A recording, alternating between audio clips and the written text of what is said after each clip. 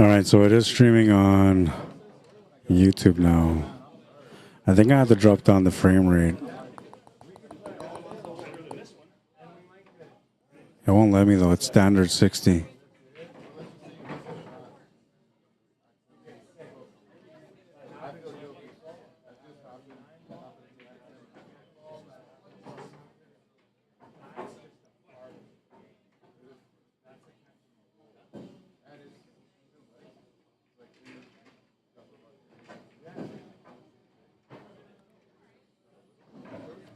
All right, so it is on YouTube right now. I don't know if it's working or not, but it is on YouTube right now for you guys. Hang on.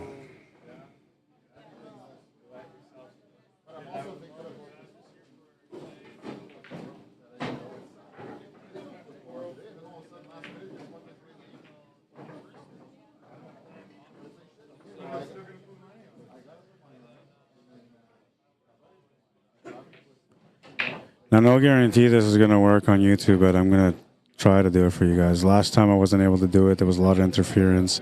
Signal kept dropping down to 0, and it created a lot of issues for Facebook as well. So if this happens and it starts to interfere with the Facebook stream, then I'm going to have no choice but to stop the YouTube stream. But right now it's on YouTube for you guys.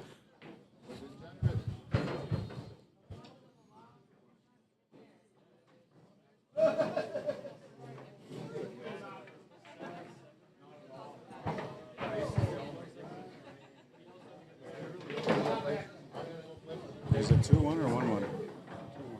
For him? 2-1 for Terry. So I lost track of the score there. I'm probably going to lose track of the score again because I need to get a water. All right, so 2-1 right now. Terry BEAULIEU in the lead. TYRONE DESJARLAIS at the table.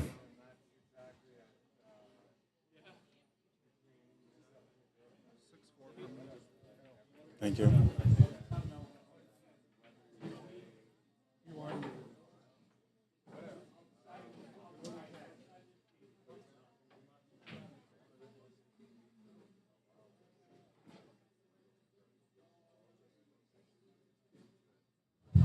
All right, I got to call out some other matches. All those matches are going. So Des should go outside.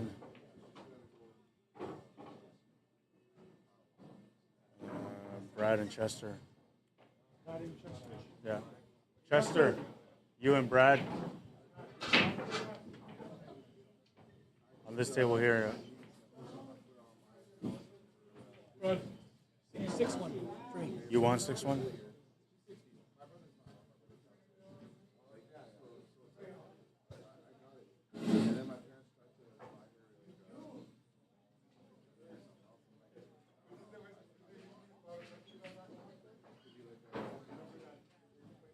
Race to 5 now, Brad. Race to 5. Yeah, you're playing against Chester on that table. Des, you're up against Daniel. Against Dan. Where is Dan? On that table there at the end, yeah. Is he? Yeah, 2 rounds on the A side are done now, so I'm ready.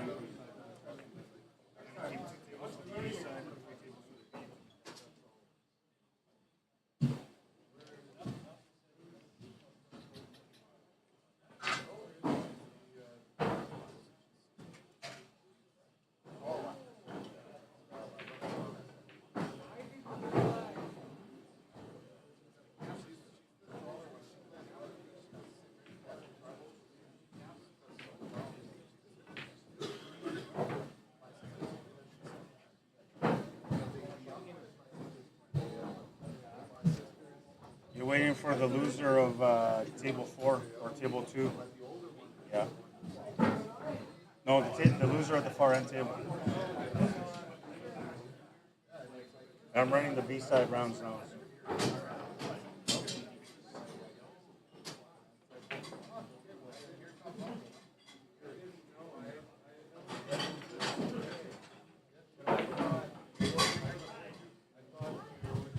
All right, we're good. I had to call a couple of matches.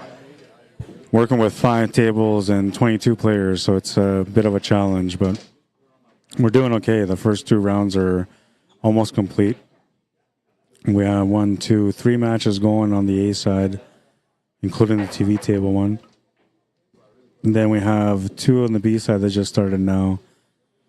And there's 1, 2, 3, 4 matches on the B side that I gotta get going still. But this TV table here will end up being just the A side table. And so we're just gonna have some A side matches on here. Next round up is the quarterfinals. And we have Earl Cameron, Sterling Kershane, Tim Sinclair, Will Anderson, Corey Peranto waiting for the winner of the TV table here. Jeff Edwards and Elmer de Guzman. The winner of that match is playing against the winner of Randy Marasegan and Joey BEAULIEU.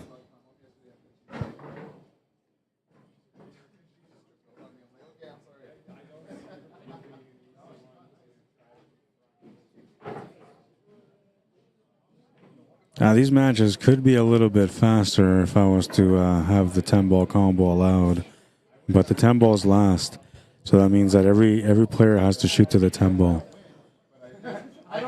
And the only reason I did that is because, you know, it's a $75 entry, so I wanted to make sure that everybody got their value for their money, and they didn't feel like they came out to play for $75, and then their opponent just did like 3 10-ball combos to win.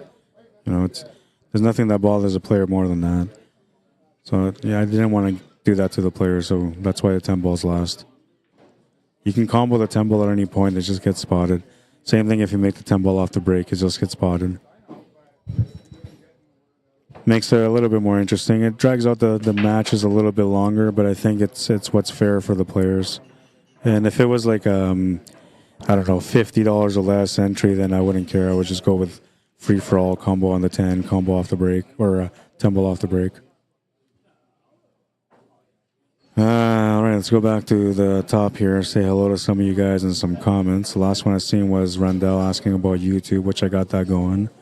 Mike Delgado, Andy Kempa, welcome. Vance Hool and April, welcome to the stream.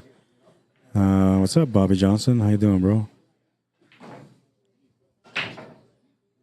And Gerald Ross, Matt Aslan, Chris Stralin, welcome, guys. Oh, okay, thanks, Rod. You're welcome, Randell. I know some of you guys really like watching on your big screen TV, so it's better to watch it on YouTube. The link is out there for you guys to go to the YouTube channel. If you've never been to my YouTube channel before and you actually enjoy the coverage that I provide, you can always subscribe to the YouTube channel, and then you'll get notifications anytime that I go live on YouTube. And that's my personal YouTube channel, so anything that I do work-related goes on that channel. And I mean, that goes for concerts, elections, sporting events, anything and everything will go on my YouTube channel, which on Facebook you won't. Facebook, you're only going to see just whatever I do on Q Sports Live, and that's it.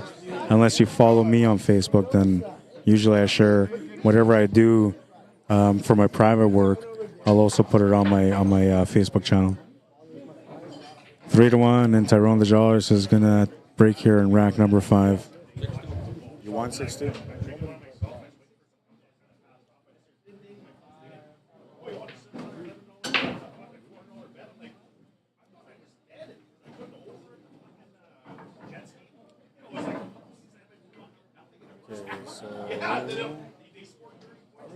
You can play against Renee now. What table? The first one. Oh. If you want to wait for the next table, then wait for the If next you don't table. mind, that light's killing me over there. Frank, you good to play now? You can play against Randy. Yeah. Randy, just stay there. Just stay there. Race to 5. Yeah. Race to 5, Frank. That light, I couldn't handle that light. I can't see it. Yeah, it's all good. Want coffee or something? I'm okay right now, bro. Thank you. All right, I gotta get this other matches set up here too. So Nathan, you'll be playing the next open table after him. You'll be playing against Elise. 3 tables away. Yeah, you got time for that right now. Next open or after him? After him? After him, yeah. But that's it, like matches are covered by the end of the race, so it's not gonna be very long. And now I'm gonna start speeding up.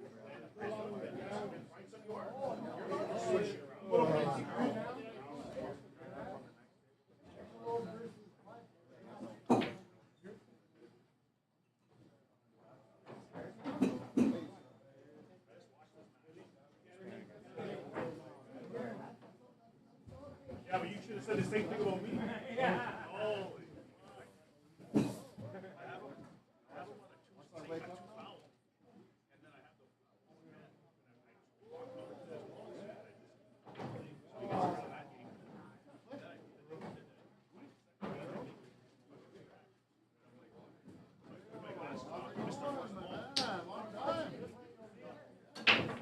Got your medicine at home? You look a little exhausted today. Well, yeah, I was here before 10 and then I have to wait for... Plus you just ate too, so that adds some extra. That's why I wanted to keep it at 16 only, man, but I didn't want to turn people down, so I stretched it. I shouldn't have done that. Tim messaged me too, he's like, you know, just stick to 16. I was like, well, I'll just start earlier. But like with everybody not being here on time anyway, it still made me late anyway.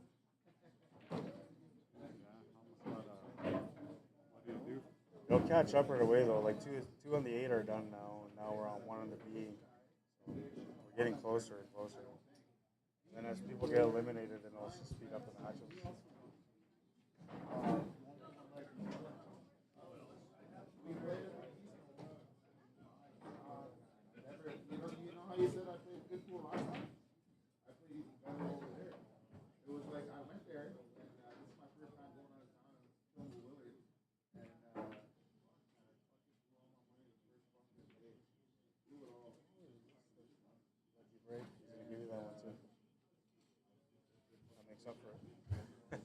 In case you got a chance anyway.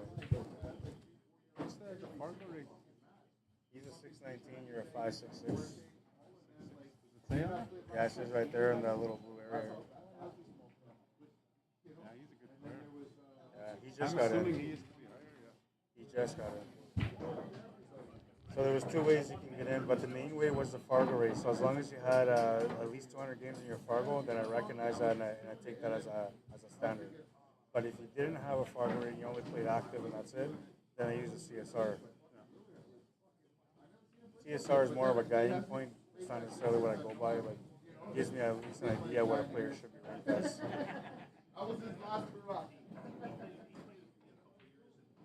And there was, I wanted to play, but I'm tired, man. And then I was going to play when there was 16. Once I extended to 24, I said no. Because there's no way, like I just know there's no way I'm going to be able to play and focus. I try to do the best that I can, man, and I'm starting to be more aware of how I think and how I am when I'm playing, so it changes it. How are you doing? Good.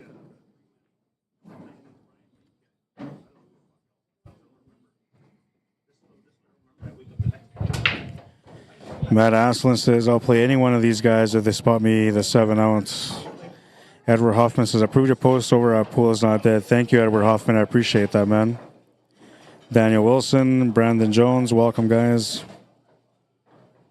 Jello Mags, Adam Strand, Avery Bryant, Stuart Gansky, Randy Twersky, how you doing? Brandon Jones says, is it also call your shots too? Yes, it is, sir.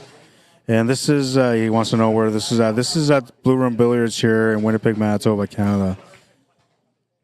Now, if you're in a page that's maybe not Canadian or more American-based, you probably wonder yourself, like, why is this guy sharing to here, right? Like, if it's from Canada. But the reason why I share is for 2 reasons: to create exposure for the players that are playing in the tournaments, so people are more aware of who they are, the caliber of play they have, and how they play all in general. And then, of course, for myself, to be able to promote the work that I do, in case if anybody out there that watches one of these streams says, you know what, I really like the quality of this guy's work, I want to give him a call and see if he'll come on and do this event. So that's why I kind of share it out everywhere else too. But normally, like if it's like a weekly tournament, I don't share it all out. I only share to the local pages, and I only share it to other pages, other pool pages from around the world whenever it's a bigger event, which in this case, it's the King of the Barbox. You know, it's $75 entry, and you're going to see some really good pool here today. These guys are all just warming up because they didn't really get a chance to warm up. Like I said earlier, we only had 5 tables to work with there, so the warm-up options were very limited for a lot of these players, and most of them are going to have to warm up as they play throughout the day. But you're going to see a lot of great matches, I promise you that. There always is a lot of great matches from Winnipeg. What's up, Jeff Clare? Grant Ngole, I think that's how you say your last name. Ashley Thim, welcome to the stream. Daphne Paul, how you doing? Rolly Cardoso, welcome. Pat Bonato, how you doing? Mohammed Imran, welcome to the stream. Darren Mayer, what's up, man? Welcome to the stream. Randall Bukta, is that how you say it? Welcome to the stream.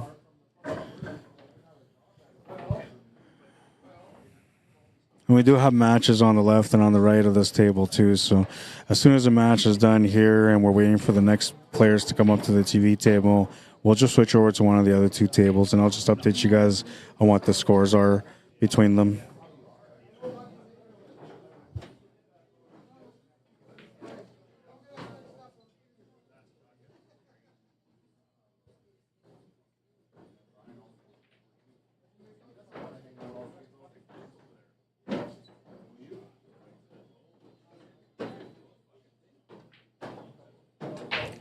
Those of you that are watching on YouTube, let me know how the connection is, if it's going good or not, if there's any lag or if it's slow.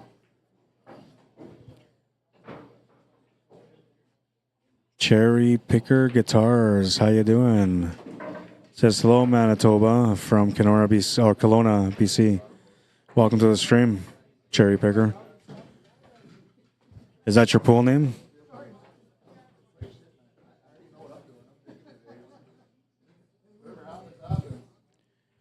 All right, so Tyrone won that game, and it should be 3-3 now.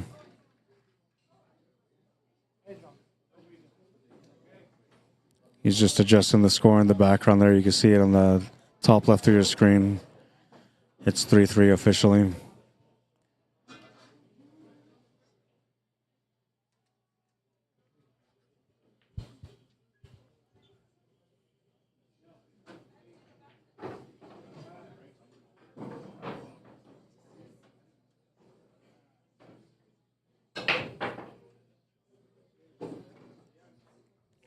It's a race to 6 between these guys, so now it's a race to 3.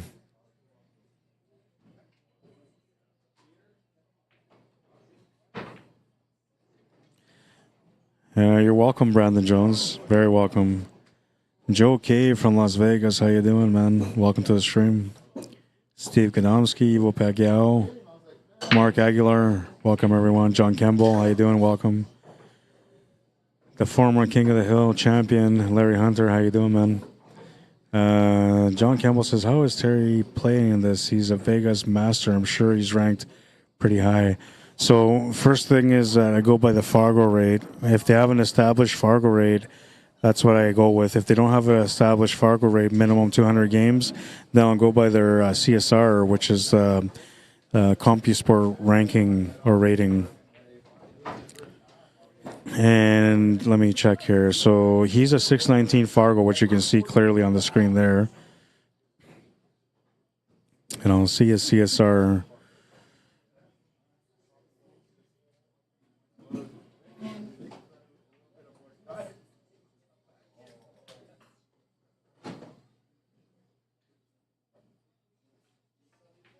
His CSR is 1784.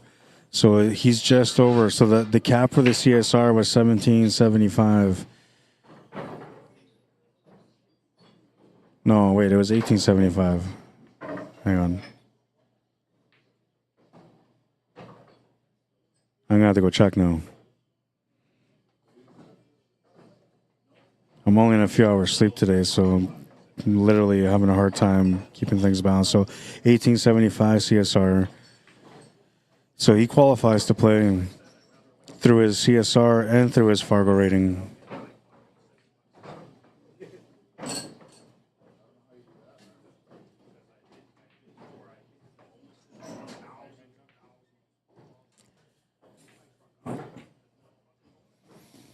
So the biggest gap that we had, John Campbell, when it comes to how tournaments are ran here in Manitoba was trying to find the best way to handicap players who are wrongly handicapped through the ranking system that we normally use. So that's why I brought in Fargo rate a few years ago, and everybody was like criticizing me for Fargo rate. But I told them then, like I say it now, that the more games you get into the Fargo rate system, the more fair that the community becomes, because there are guys that were ranked a certain level through their team effort, playing with a strong team and competing in team events. So, like for example, like say here, Terry Bolio, like he's ranked a Vegas Master through his team because he played on a team and won in Vegas. But his CSR shows that he's just a premier level player, and his Fargo rate shows that he's on the low end of the premier level players. He's actually at an SV1 ranking when it comes to a Fargo rate. So that's what I'm saying, that slowly as the data comes through, it's going to stabilize the ratings. And then now, because I'm using the CSR rating as well as the Fargo rate, it gives me a better understanding of where the players are at and their skill level, because I'm not going by the active ranking, which is normally based on team performance. I'm going by their CompuSport rating, which is an individual performance rating through how you play on your team. So that gives me like the same information as Fargo. And then when some of these players, when I take their Fargo rating and I compare it to the CSR rating or where they should be, it matches 100%. Some of them off by a few points, like maybe a little bit higher by a few points or a little lower by a few points. But for the most part, they actually match up to the Fargo rate. So to me, this is where Terry Bolio's true rating is. He's roughly around a 619 or an 1875 CSR.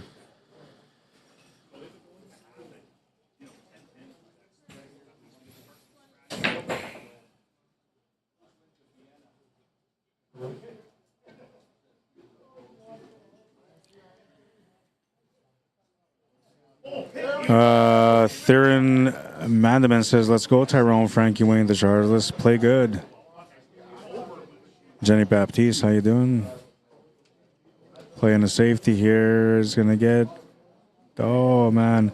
An extra bouncer would have been good, but he'll leave him a shot on the 9.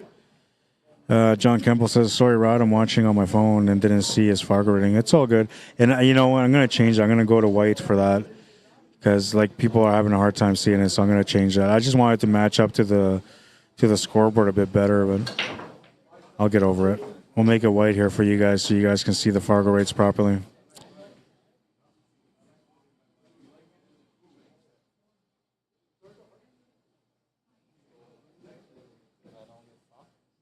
Oh.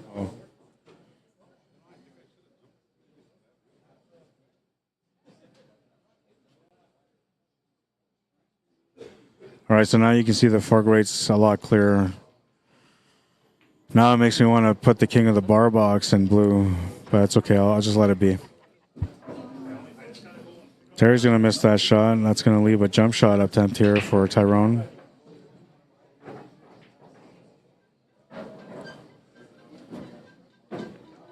It's all good, John Campbell. I do my best to answer whenever somebody brings up a point or if they ask anything in regards to the format of the tournament. What's up, Rolly? Rolly says, next time I can join there because my Fargo rate is 620 only. Yeah, technically you could because of that. I'm surprised you didn't sign up for this one. They're going to take it off right away. Or fucking, you know my rabbit. You see my rabbit before, right? My big white rabbit, no? I know that you had one. I've got talked about it. it. He's in the vet. He's got the IV and everything right now. He's not doing good. Had this thing, it's called sepsis, where the bowels stop moving. Oh, yeah. So we're trying to get him up and going again. So I don't have much time, but to let you know, Renee just gave me $550. That's a combination of Chief McLean and a few other people. I got this all written down here somewhere so I can update it. I can show you. I had it written down here. Okay, I'll tell you. Maybe just text me like who it's from and whatnot. I don't need to put all that in there, but what I need to know is the amount that's accumulated so I can say minimum this much added. Yeah, and that's, so with this is Bob, Arden, Sonny, and Henry haven't given yet. They've all committed, but they will give something. This is what he just gave me. This is all first off going towards the key. Okay. That's what this all is. Yeah. That's kind of what I asked Renee to help me. I was like, can you help me get a key? Reach out to whoever you can between you and Will and whatever. See what you can do. This is their list. He just gave me the 550. Like, that's 350, 550. Yeah. Just gave that to me. And these are all verbals, but nothing committed yet? Nothing, no number, no, nothing's been given yet. Okay. But with that, I'm sure we're getting a nice key. Yeah. Other than that, I have, once again, between you and I, 'cause I haven't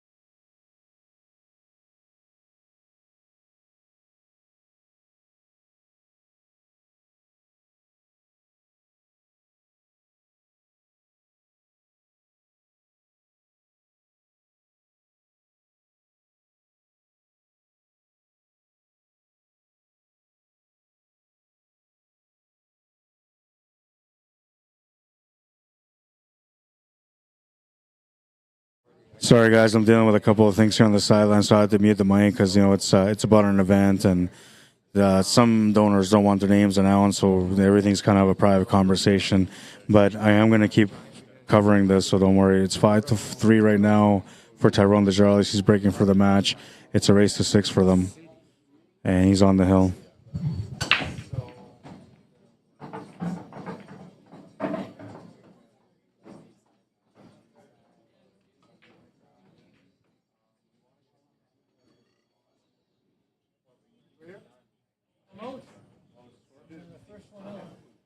Yes. Yeah. Right. You're doing B-side right now, eh? Newbert's playing right now. Just going across.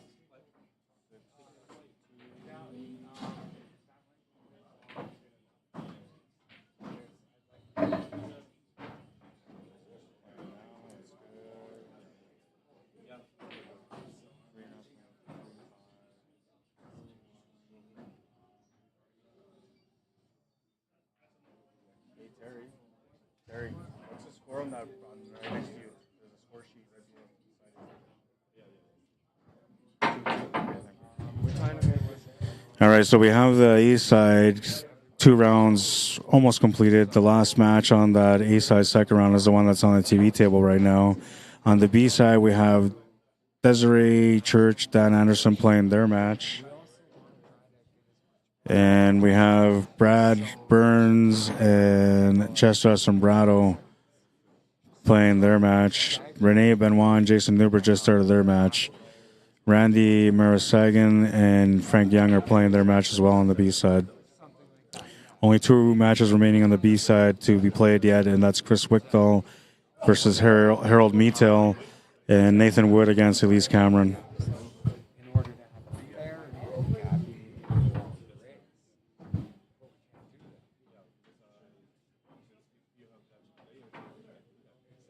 So, very small handicap if there is one, but we still need to keep the lower level players interested. We need to keep them coming still. I'm gonna make it a rule that you don't play on the TV table unless you're warmed up. No kidding.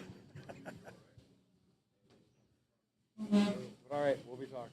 Yeah, man, just text me the stuff because honestly my mind slips and I got so much stuff going No, on. and that's once again, I had a Q draw and I had somebody message me for 2 numbers and I totally forgot because I was like taking everybody's numbers and then I had to apologize and like pay for one of those entries because I screwed up, right? But that's how busy I am lately. well, hang in there. Thanks, man. All right, and I'm semi-back.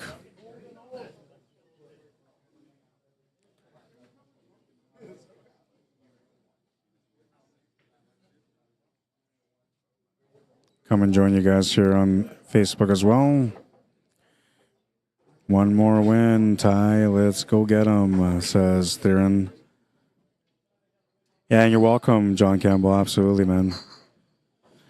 I do my best to answer the questions, and sometimes, like, the questions are like,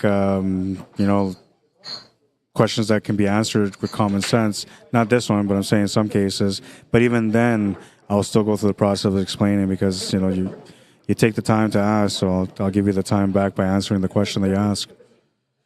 And it's never a problem, no matter how busy I'm at the table or streaming or whatever the case. I'll always make the time for any questions that anybody asks when it comes to the viewers.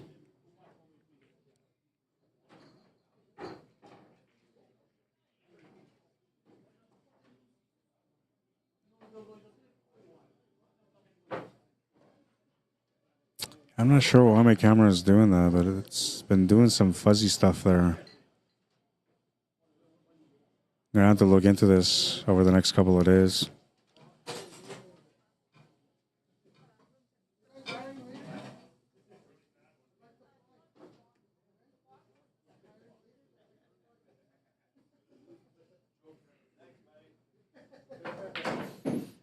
Nice little draw shot there for the 7 ball. It's perfect for the side pocket or the corner.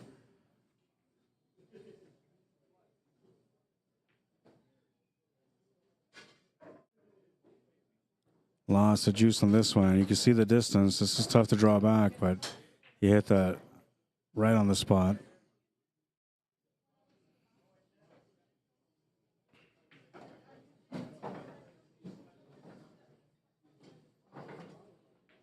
Just a tumble for the win.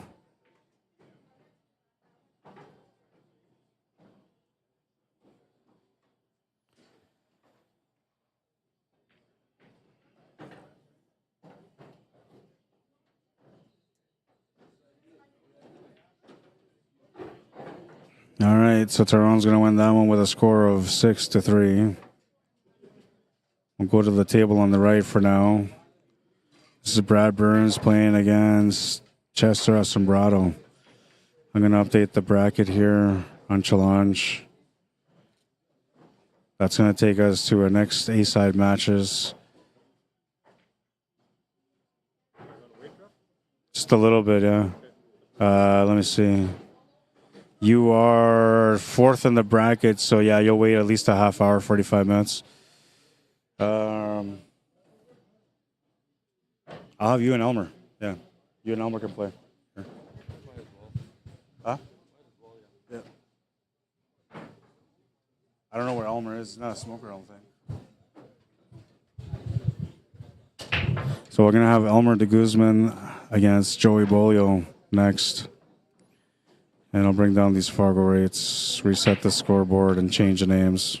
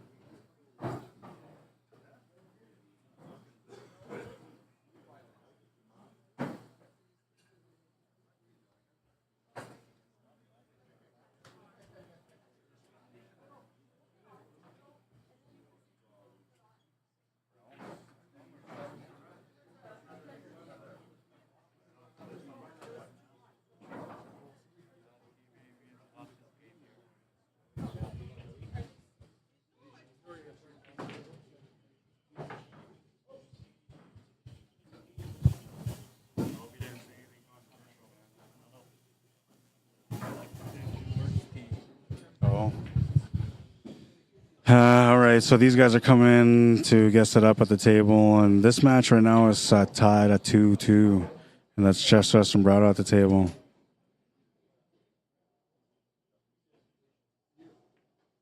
Comes up short on the shot, and he's going to leave the eight ball available. We'll back to our main table now. Now Joey BEAULIEU going to be breaking first here in this one.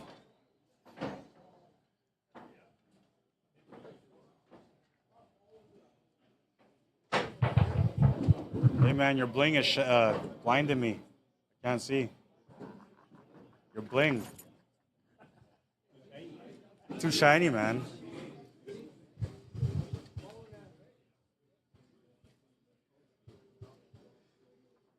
Jeff Monkman says, "Come on, Joey, my other her." Ooh.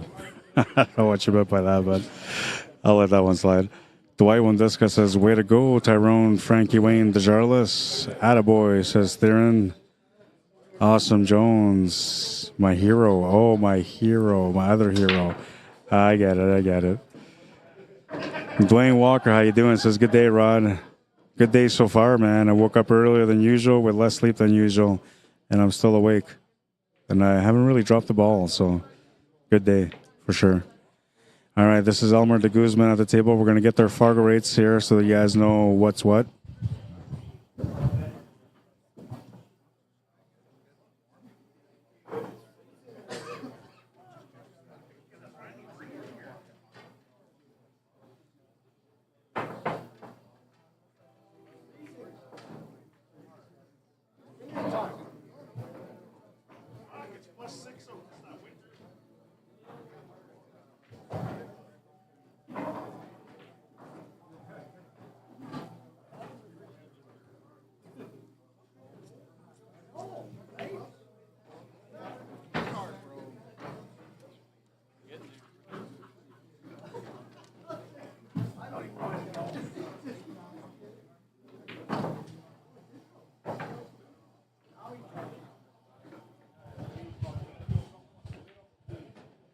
All right, and their Fargo rates are up. It's 575 for Elmer de Guzman, 610 for Joey Beaulieu. And this is a quarterfinal match, so I'm going to change that also.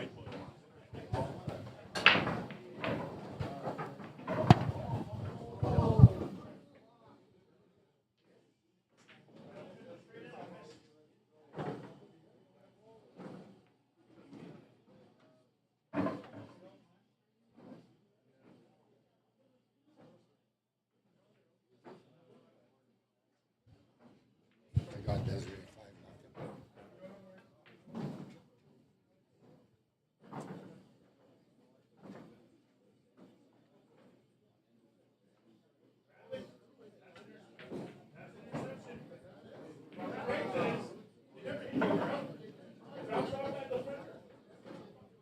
So Nathan and Elise.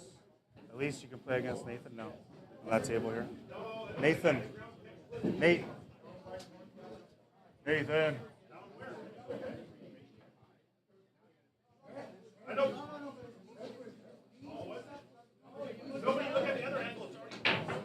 Nathan. Race to 5. Alternate breaks.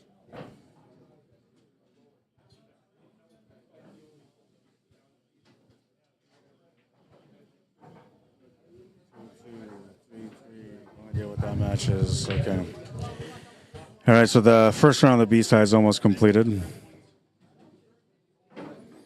Looks like Joey's going to miss on the 9-ball here and turn the table over to Elmer, who's going to have a chance to steal the first game.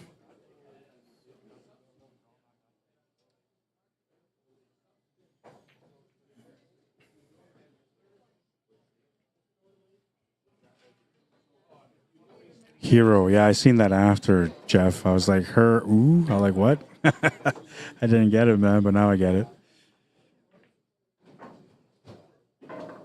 I was having like the perfect day where I didn't drop the ball on anything until that moment. Thanks, Jeff. Perry Van Dam, how you doing? Johnny Fiber, how you doing, man? Welcome to the stream. King of the Hill, 10-ball champion, 4th title in a row. I'm still working on that write-up, Johnny. I don't like to just put up a picture and say congratulations. I like to do a write-up, and then I get so caught up in my write-ups that I'm never happy with the first draft, so I got to redo it until eventually I get it right. And I'm almost done with it, so I'll be posting about it. Likely I'll end up being tomorrow that I post it. All right, so Elmer's going to win that first game. 1-0 in a race to 6. Joey broke the first rack, so Elmer's going to get a chance to break here in rack number 2. And he'll also have a chance to take a second game lead if he can. Anything can happen in 10-ball, but the 10-ball is last, so there's no early combos, no golden break. Makes it a bit more interesting when it comes to 10-ball on a bar box.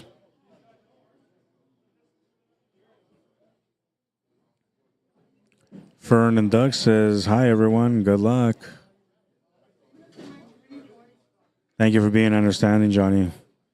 I've been feeling bad about it, man, but I've been swamped. Like, for the last month and a half, I've been swamped with work. And right now, like, I was looking at having at least the last week of December where I can get some peace of mind, enjoy Christmas with my family, but I just got another job that's going to get me going out of town for that week, too. So, busy, man. Not a bad thing, though, I guess. Can't really complain when you have work, right? All right, so that's rack number 2, and it looks like Joey's going to get a chance to get going on this rack instead. I'll be right back. I gotta go get some water.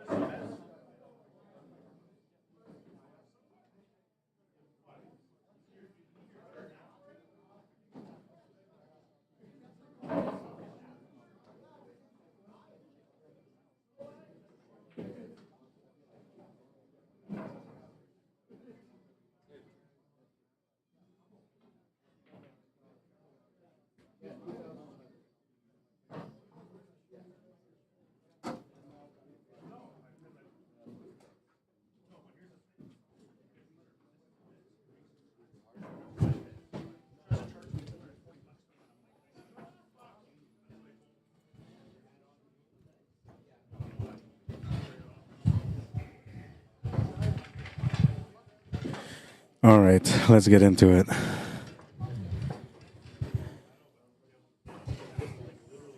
Got my water, so I'm good to go. Gonna bump into that 3 ball, but it's gonna work out okay still.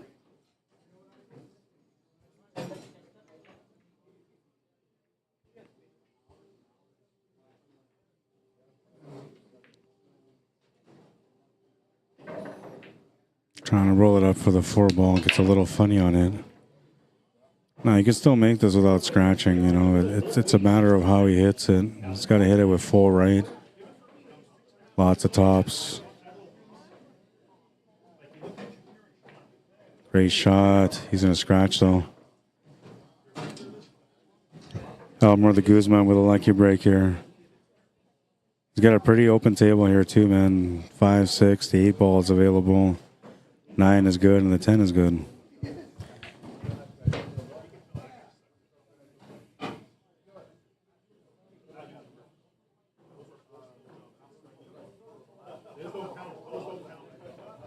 Wonder if this has anything to do with power cords being around there. Well, it doesn't look like it does anything to it.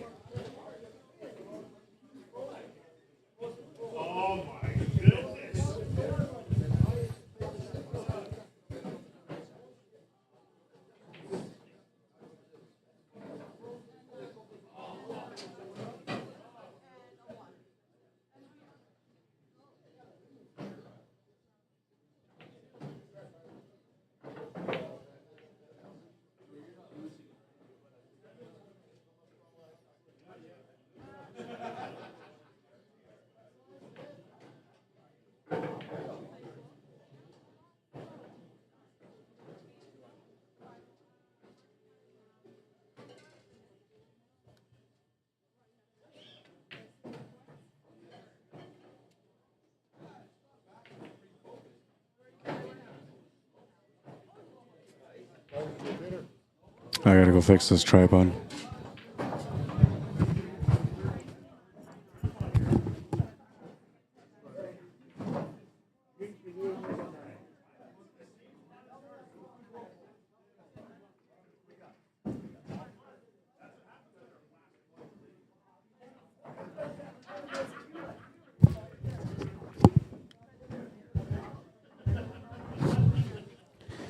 All right, that's been corrected, and looks like Elmer won that game. Pretty sure he won that game, 2-0. Joey Beaulieu to break in rack number 3, trailing by 2 right now. The video froze. Interesting. On where? Like on YouTube or here on Facebook? I got to go back to YouTube and check up on YouTube now. Oh, I got some comments on YouTube too. Ibit TV, how you doing? Says, do you do CSR 1200 to estimate Fargo? It's usually a pretty good conversion. Yeah, so it's somewhat similar. I have what John Stitch did a CSR conversion for Fargo rate a little while ago.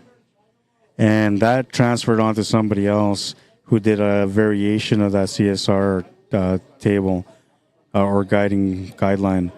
And I went and took their information and used it according to what I know from our players and created another one. So like it's not what everybody else uses for a conversion, but it's based on what they use for a conversion. And I'm using more or less my expertise and known ability on the players to be able to compare the numbers to figure out a table that works a little bit more accurately when it comes to CSR. But just so you know, this is a 625 and under Fargo rated tournament. So the only times I'll use a CSR ranking or the CompuSport rating is if they don't have an established Fargo rate. Then at that point I would have to. But that gives the players that play an active pool league only here in Manitoba a chance to be able to play in these Fargo rated tournaments where they will fit properly instead of, getting an edge or getting a disadvantage. It works both ways technically. Just going to get a good hit out of that. I'll leave a shot on the 1 ball though. Cherry Picker says, that's my guitar repair restore handle. My pool handle is slow 8. Cool. Well, hey, man. Guitars, cherry pickers, you know, it all makes sense. Are you a guitar player yourself? You must be if you're into guitar picking or repair. Edward JP Evo Pagiao says, shout out Boss Rod. How you doing, Evo? Welcome to the stream.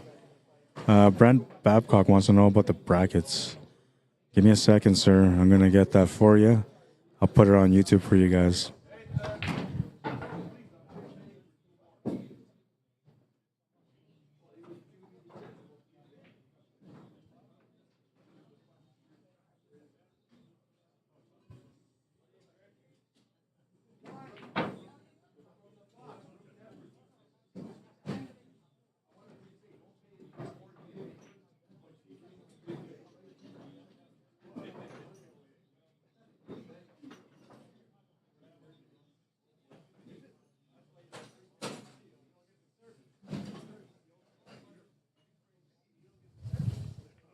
All right, so the bracket is posted there on YouTube for you guys.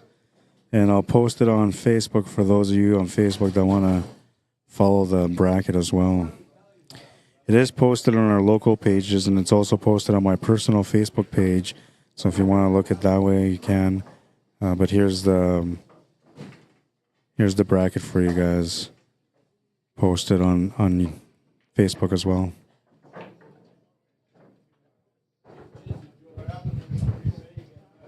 It's got a little bit of an angle to work with here because the pocket's a little bit more forgiving, so you should be able to stand over for that 7 ball. You didn't force it over enough, though. That's going to leave him at a crossroads here with a cut shot or a bank shot. It's going to call the cut.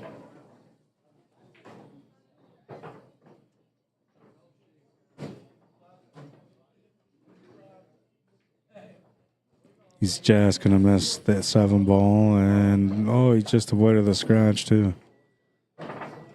Bit of a lucky break there on that one. Ben Francisco, how you doing, brother? Says, shout out to Elmer and Chester. Thanks, Ron. You're very welcome, man. I'll let him know. What's up, Jello? Shane Taylor, Bud Day, Steven Sestak. There's a name I haven't seen in a while. How you doing, Steve? Eileen Chomick Smith, welcome to the stream. Mikhail Pananin, welcome to the stream. Jaden Hunt, Kelly Lovins, Kevin Smith, welcome, guys. Hope everybody's having a good weekend so far and enjoying your time wherever you are. Thank you for tuning in and watching the stream. It was only going to be streamed on Facebook, and I decided to test YouTube, and it worked out on YouTube too. So, kind of a bonus there. Last time I tried to do a stream from here, I wasn't able to.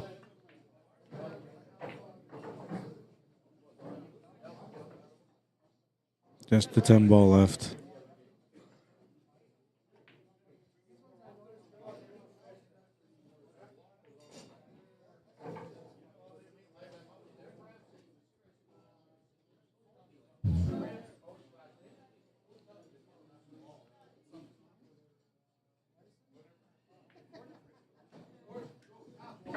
Makes the 10, takes a 3-game lead in a race to 6. Joey Bolio starting to get into a little bit of trouble here. Not a big deal as long as he wins the next one, though.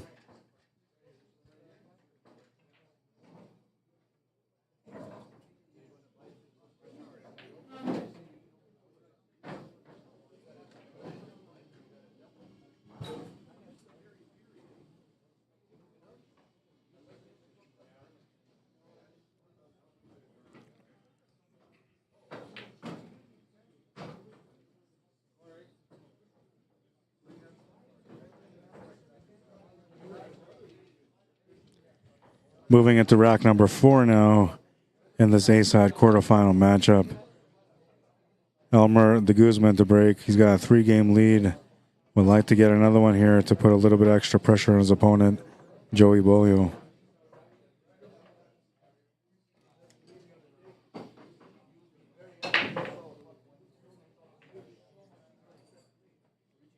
Couple of balls will hit the corner pockets, but nothing's going to go in. And just like a 9-ball, if a player breaks dry and the other player comes in, they have an option to push out. So likely that's what's going to happen here. And the other thing, just like a 9-ball, is if a player even makes a ball and they don't have a shot on the one, they can push out. If they have a shot on the one, they can still push out. The push out is just an extra tool that you can use at the beginning of the rack after the break.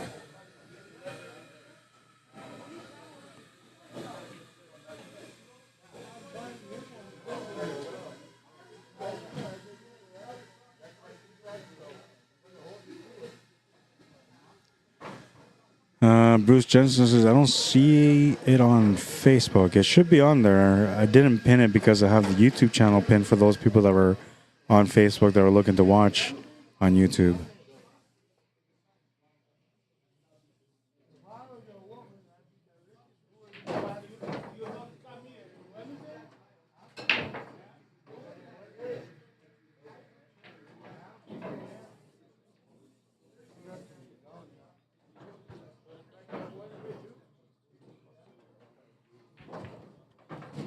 Next TV table matchup is going to be from the A-side quarterfinals, and I'll give you guys a choice on who you guys want to watch next, okay? Because only one of these matches are going to end up being on a TV table. The other two will probably end up playing on a side table. So we have Earl Cameron versus Sterling Kershane, Tim Sinclair versus Will Anderson, Tyrone DESJARLAIS versus Corey Peranto. Who do you guys want to see on the table next? We'll go match 1, 2, and 3. That way it's easier instead of you guys, trying to remember. Match 1, Earl Cameron, Sterling Kershane. Match 2, Tim Sinclair, Will Anderson. Match 3, Tyrone DESJARLAIS versus Corey Peranto. Which one do you guys want to see? We'll only get one more quarterfinal matchup on the TV table. By then, when that one's done, we'll be on the semifinals by then.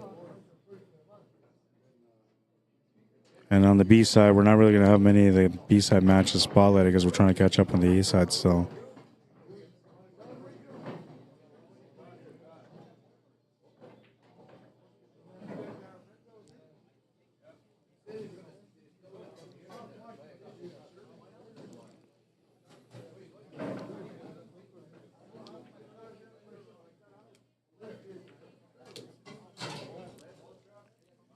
Jerry Trapp says he wants to see Sonny.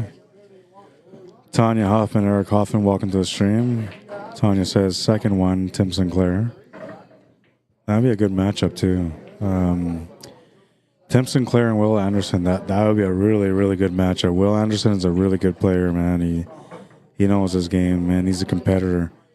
He's the guy that you want to put in game 25 in a team event. Tyrone DESJARLAIS and Corey Peranto, that would be another good matchup too. Tyrone's having a bit of a rough start today though, and Corey Peranto's playing flawless, so you never know. Earl Cameron and Sterling Kershane will be a good matchup also. I think that one has potential to go to the last rack. Same with Tim Sinclair and Will Anderson. I think when it comes to Tyrone DESJARLAIS and Corey Peranto, it's going to be like 6-4 for one or the other. Maybe 6-3. I think 6-4 is going to be about the right score between them. And this one here has potential to be one of those ones that goes all the way. But so far right now, Elmer's leading by 3.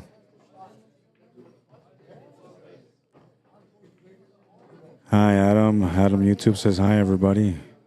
Kamal Singh, welcome to the stream, said, hard to believe this guy's a 6'10 Fargo. Well, he's only 14, yeah. But he's a competitor. He's been out in the States, won some events in the States as well. Making his way around to these tournaments here. Playing against some of the higher end players. But the kid's only 14 and taught himself how to play a year and a half ago. Nobody taught him, he's taught himself, so you'll see how he plays.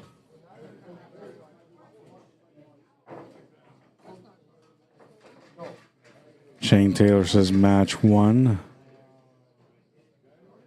which is Earl and Sterling. So we have 2 for match 1, which is Earl and Sterling. We have 1 vote for match number 2, Tim Sinclair and Will Anderson. And nobody wants to watch Tyrone and Corey play so far.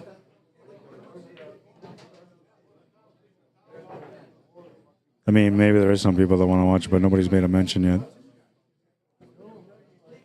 Evo Pagial says, I want to see Tim Sinclair, so that's 2 and 2. Earl and Sterling have 2 votes. Tim and Will have 2 votes.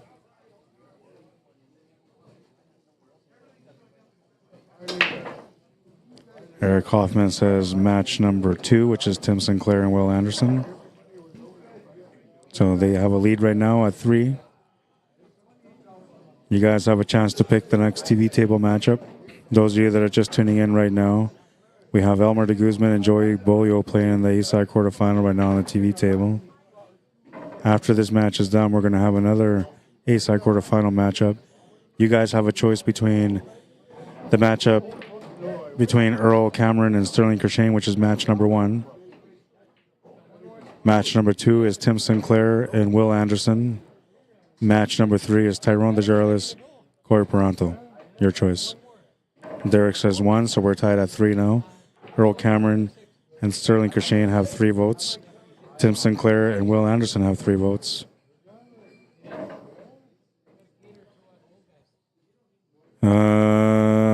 Nick Romaniak says 1, so that's 4 to 3. Marlene and Tom Walker say 1, so that's 5 to 3. Dan Anderson says match 2, so that's 5 to 4.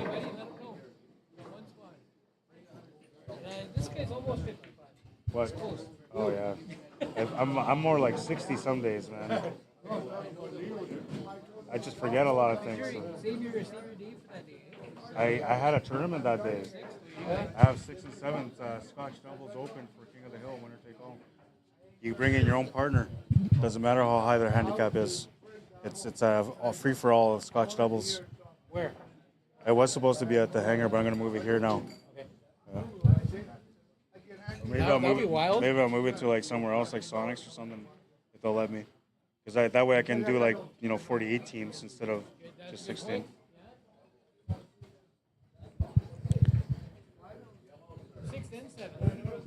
6 and 7, 2 days. Yeah, because I wanted to make it like at least like 48, 64.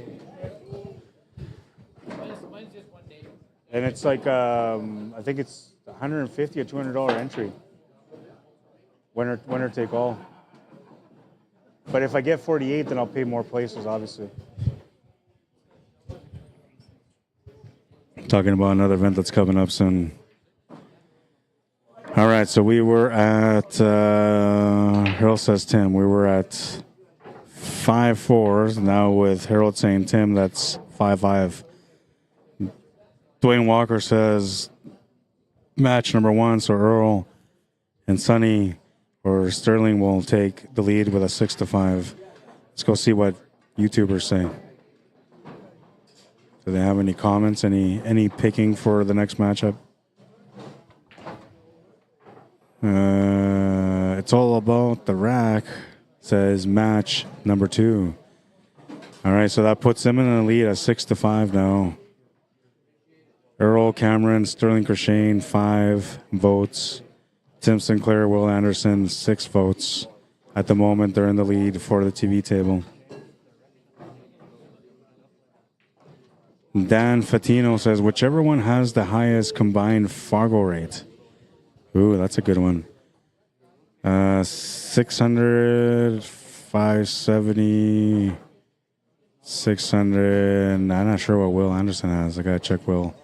I think they're about even, though.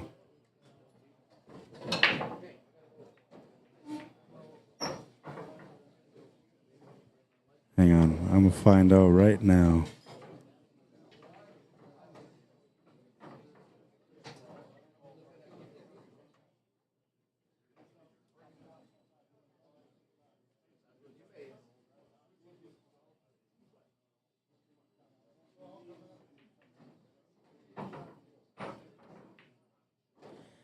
Will's a 581. You won? What was the score? Me and Will now? Yeah, you guys can play. Oh, no, wait. People are asking for you guys to be the TV table matchup, so I'm waiting on that one. I'll get Tyrone and Corey going instead. I want to stand this 5-4?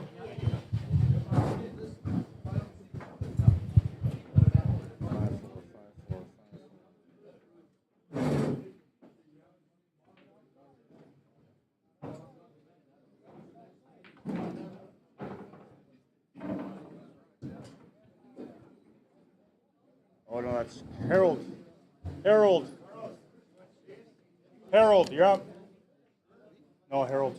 Harold and Chris. Chris. Table 3. Yeah.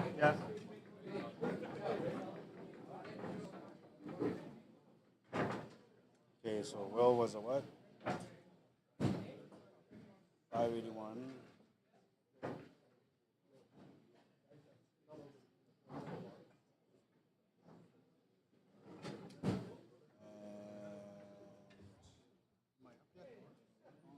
Not yet.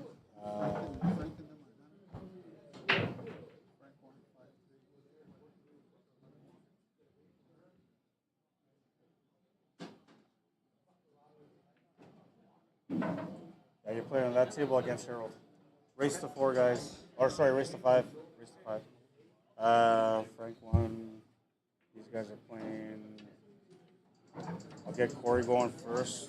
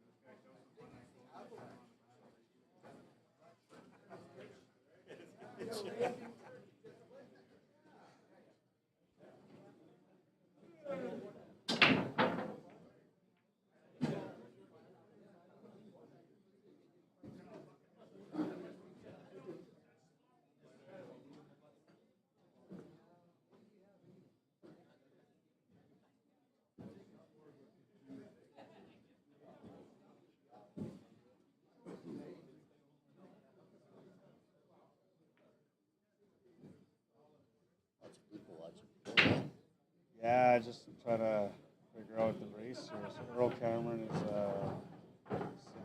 Oh, you're figuring out the Fargos? Yeah, 1181,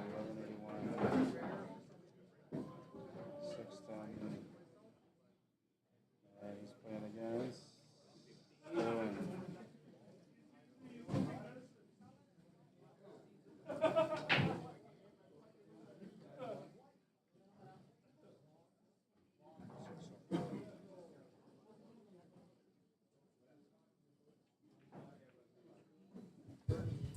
Okay, so match number 1 combined Fargo rates are 12-14.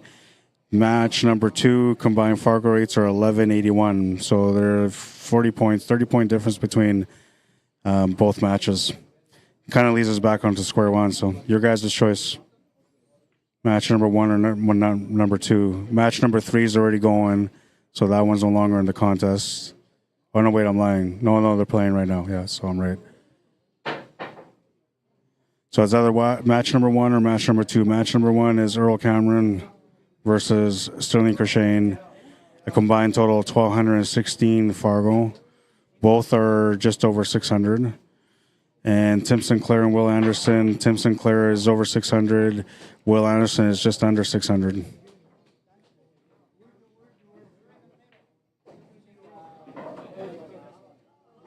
And last choice was Dan Sfatino, which he said the highest combined. So that makes it at 6-6. We're tied at 6 right now. We need a tiebreaker. Evo Pagyao says, I really want to see Tim Sinclair. So that's 6-7 now.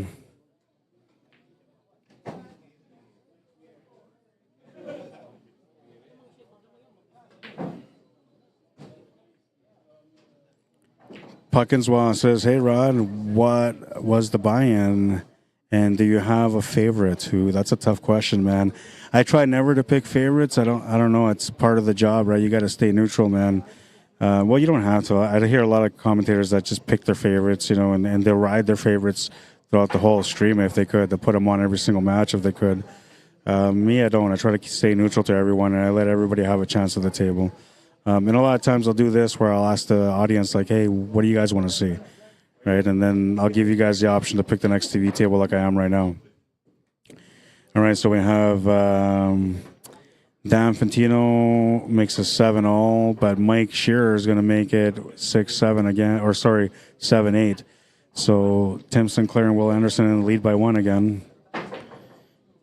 Earl Cameron and Sterling Crashane is the other match. They're match number 1. Match number 2 is Tim Sinclair, Will Anderson. Right now, match number 2 is in the lead by 1. And the buy-in is $75 per player. And I got to keep track of the scores here because I lost track of the score. It's 5-1 for Elmer. He's on the hill and he's got a chance to go for the kill here on this rack. Oh, but he's going to scratch the cue ball. Joy with a lucky little break here. Can he get going and turn it around?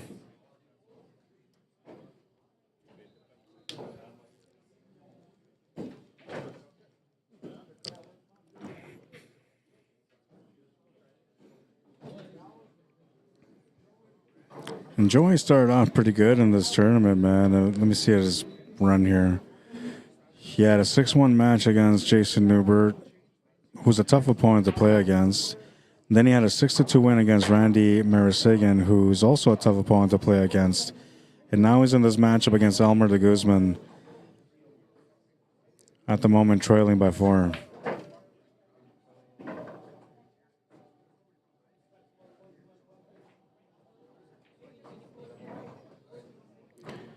So it's 7-9 now. Arnie Eagleston is going to vote for match number 2, Tim Sinclair and Will Anderson. Match number 1 is falling behind by 2 points, but that's the one with the highest Fargo rate combined. Just over by 30 points. And that's a matchup between, I forget again, Earl Cameron and Sterling Crashane. Sterling Crashane played in the first TV table matchup. Or no, wait, he didn't. He played against Chris Wickdahl. And that was on the TV table, but I didn't have the stream running then. And he won his match 6-5 against Chris Wickdahl. Earl Cameron won his match against Nathan Wood 6-4. Just giving you a little bit more information so you guys can make your choice on who you want to watch on the TV table. All right, the kid is on the board again, down by 3.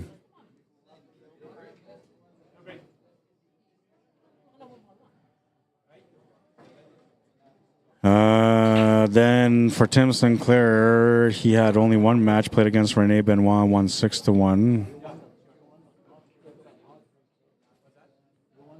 Will Anderson had one match as well. He played against Bradley Burns, won 6-4. Ralph Francis says match number 1. So that's now 8-9. Match number 1, trailing by 1. At the moment, Tim Sinclair and Will Anderson will be the match on the TV table. And we're getting close. As soon as this match finishes here, whatever the final count is, that will be the next TV table matchup.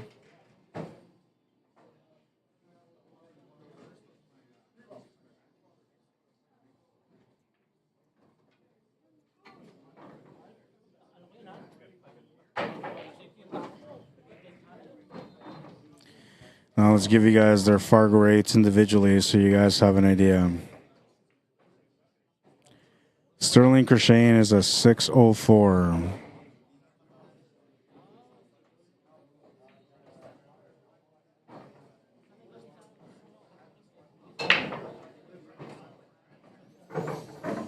Cameron is a 6'10".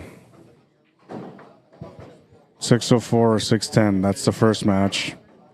Match number 2.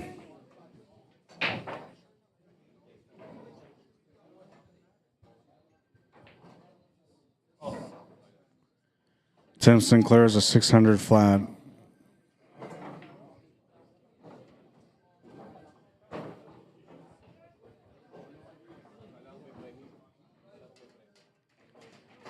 And Will Anderson, a 516, but that's not accurate because it has a low robustness. So let's see his CSR.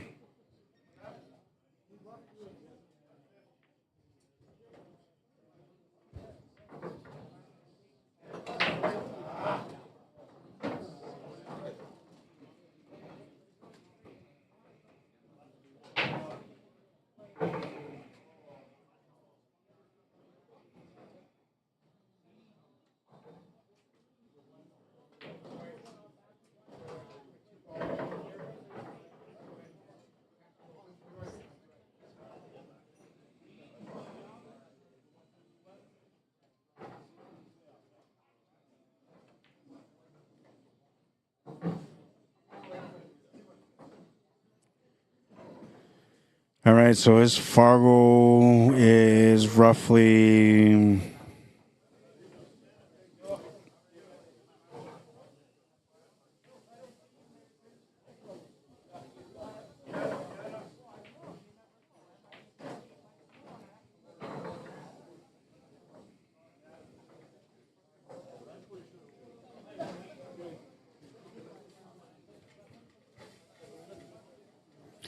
he's roughly about, I'd say, like close to 600. That's what he should be. He should be like a 590, 580, 590. All right, the kid wins another one, down by 2.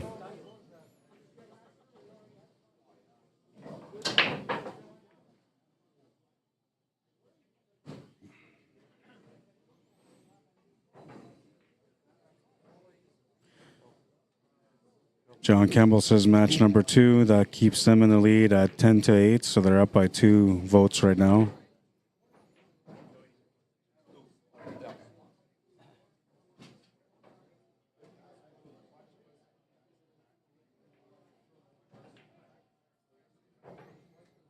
Elmer called the 2, will come up short, but he's going to get lucky on the leave.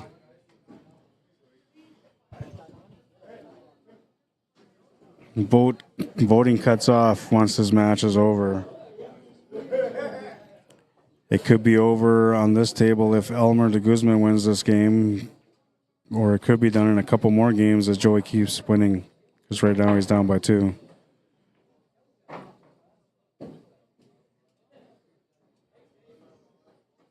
Gonna get a bit of a lucky leave here.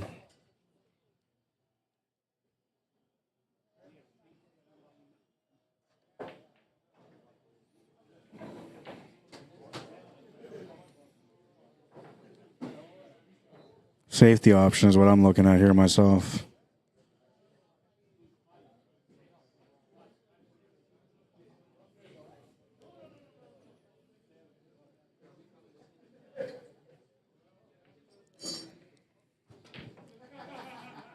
Tried the safety option. A jump shot available here. Not much that you can do with a jump shot though, just hit it. But you can also hit it just by massaging around the 3 bone. Gonna try to massage off the rail and kick this one ball into the side pocket. He's just gonna miss the one. Ball in hand for Elmer. A chance to close out the match now. Get your vote in match number 1 or match number 2. Right now, match number 2, which is Tim Sinclair, Will Anderson in the lead by 2 votes. Match number 1 is Earl Cameron versus Sterling Kershane.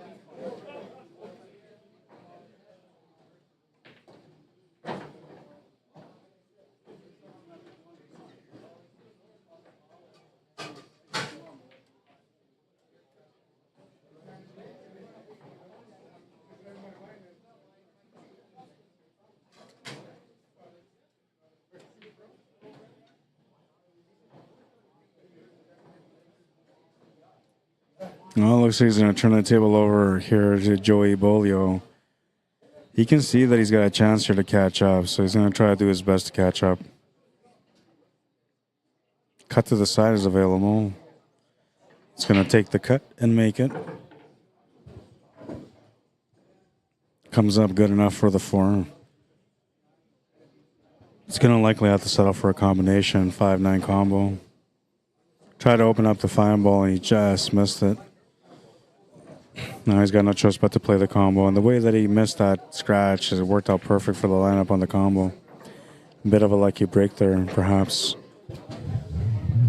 You guys are done? You won? What was the score? It's race to 5. 5-1. 5-1.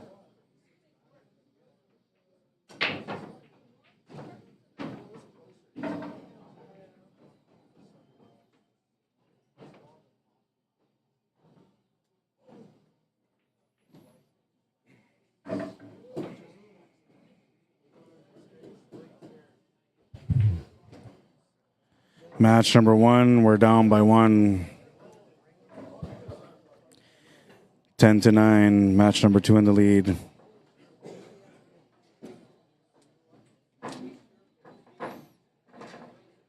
Who is Nathan Wood? He's a player that usually comes in and plays with a bar queue and he'll win tournaments, man.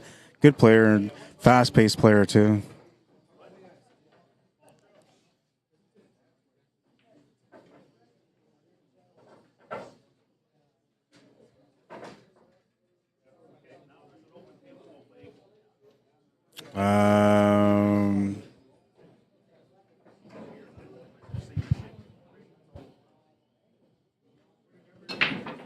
Hey, Dan.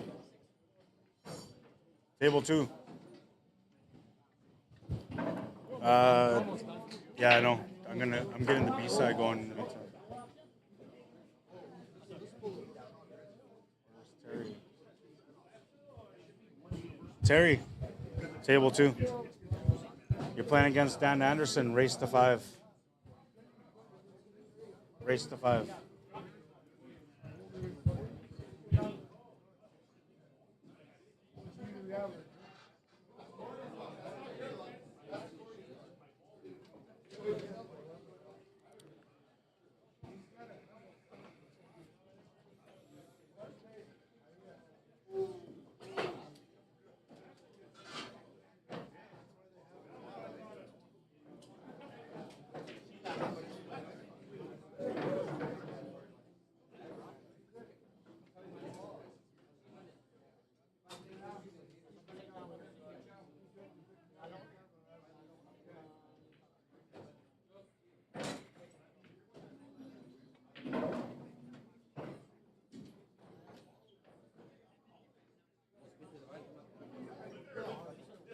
So the B side, the first round is almost complete. The second round is on its way now.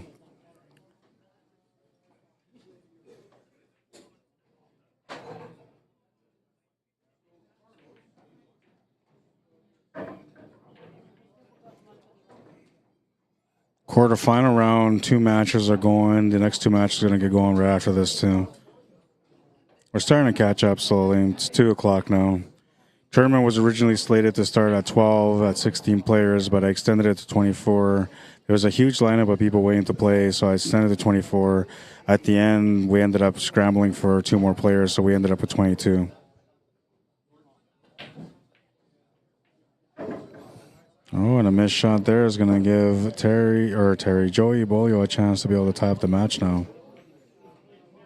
I didn't update it. It's 5-4. It's updated now.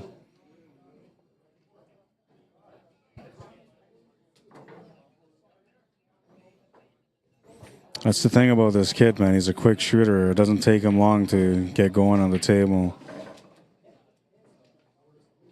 It's going to come up a little bit funny here on this 8 ball. Can bank or cut it? He's going to cut it. Tried to cheat the pocket a little bit. Will come up short, and oh no. That's going to turn the table over to Elmer, who's going to have a chance to close out the match now. Last chance for your vote. Match number 1, Sterling Kershane versus Earl Cameron. Match number 2 is Will Anderson versus Tim Sinclair. Your choice. Match 2 is up right now, 10-9. Match 1 needs a couple of votes to take the lead. And their Fargo rates are pretty close for both matches. 1,181 for match number 2 combined total of Fargo rates between both players. 1,214 the combined total between the players of match number 1.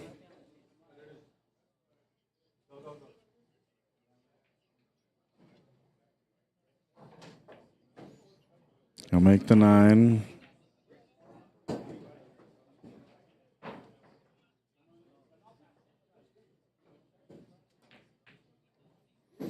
Makes the 10. He's going to tap the match. Hill. Race to 1 now. It's winner wins. 10 racks do nothing for us, so we're going to move into rack number 11. And Joey Beaulieu is going to be breaking for the match, it looks like.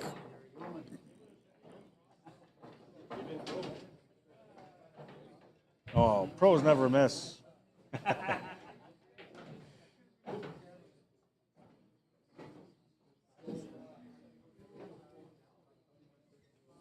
Five on this A-side quarterfinal matchup. It goes down to the last rack. Joey Beaulieu to break. No more votes coming in, so right now it looks like it's going to be Will Anderson and Tim Sinclair for the next matchup.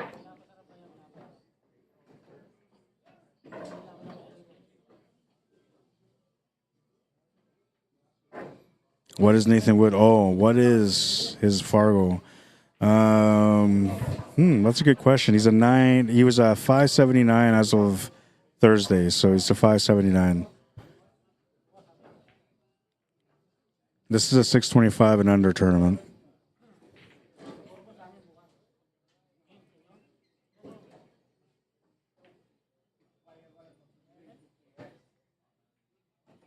Trying to tighten up here and play safe. He's going to leave a peek at the 1. I don't know if he can make it to the top right corner, but that's what he's calling, so he's going to try to sort around the 7 ball. Oh, and I'm surprised that 1 ball didn't go in. These pockets are very forgiving, but every now and then they seem like they're a little tighter. That was the situation there with that last shot. What's up, Mike Orvis, Lisa Van Dam, welcome to the stream. Those of you that are just tuning in to watch, we have the A-side quarterfinals going right now. We have another A-side quarterfinal matchup coming up next. There was 4 of them. 2 of them are in play. One of them is the one on the TV table. The other one is Tyrone DESJARLAIS and Corey Peranto. They're getting going on their matchup. And then we have 2 matches remaining on the A-side quarterfinal, and we're giving the viewers a choice. We're giving the viewers a choice to pick which match they want to see on the TV table. Match number 1 is Earl Cameron, Stillian Krishane. Earl is 600, I think, or no, 604, and then Sterling's a 604, Earl's a 610. The other matchup is match number 2, Tim Sinclair and Will Anderson. Tim Sinclair are 600, and Will Anderson roughly about a 580. Those are the 2 matches you can pick. Match number 1, match number 2. Match number 2 currently in the lead by 1. That's a Tim Sinclair, Will Anderson match.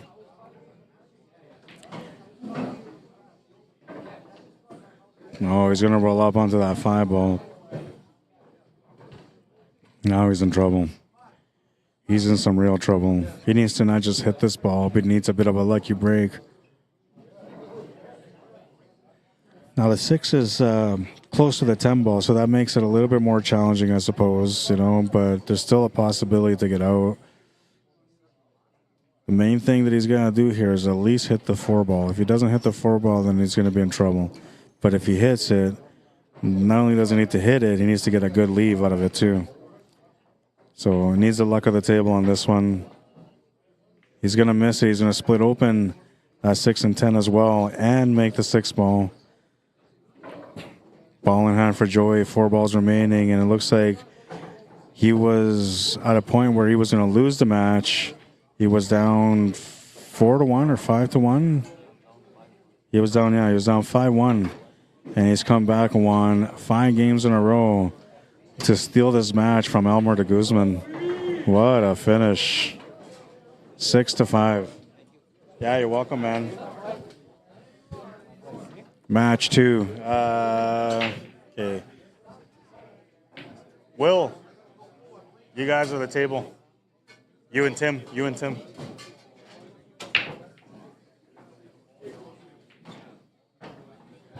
All right, so we're going to go with match number 2. They got the majority with 11-9. How do you get to know your Fargo rate, Rod? Well, you can go to Fargo rate and then go under the search players, type in your name, and it'll tell you. If you have a 525 and it has a robustness that says 0 on it, that means that you don't have any games in the system. Robustness is how many games you have in the system. So the more games you have in the system, the more established that your Fargo rating becomes. All right, and I got to update the bracket here for you guys.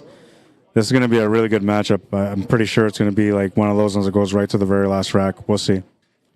I put a little bit of pressure on Will, though. I told him, I said, I bragged how good you are, bro. I told him, I said that you can jump with your eyes closed with one hand around your back. So I put a little bit of pressure on him.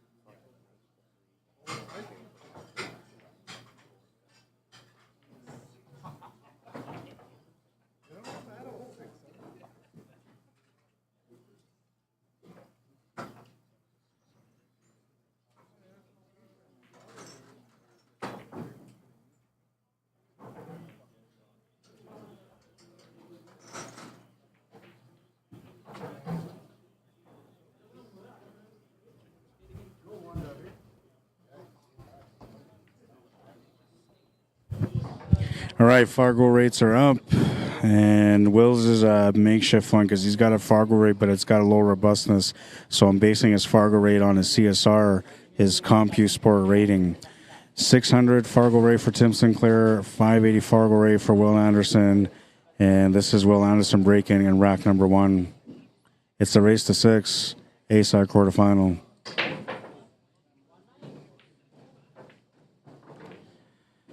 The winner of this match on the TV table plays against the winner of TYRONE DESJARLAIS and Corey Peranto, who are currently in a match. And then Joey BEAULIEU will be waiting for the winner of Earl Cameron and Sterling Kershane. That's going to be another good matchup, too. If anything works out that way, we might just put them on the TV table. But if they want to just play off the TV table, I'm okay with that. Then we'll just move on to the semifinal. The B side is where I got to be focused at right now, and we have a couple of matches that I'm still waiting results on. So the B side, the bottom of the bracket on the B side is running behind just slightly. So we're going to continue with some B side matches moving forward.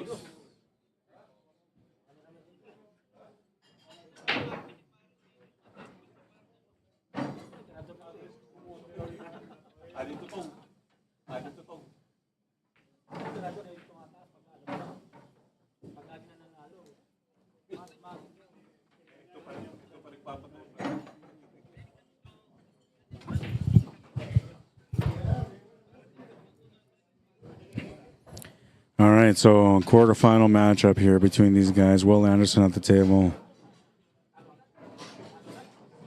Options to cut or bank this fine ball.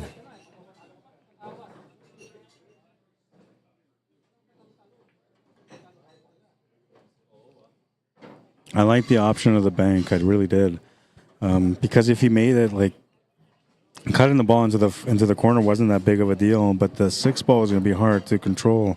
It was going to get bumped off that rail and go back to the middle or down or somewhere. So by taking the bank corner, that gave him the option to be able to have the shot on the 6. And so now Tim had that same situation where he had to deal with making the 5 bumping into the 6, and he's got a bad spot here. So let's just try to play safety. Pretty good safety too. Looks like he tucked him into the 8 ball. Might have to go off the top rail here for a good kick shot. He's going to get a good kick shot out of it.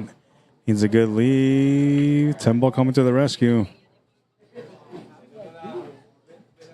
Did he get him? It looks like he got him. No, he's got the shot. He's shooting at it. So he was okay. I don't think he wanted to go off that 8 ball though, so that's going to change things here for him. No longer available for a cut shot. He's going to have to bank this now or play a safety. Going to play the safety. I think he's left him the edge of the 8 ball, so Will should be able to play a safety back.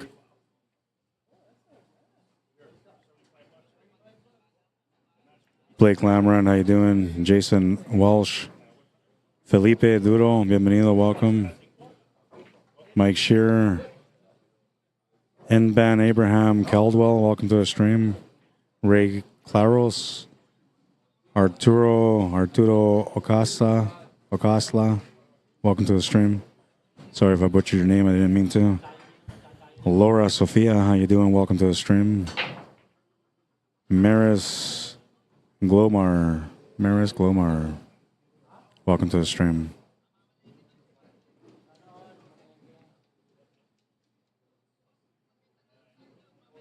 Bit of a rough start for both players on this one, but it hasn't been the kind of table that you can just get up and run.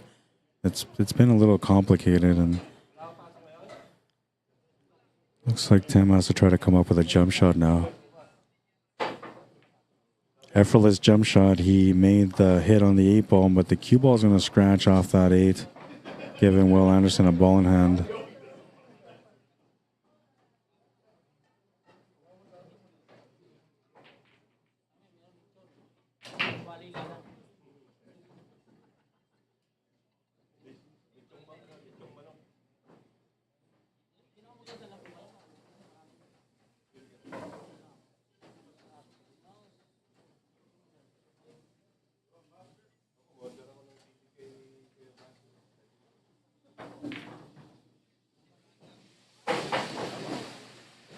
Watch out for the scratch.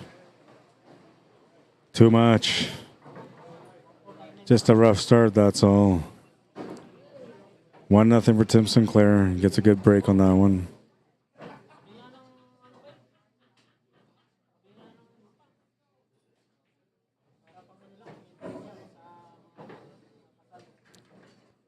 Tim's also going to be breaking here in rack number 2, so he'll get a chance to get going and take a 2-game lead.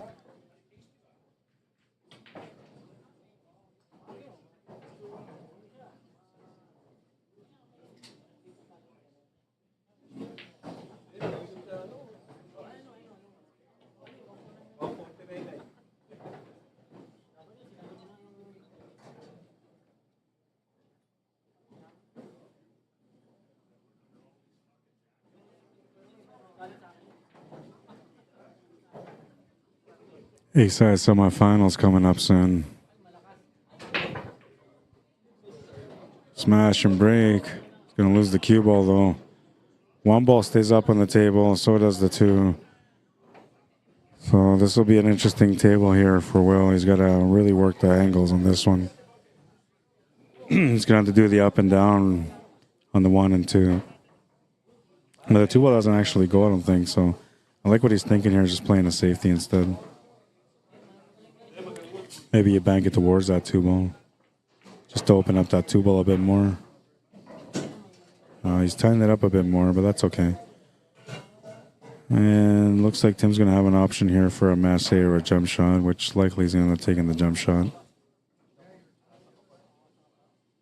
I don't think he can split the 5 and 2 to make the 2 ball.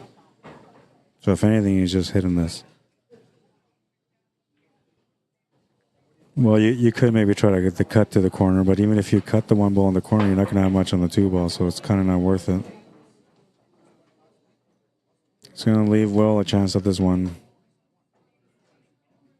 2 ball still in a tough spot, though.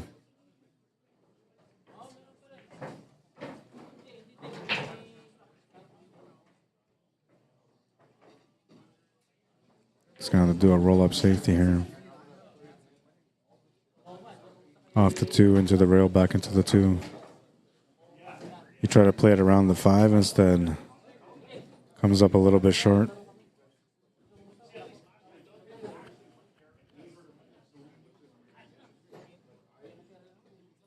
Toby Turnbull, welcome. Elena Oros, welcome. Taikishi Shiratori, welcome to the stream.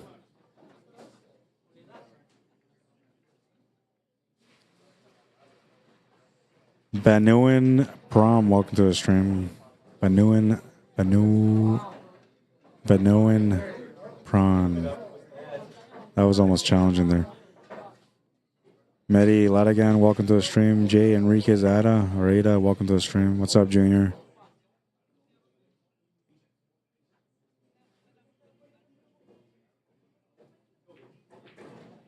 There, Mayor, welcome back. Avelino Quijada, welcome. Or Quijada, Avelino Quijada. Not sure if that's a Filipino name or a Spanish name. It looks like it might be Filipino, but Quijada kind of makes me feel like it's Spanish, though. Yeah. Okay, I gotta go watch a shot. I'll be back.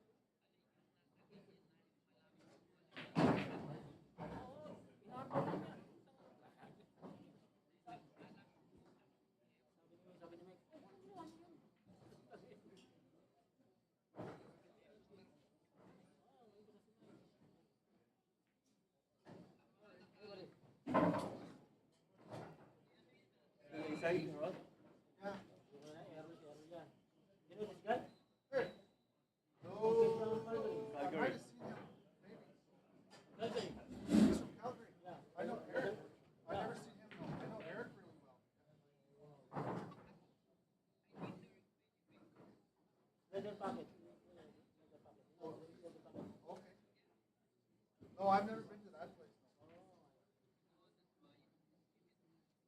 Eric Barbox, I know very good. He never used to say hi to me, Eric. First thing he used to say to me was, you want to gamble? Oh my. That's all he ever said. Never said hi. Is that his family there? Is that his friend? Yeah. Okay. Neighbor. Tell Eric I said hi. We just saw him like 5 minutes ago. We went for grocery. Yeah. It looks like he eats coffee. Eric. Looks like he's in shape. Eric Barbox.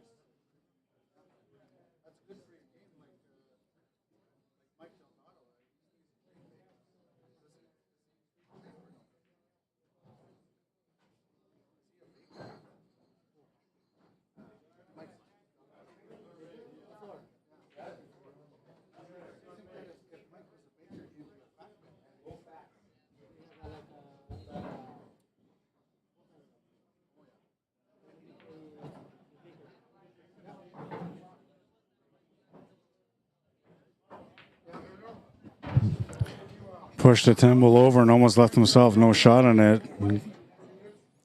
We're tied at 1. And he's got to get over the nerves of the table still. He's feeling some pressure.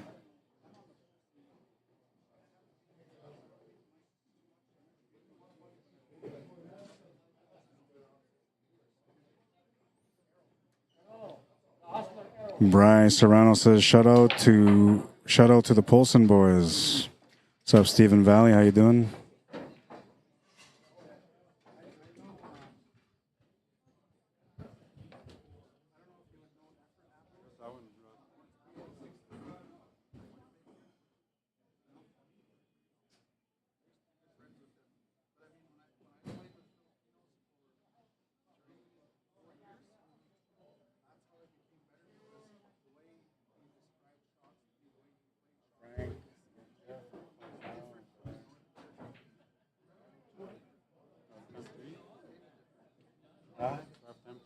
Oh yeah, man. You're waiting for an opponent. These guys just started the match.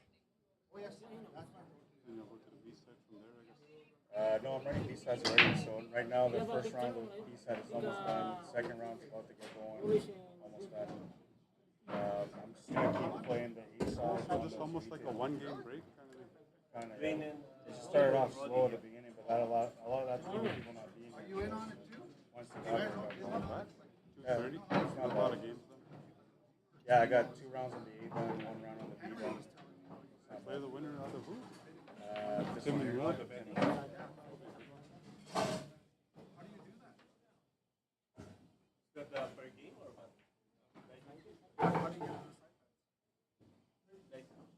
Every game. That's every game. Or if you want, like, you go ahead, right? Yeah, if you want to bet, like, Rolly or Dwayne, you're gonna bet $200. Then they, if, like Dwayne won that game, so it's no.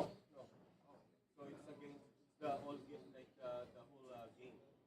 If Dwayne win that game, so he's going to invest 10% for the winning, so you gotta get $190.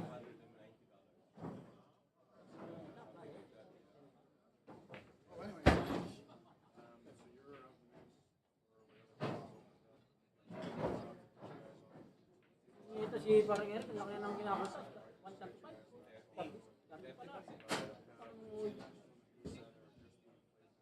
Ha?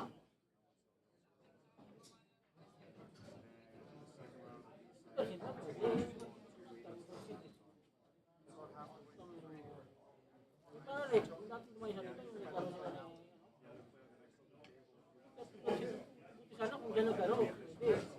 Dito na gano'n.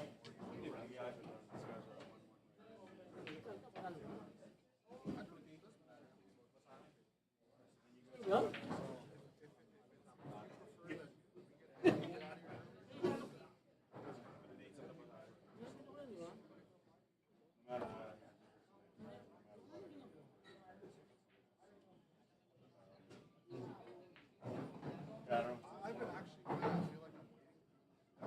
Wala.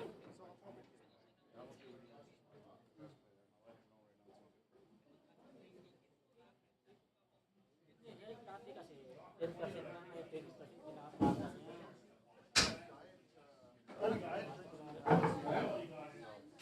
Pinapatas niya dati 20% lang. Lumaki. Hey, by the way,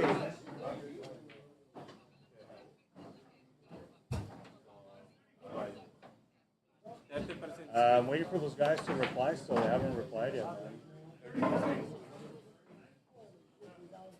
I know. I'm still waiting. They're I don't know. There's the boss. There's the guy that runs the show. I have everything you sent me. Oh, I hear you. Yeah, you should have. 5-0. 5-0. Yeah, I got that. Thank you. So if you want to play your match right now, you're playing against Chester. Okay, Table 2, Chester. Table 2. Laro na. Yeah, just like that and roll. So if you want to bet, so you gotta choose player or three. But Rolly,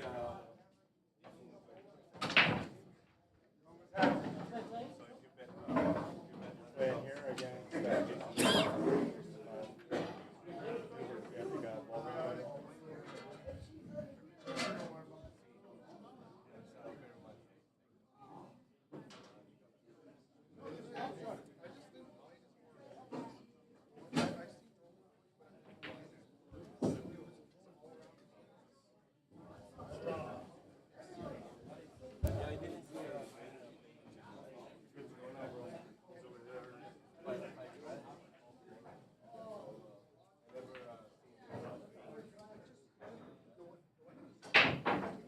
Yeah.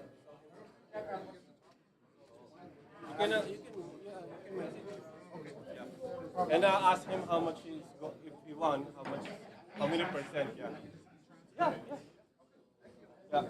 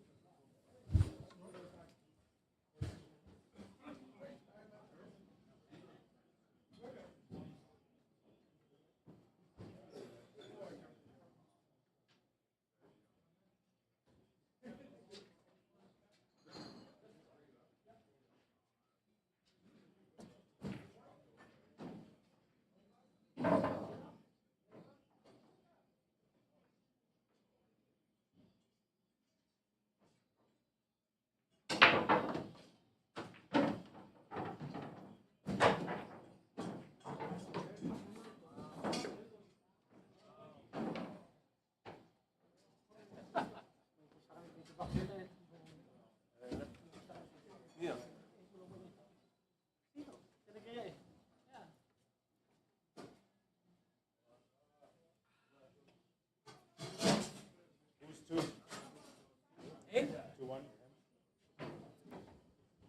I thought I got it, Rod. Yeah, well, you were up 5-1. Yeah, so- 5-1, eh? But that's the thing with that kid. He shoots fast, and before you know it, it's a tied match. Dangerous opponent. I missed you on the 8, so Yeah, that was it. That was the game one. is You make that 8 ball, you're out because you only had 2 more balls after that, right? He's a foot taller every time I see him. All right, so all matches going on every table, so we're good on that. We have the A side quarterfinals all running now. Semifinals are not set yet, but they're about to be set. The B side opening round is 1 match behind.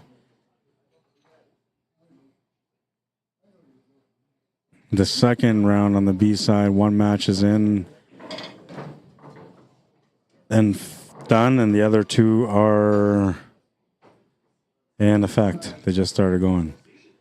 And it looks like Tim's going to tie up the match at 2 here.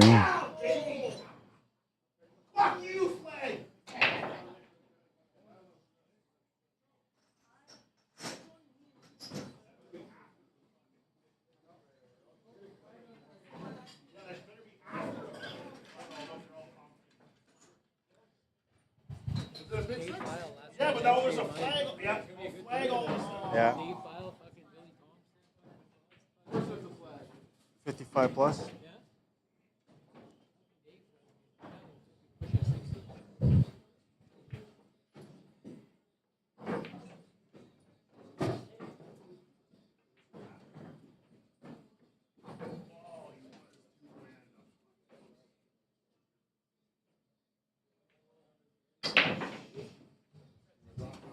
Two, and we're moving into the next rack. I'm gonna bring this a little closer, man. It feels like it's a little too far.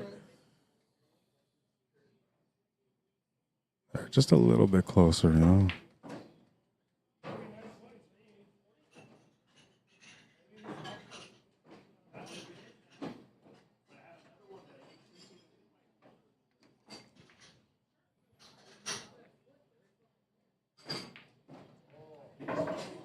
No, he didn't make the one ball, which is what he was going for. So Will has the option to give him the table back, but he's not going to, obviously, because he can see the one ball.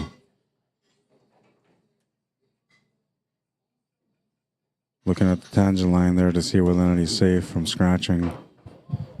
It's going to be the decision maker on how he approaches the shot. Looks like he figured out he had just enough room. This is a pretty good spread on this table. It's going to give him a chance to get warmed up now.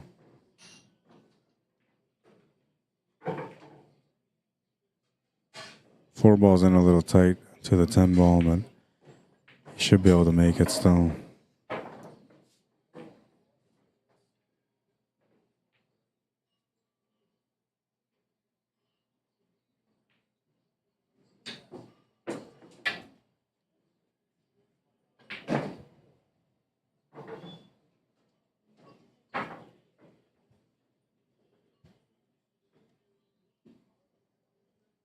All right, and looks like we got another B-side match finished. 5-2. So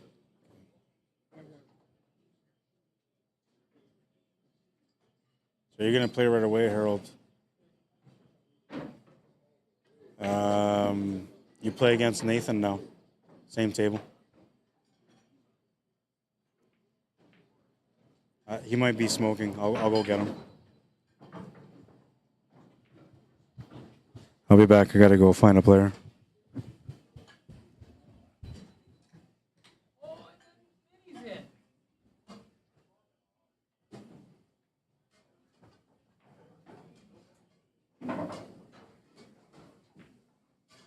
Good, Will. Great.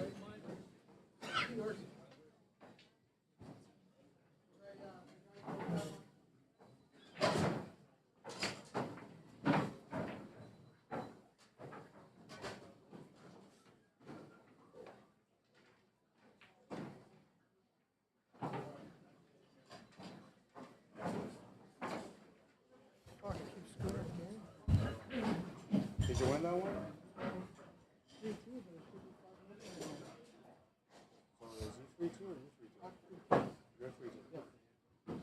Never met a guy that wins the complaints.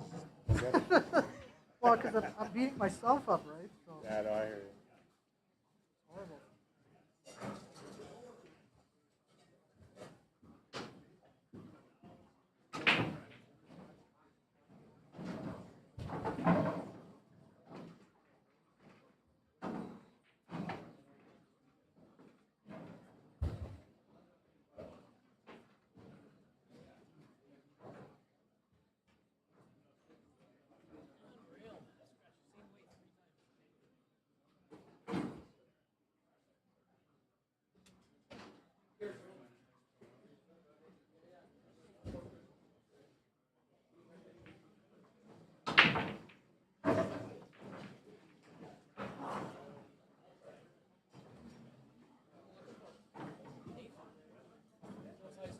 I thought so, but he's not out there. Oh, the light's off in there, man. Unless you can pee in the dark. I guess if you sit on a toilet, you could. You can all find the hole, man.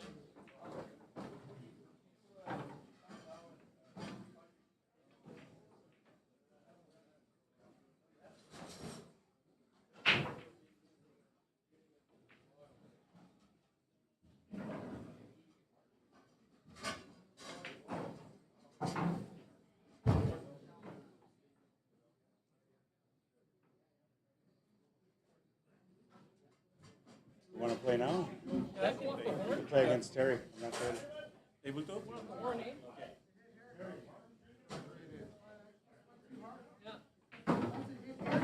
That's right. I think it hit the horn and ran.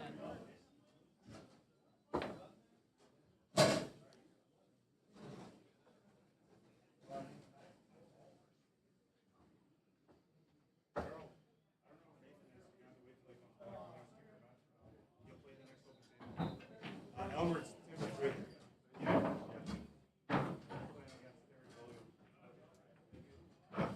He was on the phone having all kinds of drama with his mom. I don't know if that meant he had to leave or. yeah, he's always around, so I don't know. It's kind of weird.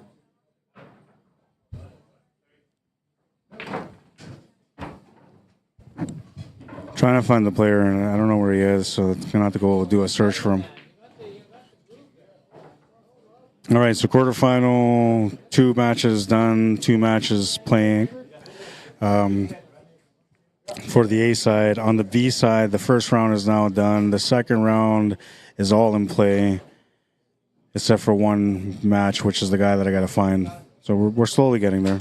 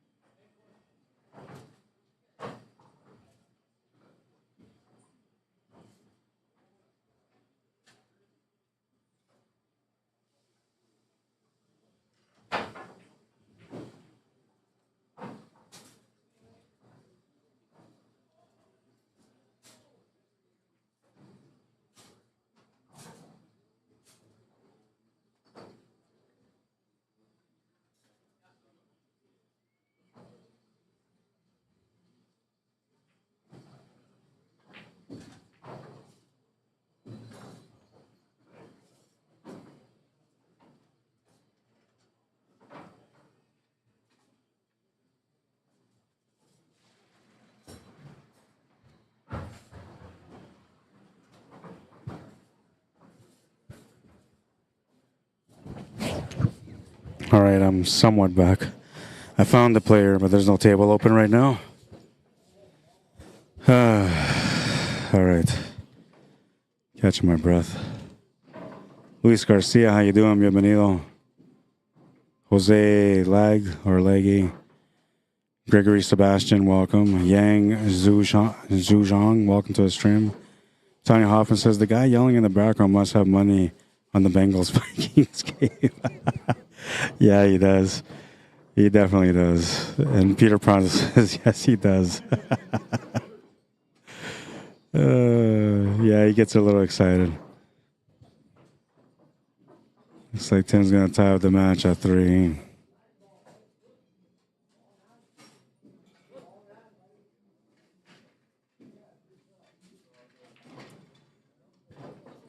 And this one has the signs written all over it that it's going to go to the stretch.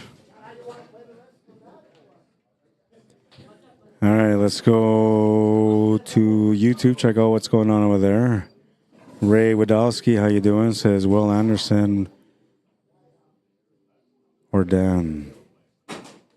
Well, that worked out okay then, I guess. And Dan is not in the tournament anymore. He just got eliminated by Terry BEAULIEU. On the B side, we have Chester Sombrado playing against Jason Newbert. That match just started a couple of minutes ago. Jeff Edwards and Frank Young, they're in the middle of their match right now. Harold Meetail and Nathan Wood is a match that's waiting to happen still. So they'll play on the next open table. But on the TV table, we're going to only have A-side matches today, I think. So the next match will be the semifinal round. And you guys will have a choice between these two tables. Table number 1 is the winner of Earl Cameron, Sterling Cashane against Joey BEAULIEU. And the match number 2 is the winner of the TV table against TYRONE DESJARLAIS. Your choice, match number 1 or match number 2. Binod Kumar, welcome to the stream. Patrick Thomas Bollick, welcome to the stream. Les Kaplan, Chris Fox, welcome guys. Mahmoud Mohamed Hanu, welcome to the stream. Enrique Diaz, bienvenido, welcome.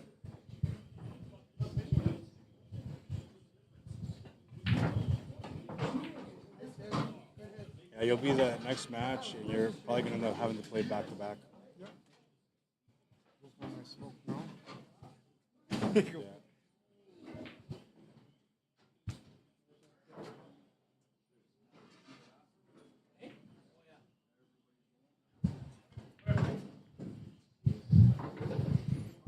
Well, he's got a shot to the corner on the 4. Can easily come back here for the 5, but he doesn't have to. He can just make it to the pocket and good enough. He's going to take the draw, though, to get closer to the 5. And I guess now we just roll this up for the 6 ball. I got to go watch a shot. I'll be back.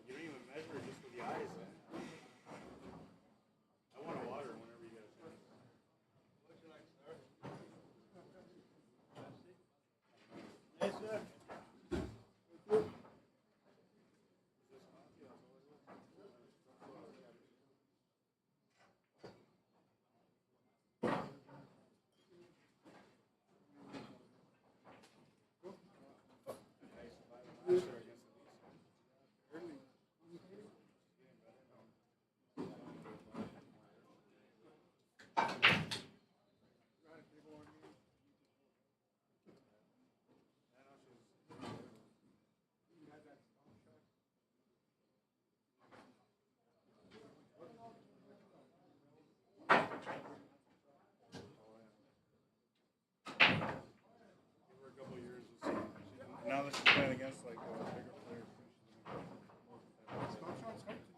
Oh yeah, for sure. When you're going 3 rails, because it rolls. Yeah. Got lucky she didn't get the stop shot. Otherwise I was toast. Which I thought I was anyway. Yeah. You want to help me out today, Dan, while you're waiting for? Sure. Yeah, I'll get a mic set up. We're pretty swearing a lot. Oh, I know, man. Swear on stream there. I'll try not to. See that damn Nate Luke just shot off again.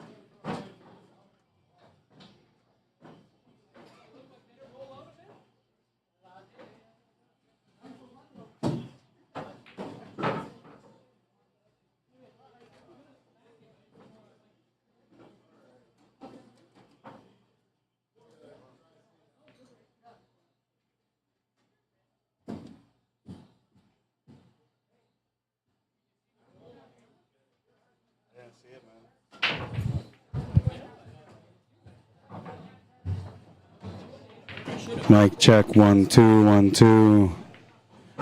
Check, check, check, check. Okay, that's good. Anytime that you don't want to talk or you need to say something private, this is your button. Brown or black, it's not me. Yeah, there's this one, mine is this one.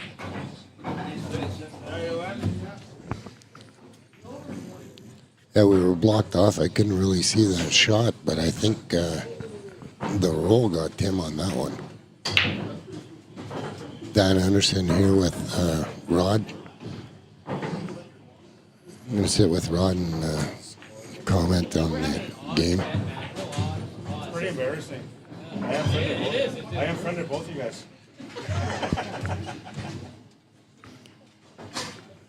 Right now it's a 4-4 match, and Will just pushed out.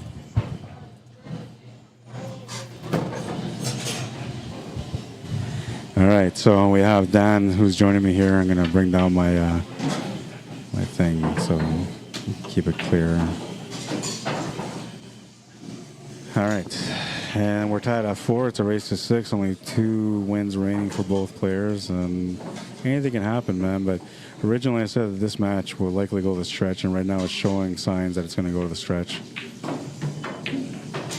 He's got shape on the 6. He can get down for the 7.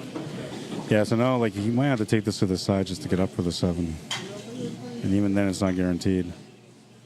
Perfect. Good shot. You can either go hold it there. Yeah, you can either go around the 8 ball or run into it. One of the two.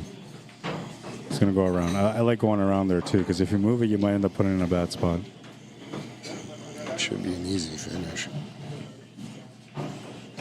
He kind of let up on that shot on the 8-ball, though. He's still going to be okay.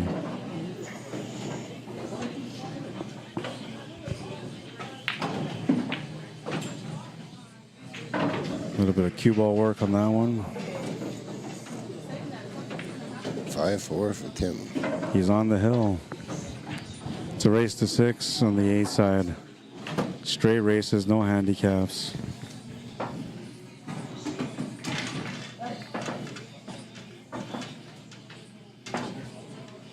'24 or 22 player tournament today with 5 tables and a bit of a shaky start, but it looks like we're catching up.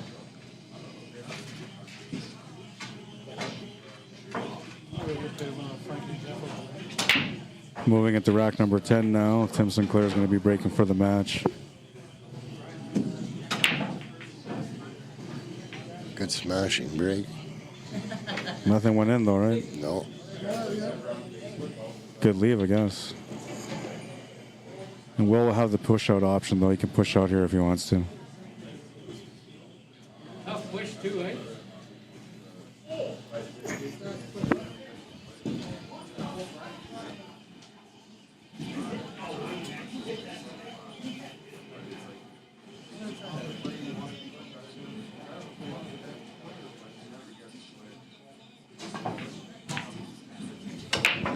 Well, he got the hit, and he hooked him back.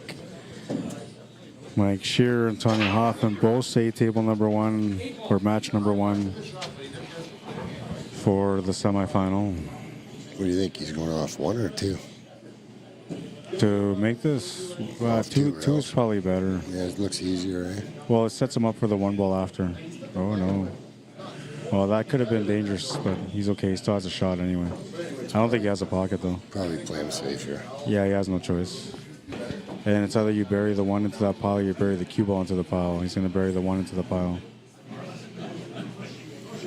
I think he gave him a fairly easy hit, though. Yeah, because it's at a good spot here. You should be able to hit it off 1 or 2 rails.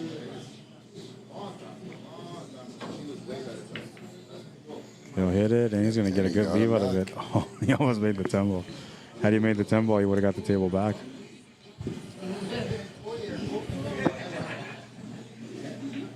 Tim's usually pretty good with that jump cue, though. Yeah, he's really good with it. He keeps bringing in these like foreign shafts and foreign cues, and they actually play pretty good. I'm not sure where he's getting all this stuff from, but they play pretty good. I got a chance to try out his carbon fiber playing cue the other day, and it was really nice, man, the way it hit.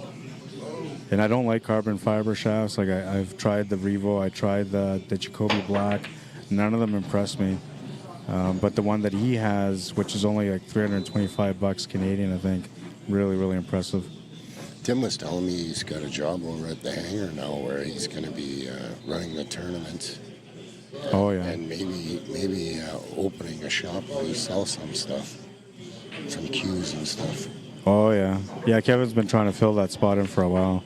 I offered to do it as well because I used to do that kind of stuff. Scratched. Yeah, that's not good for him. But yeah, I turned it down. Like I can't see myself. Like Friday's the only days that I have time with my family. So to take that only day to go work at the hangar when I'm already there so many days in the week, it just didn't make sense. So I think Tim would be a good fit for that. yeah. Well, one of the requirements is to go around and make sure that people aren't damaging tables, putting drinks on tables and stuff like that, which he does already, and he'll be good for it. Yeah, I think he said Thursdays, Fridays, Friday, Saturday, or something like that.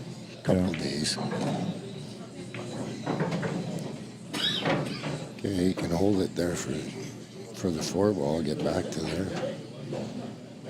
Up and down a little bit. Oh, Too much a little base. hard. A little heavy. Yeah, he can play the billiard off the 4 into the 10, so he's going to call the 10 ball. It wouldn't be a win, though. It would just be a respawn. Spot her back up.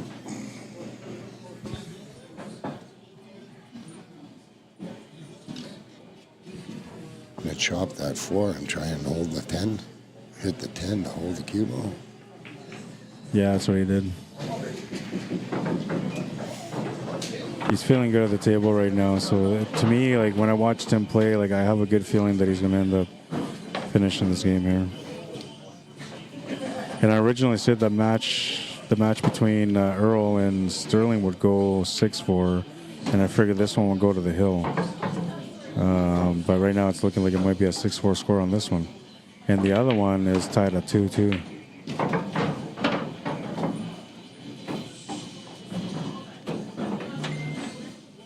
He's at the finish line now. As long as he doesn't go too hard and scratch. He got so close to scratching. I mean, it's not that difficult to get up for the 10 ball here anyway, even if you just stop I shot don't think this. he has to even go anywhere, really. Yeah, that's what I mean. It's so close to the pocket, but he'll still try to follow it through. Most players do.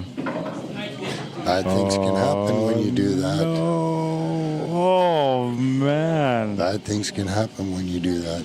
Hey? Yeah. Instead of taking it the simple way. I do that all the time. That's why I know. Little breather on that one, man. Whew. 6-2-4. Unfriend.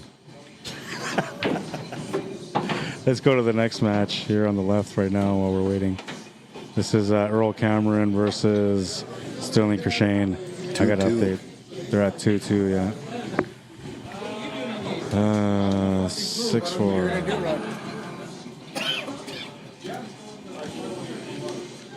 Let you know in a second. No, because I'm going to keep just the A side here. Tyrone and Tim. You gotta wait till I come back. Who are you playing against? 6-4 I lost.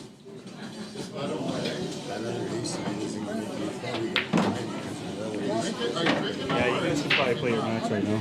Yeah? Yeah. So, because we're waiting for Earl and Sonny to finish for an A-side match, there's a B-side match going to go with Harold Matai, Nathan Wood. Does he smoke, Harold? Yeah, I'll go have a look for him. Okay. This And this match is at 2-2. I think that's my water.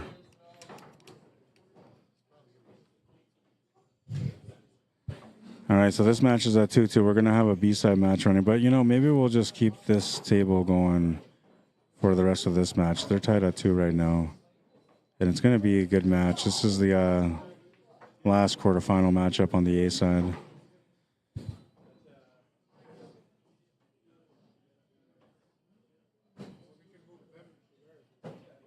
Huh? They probably want to just keep playing. I'll just keep the camera on them for now, and then I'll switch over after. Oh, yeah. That's what I meant. Yeah. Earl Cameron. What's up, buddy?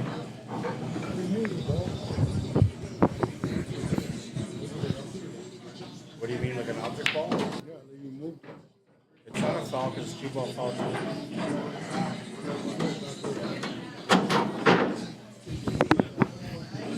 It's really like if you move the ball, you have the choice to either move it back or leave it there. Come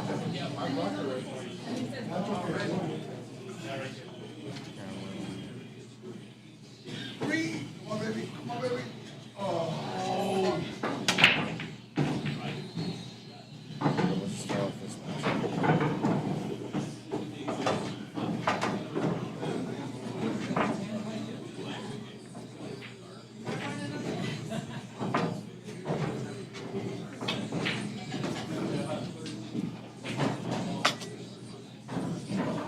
What kind of cream pie, bro? Homemade. How do you pronounce his last name? Matai. Matai. Harold Matai. I always say retail. I always get it wrong. Homemade cookie. You're streaming on the other table, though, right now, eh? Yeah, but I'm gonna switch over. It's 3-2 over there right now.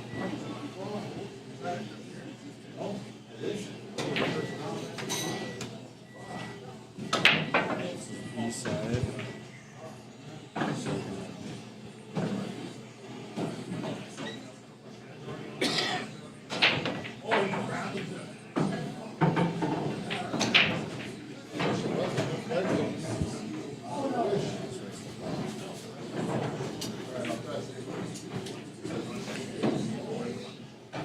Nathan plays a little safety.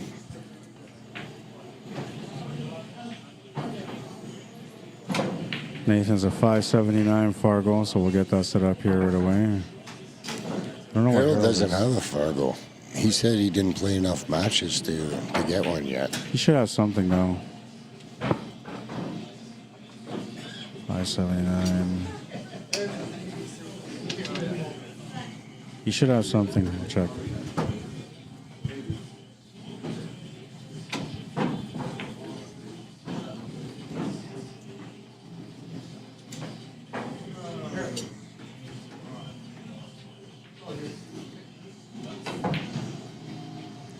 Nathan goes with the kick shot and it goes double bank instead.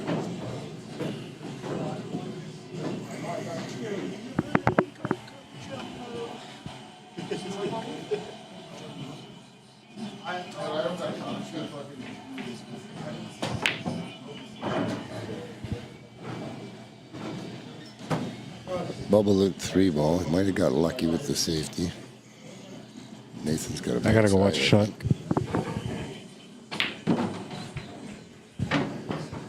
Nathan missed the bank side and left Harold with a straight on shot.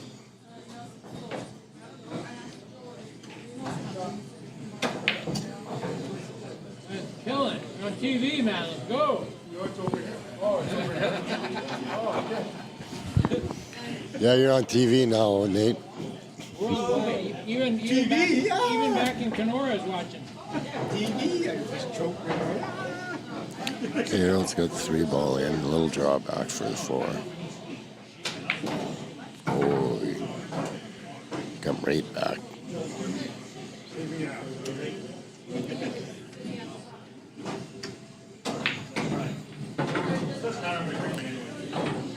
Looks like he's got the 5 off the rail, or is he going for the combo?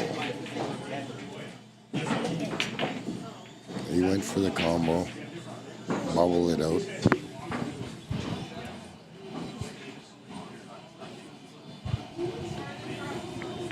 All right, so he doesn't have a Fargo rate.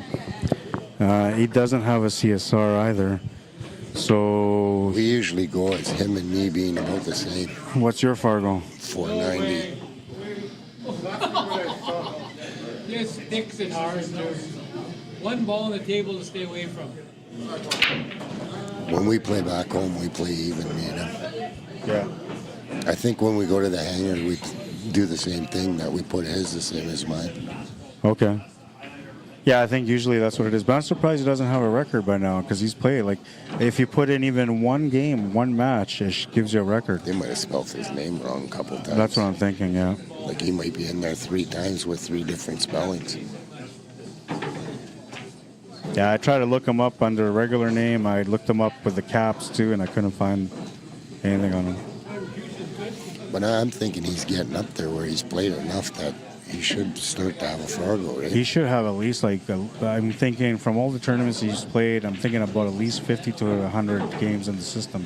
Yeah. At least 50, I would say. So I'm surprised he's not in the system. He should be. He'll get into the system now, though.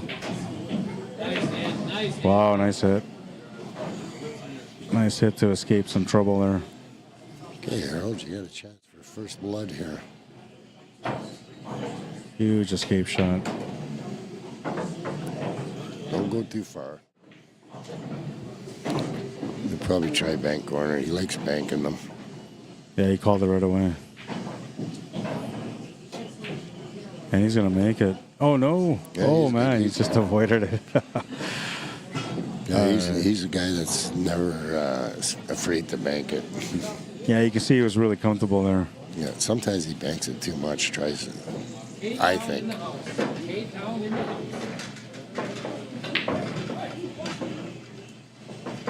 What's going on with that match at the end there? They're standing still. It's 3-2. I think Sonny's got a bet on the baseball or the football game. Football game, yeah. Yeah, he's been distracted since he came in today. Yeah, we said he's got $75 on the tournament, and I don't know how much he's got on the game. He's probably got more on the game Oh, yeah, than yeah. the tournament. Well, and these guys bet on these games all the time, so they know their picks, and they like you can get some decent money for like $20, $50. But that's what he was saying. It was a surprise because there's 3 games on a Saturday today, and nobody really knew.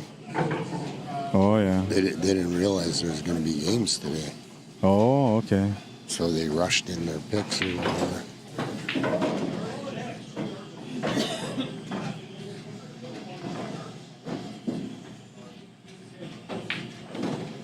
Football game we're talking about is Minnesota and Cincinnati. It's 24-24. Yeah, some people were saying that because they can hear Renee screaming in the background, so they're saying whoever that guy is, he must have money on the game.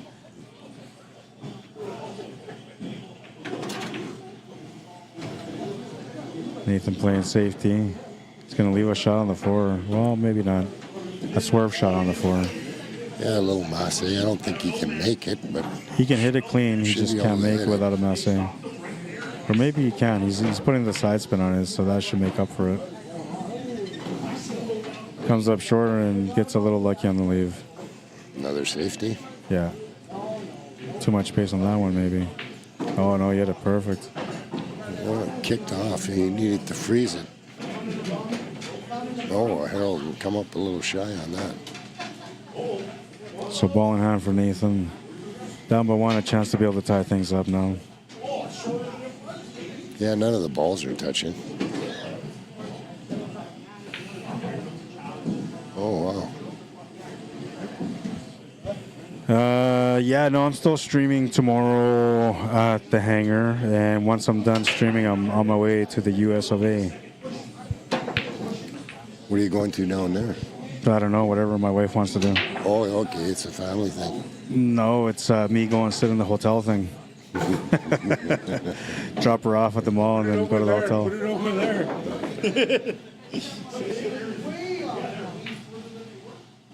Got the camera juice.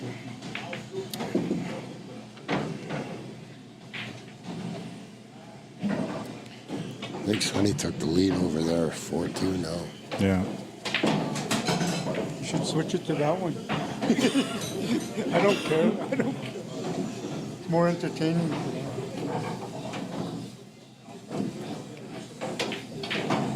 Oh, Harold. Yeah, check up on YouTube, see if there's any comments. I probably missed some comments on here. Not really. Will Anderson or Dan. That was Ray Wadowski. Hey, Ray. And then Puckins Wallace says, I'll take Nathan on this one. I'll shout out to my buddy Ray Wadowski there.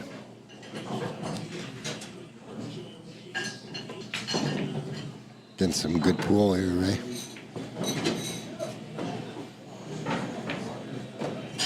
Looks like Nathan's going to tie this one up 1-1. Yeah, and he's playing more to his pace right now.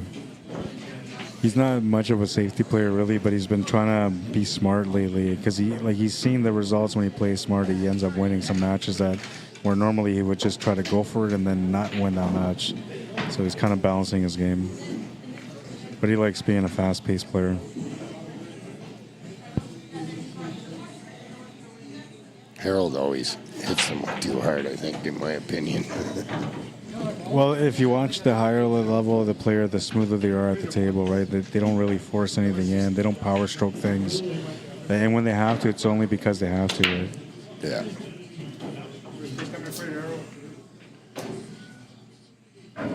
Sounds like a dry break, and Nathan will get going on this rack. The 1 and the 2, 3 balls. no problem. But yeah, the 3 ball's the problem. He might be able to go get it there. Here, I'll spin it off the rail. No, he's playing him safe. Try to get him safe. Oh, it's going to work out, I think, maybe.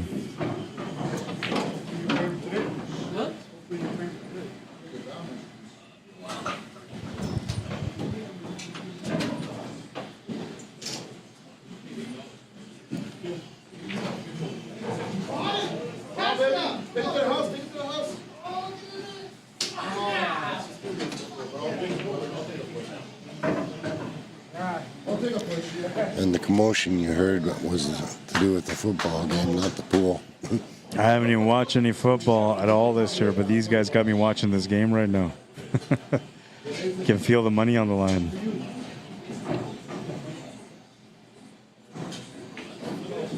Cincinnati had a chance to get one in here. Now they had like some brutal years over the last few years, but the last couple of years the Bengals have been doing a lot better. But there was a time where like you couldn't find a Bengals fan. No. Now you see them everywhere. Maybe back when they were Cleveland Browns. Yeah.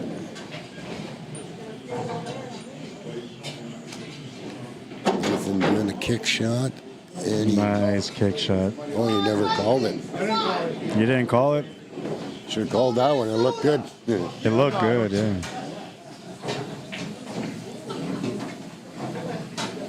Should have.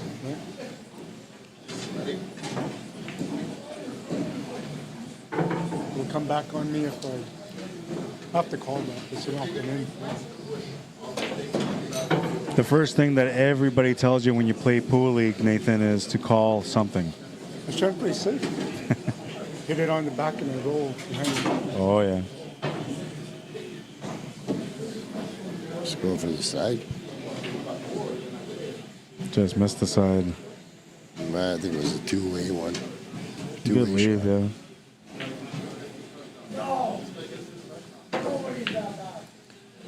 Nathan elects to try and bank it.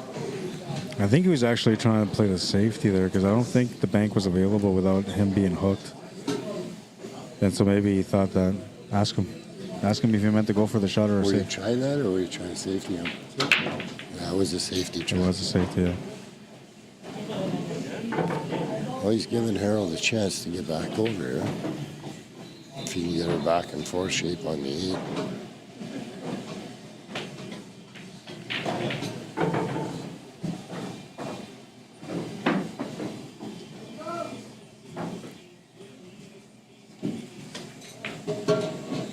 Oh, no.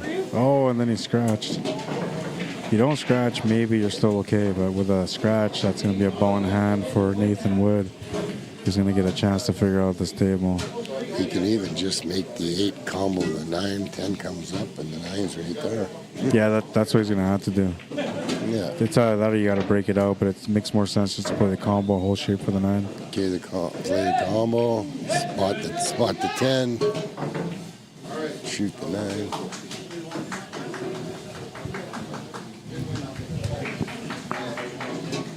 Well, Cincinnati scored. Sonny looks happy. And Nathan's going to take a lead here.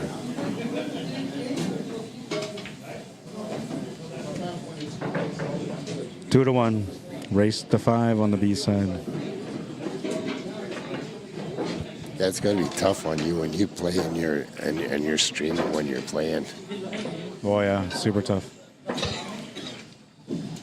It affected my game on Thursday, man. I couldn't play. Our little tournaments on Tuesdays, I'm the guy who sets it up, and it screws me up a little bit sometimes, too. Yeah. I'm playing, and somebody's trying to tell me, you got to update the show on. Who's playing? Yeah. You know? Yeah, no, it can be challenging. But the more you do it, the more you get used to it. Yeah. And Jordan Flores, welcome to the stream.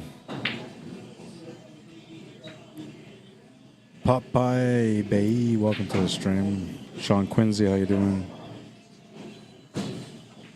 Jacob Imamovic, I don't know how you pronounce that, but welcome to the stream. Valine Benson, welcome to the stream.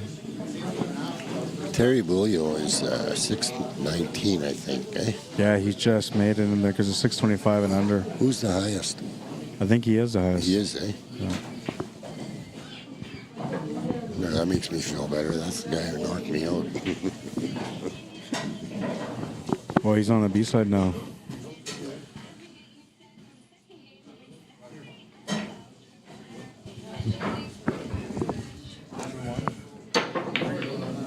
Oh, 3 foul, yeah. It counts. But you have to tell your opponent when you have them on 2. Huh? Yeah, I know. It's 3 colors. Corey,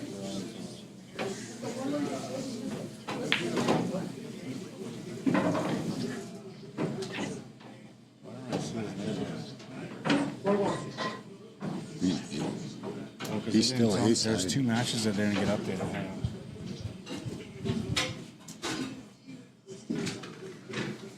Nathan's going for the jump combo.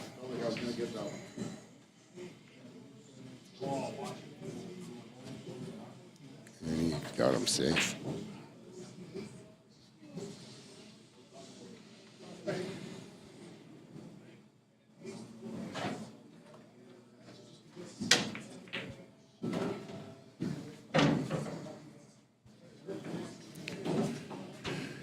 Little miscue, Harold.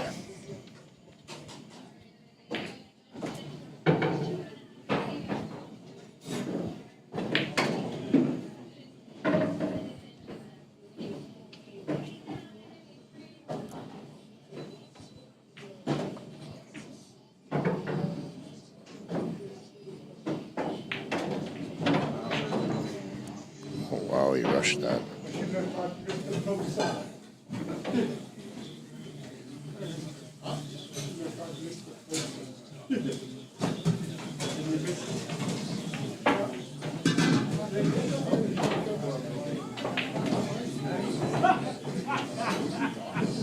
So involved. So involved in watching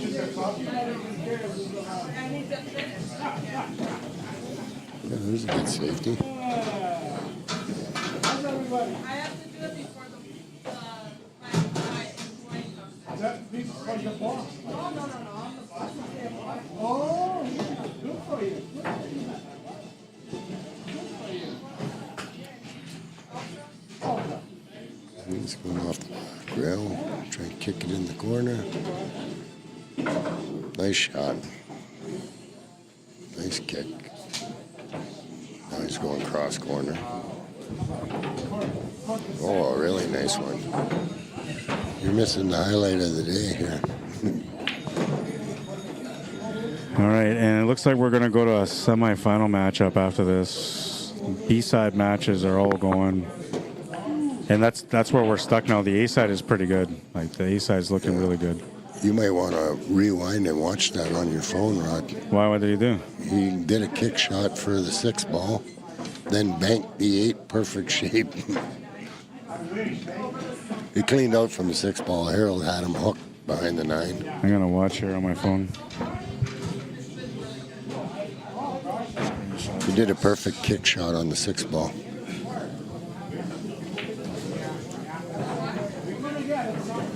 It's probably only 2 minutes ago.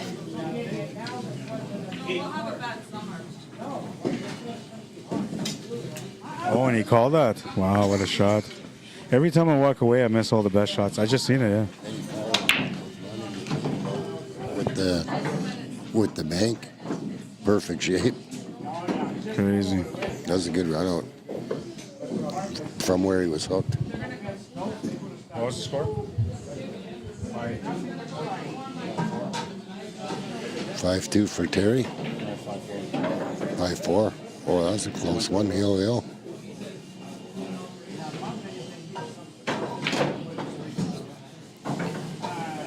And Nathan just hooked himself.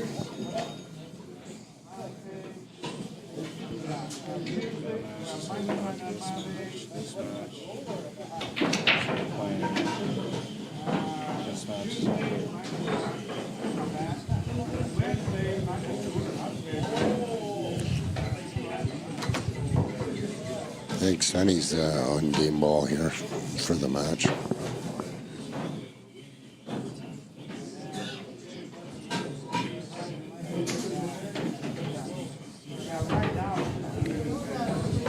Sonny won 6-2. Wow. And I thought that was going to be like a 6-4 score other way, but 6-2.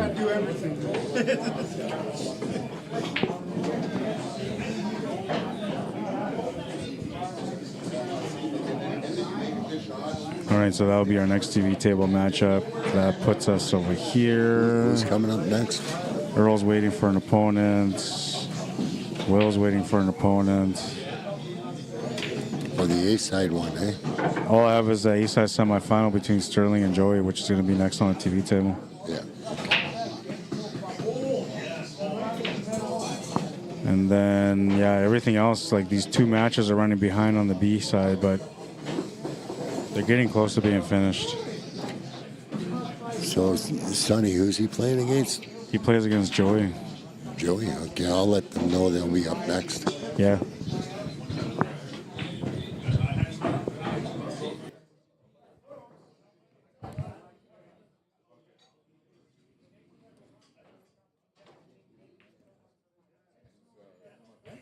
I marked it down already, so we're good. You're going to be playing against Joey next year on the TV table. Joey? Yeah. No, he's on the A side. He came back. He was down 5-1. He won 5 in a row to win. So what's this? He came around the corners and give me Sonny. I want Sonny. Honestly, man, this is so fucked up. Like, I'm not even playing good. Yeah. Take it though.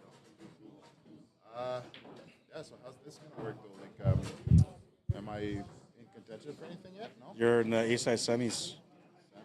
Yeah, that So put. if I win this one, who's on the next A side? Is there another one? They're playing right now at the end. That's Tyrone and Tim. Yeah. It's 650. 650, 350, 200, 125, and then 50 each for 5th and 6th. 650, 350, 200, 125, and then 50 each for 5th and 6th.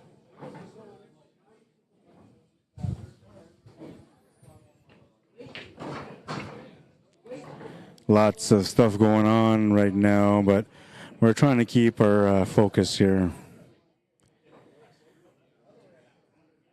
Nathan is picking it up a notch here. 4-1. He's on the hill. A-side semifinal matchup coming up next.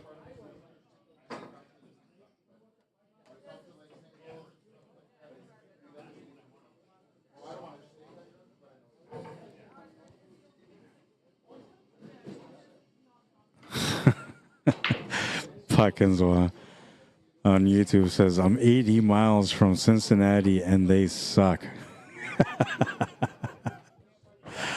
They were like criticized forever. Same thing with the Cleveland Browns. I don't know what happened to them, but Puckins says Cincinnati just won 27-24 in overtime. Yeah, these guys were happy on their bet. They got through on their bet.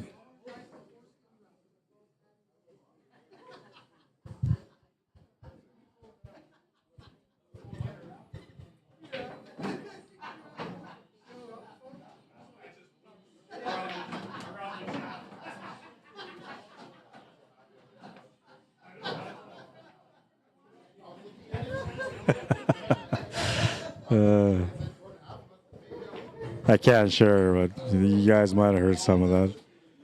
Steven N. Road Trip, welcome to the stream. Steve Carpenter, welcome to the stream. Emmanuel Byers, how you doing? Curtis Jaborak, what's up, man?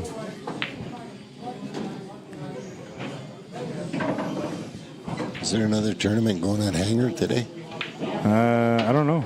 They advertised that they were doing their Vegas and under again, but I'm not sure if they're doing it all the time or not. They didn't advertise this week. They didn't advertise last week, so I'm not sure. But they haven't really advertised the Sunday Open either. So who knows? Maybe there is something going on over there.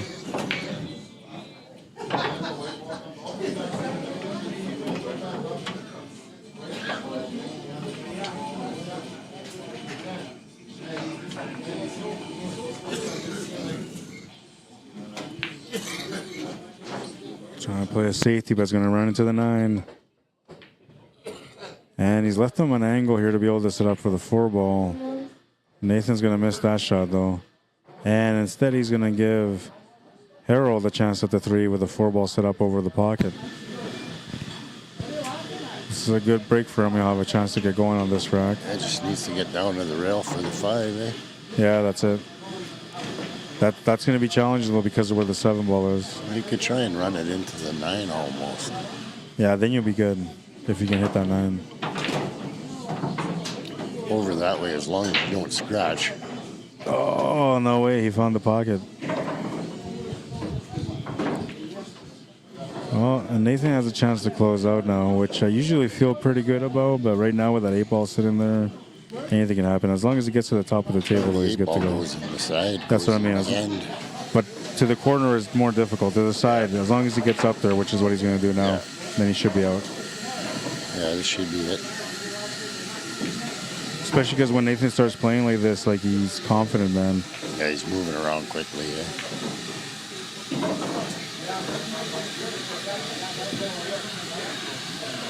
That's the cappuccino espresso machine making that noise in the background. 5-1, the final score.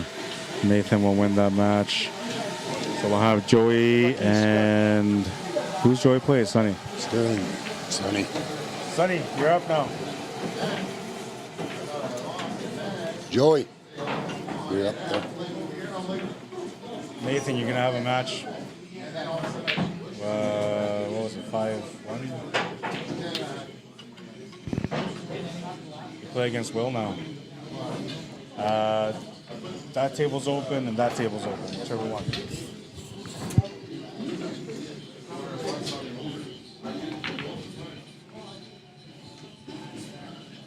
I gotta go get Sonny. So Nathan Wood is gonna play William Anderson next, but on our stream we're gonna have Joey BEAULIEU against Sterling Shane. And this is the A side.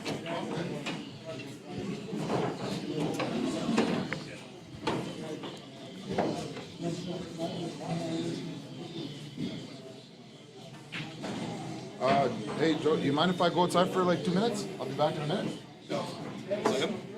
Yeah, go ahead. Yeah, you play him. Yeah. All right, well.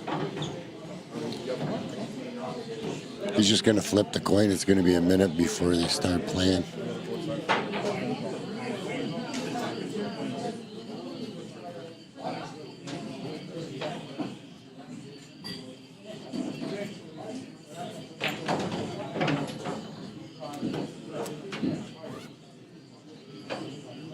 Gotta make a quick phone call. I'll be right back.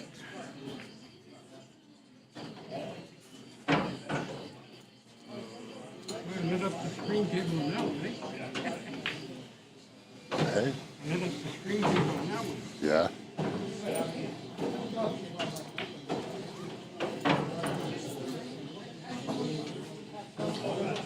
Yeah, when you were shooting that 4 ball, I was thinking, if he can get the cue ball back towards the 9, he can get the 5. But he has to hit the 9, he can't scratch. All right, so Sonny's just going to go and do something real quick, and that's going to give me a chance to do a little bit of advertising. First of all, we're here at the Blue Room Billiards, located at 866 Notre Dame Avenue in Winnipeg, Manitoba. They're right by the corner of Arlington and Notre Dame, about a block away from there east. If you ever get a chance to come down and check out the place, message me. I'll come down and meet you. We'll shoot some racks. And if you come here on your own for a tournament, for league, whatever it is, make sure you try out some of the food. It's amazing, man. Brock's Office supplies for your business. Visit our website for great deals and savings at brocksoffice.ca. A couple of price comparisons here to show you guys a little bit about, how they deal with their specials. Right now they have this, and I'm going to show you 2 items that are featured. And every time you go to brocksoffice.ca, if you look at the bottom, there'll be some featured items. These are the items, or 2 of the items that are featured right now. Canon 137 original toner cartridge. Pricing comparison, Brock's Office is $119.99 right now. If you order it from Staples, as an example, it's $132.19.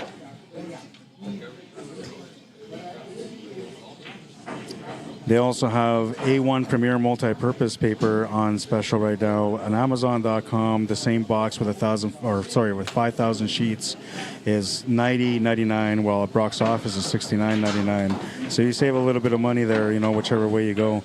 check them out at broxoffice.ca. I promise you won't regret it. 100% locally owned and operated. They deliver for free in Winnipeg, quick delivery as well. And they're 100% satisfaction guarantee on their merchandise. So if you order anything from them, you're not happy with it, they'll do the best to make up for it. Top-notch quality. Give them a shout. Check them out. broxoffice.ca. All right, so it looks like Sterling's back, and we're going to get this A-side semifinal running right now. I got to look up their Fargo rates, which I'm going to do right now, and we'll get this match going.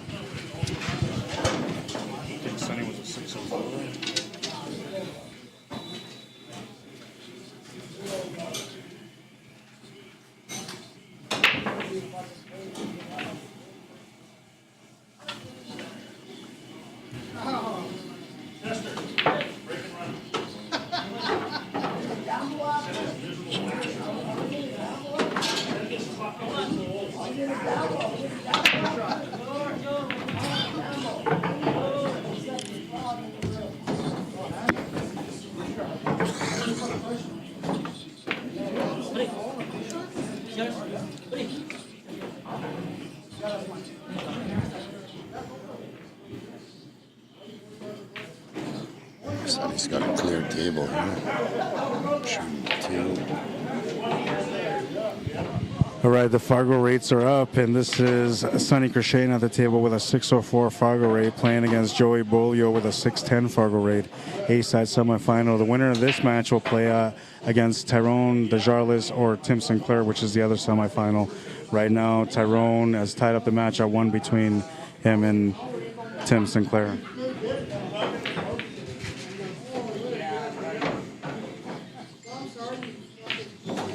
Sonny cut that down in the end, but he kicked the 9 in front of the 5.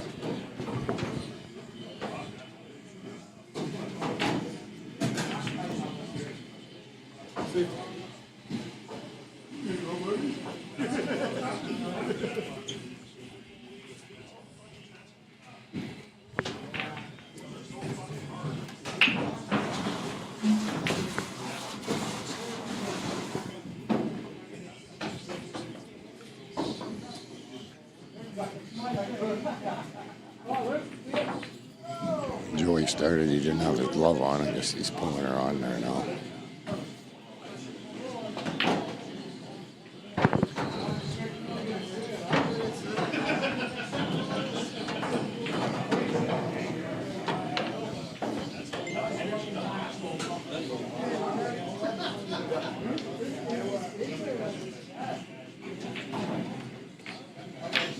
Called the 10 ball. It has to come back up because he just uses a shape ball. No early 10s. It was a well played shot. Now he's got it straight in on the 5. Bring it back for the 6.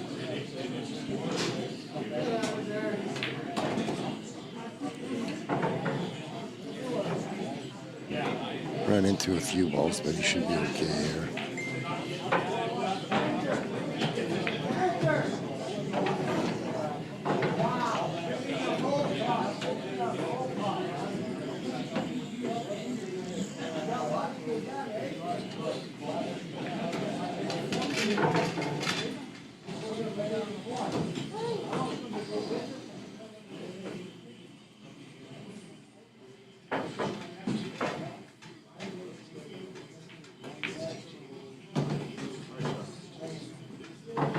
And let's get the 10 in the corner to open the first rack.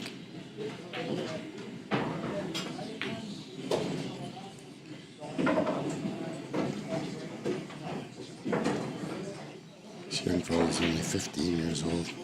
Hey, man. Are you guys playing for fun over there? Is this like the fun table?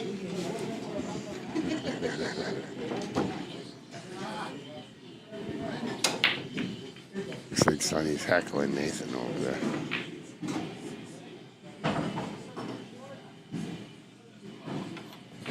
Sonny, got anything on this game? $100. Actually, I got more than that, but I'd rather not say. Not as much as the last one, also, I really don't care. The last one was If it happens, it happens. last one was good, right? Last one was scary. I'm just glad that I don't want to do that again. Hey, good smash and break. but he's come out dry. Dry bait. Sonny's got a chance at the table. He's hooked right now, though.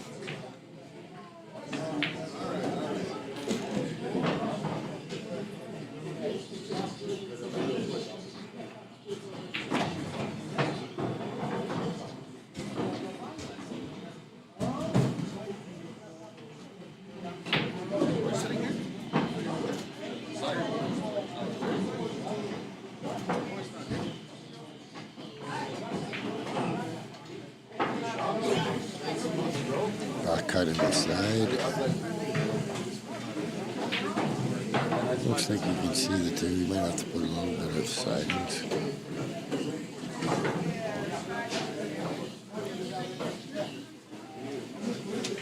Really good cue ball control there, Joel.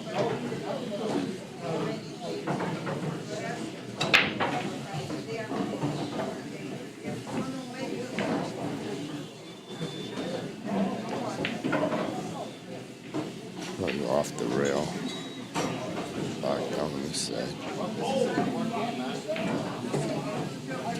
Oh, almost hit the 9 ball. Still in pretty good shape.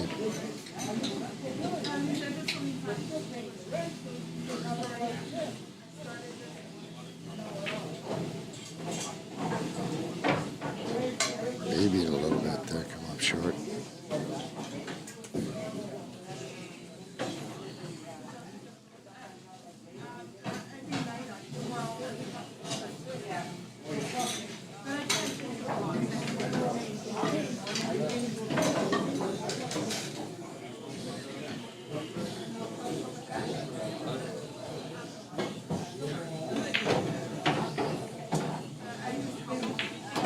Off the end rail, back down.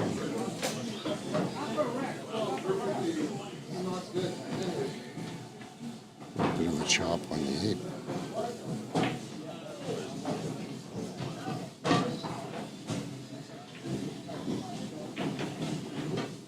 Won the first game. Joey. Yeah, Joey got the first game. I'll update that right now.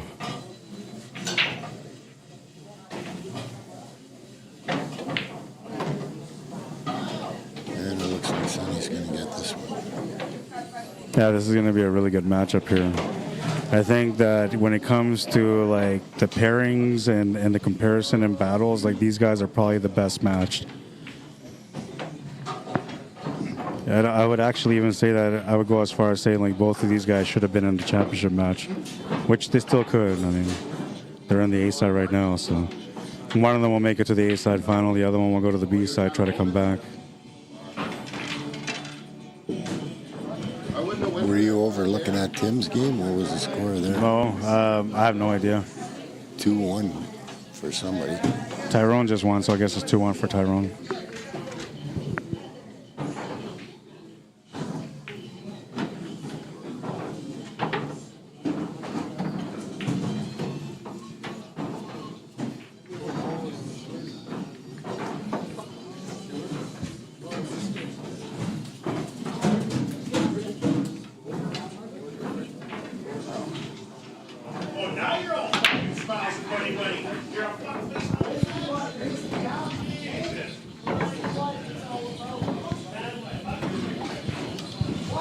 Chester, what happened? What was the score? 5-4. 5-4, thank you. Errol, you can play against Newbert. Come on. Which, you want to play him there? Newbert. Newbert. Do that. You're on the last table, Newbert. Let it happen again, Nathan.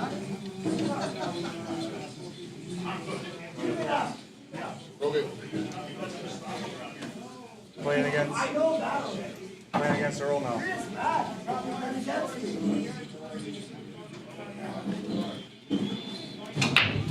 All right, so the third round of the B side is catching up now, and we're about to get The last one there.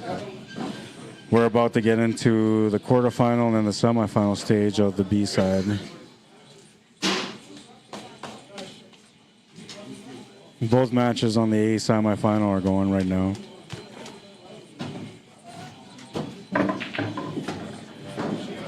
Sonny had some good weight to get down there for the 3.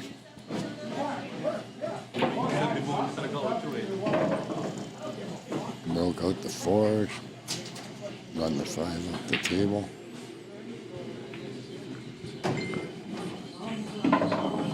Sounds like that was good.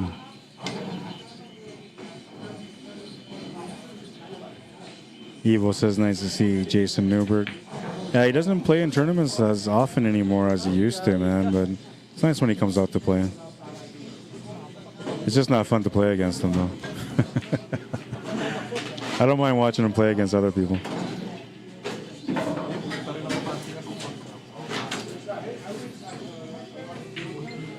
Just gonna have to put a little slidings to come down here.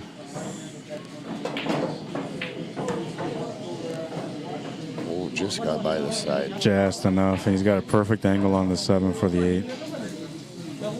It's gonna have basically the same shot here for the 8 ball. Perfect angle to be able to stun over here now. You can follow it through also.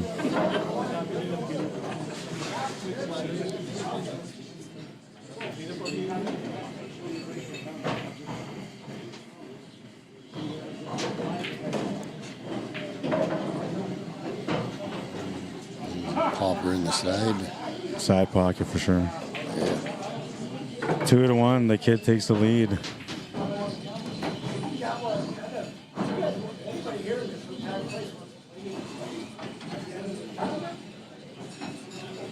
"14 years old, and you see the size of that necklace, man.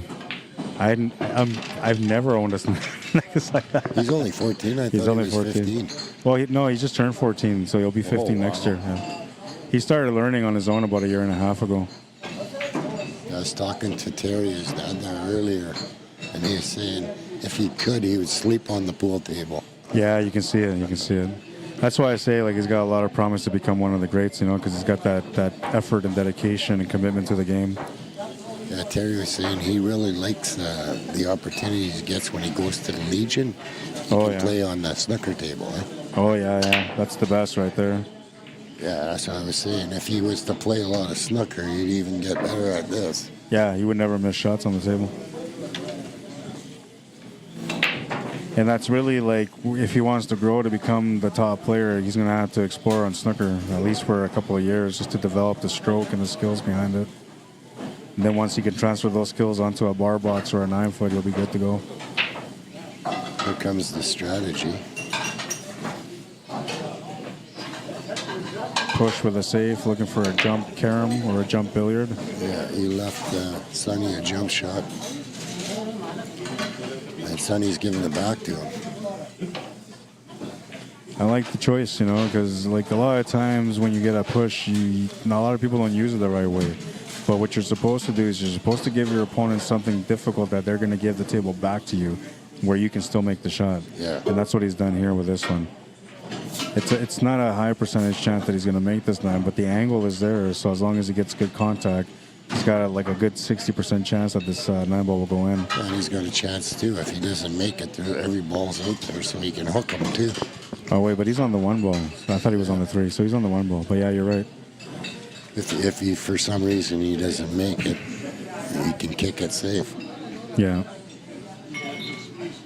No 2 ball, so he's got to make the 3 ball after. Okay.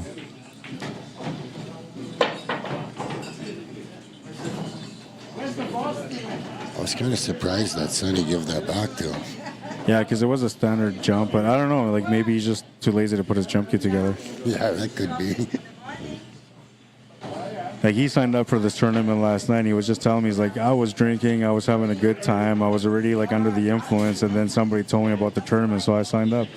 And then he came in today, and he didn't really warm up, and, like, he wasn't in battle mode, but he's battling still in the A-side semi, so I guess if that's going to be my rough day, I'd be happy with that.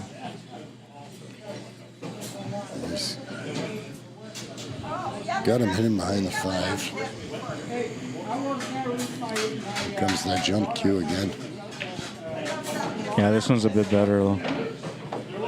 easier to control. The only thing here is if you try to cut this and you try to play the natural spin off this one, you're going to get tied up behind that 4, or maybe right into the 4.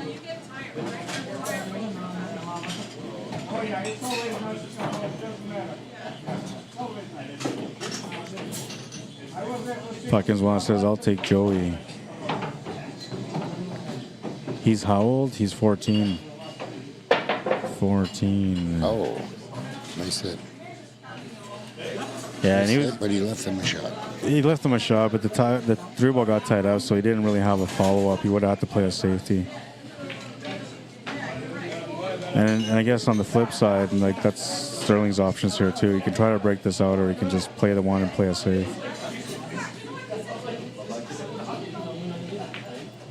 If he doesn't get the perfect breakout, I wouldn't have gone for the breakout there. I would have played the safety. yeah.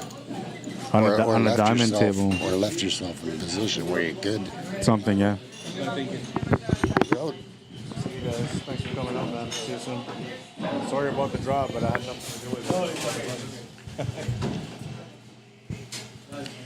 it. Yeah, Chester and Homer had to play each other first, eh? Yeah, so what makes it like sour a little bit for them is that usually when the Filipino players come in to play into a tournament, they have like an unspoken agreement that, you know, if one of them wins the tournament, they'll give the other guy their money back. So, and then they end up having to play each other on the first round. But that's luck of the draw. How many times right. when we come from Kenora do we play each other? That's right, yeah. It's just the way it works out, man. Because you put it in the challonge, you shuffle it.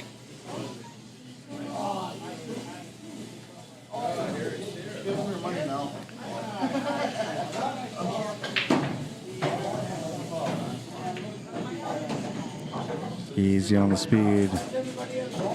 He's Just not enough. bad, not bad. No, because he's got the 9-ball for cushion. The only thing is he's going to have a really tough 8-ball after this. So unless he puts some running spin to come off that 7 into the 9 and then still catapult forward into the right for the 8-ball.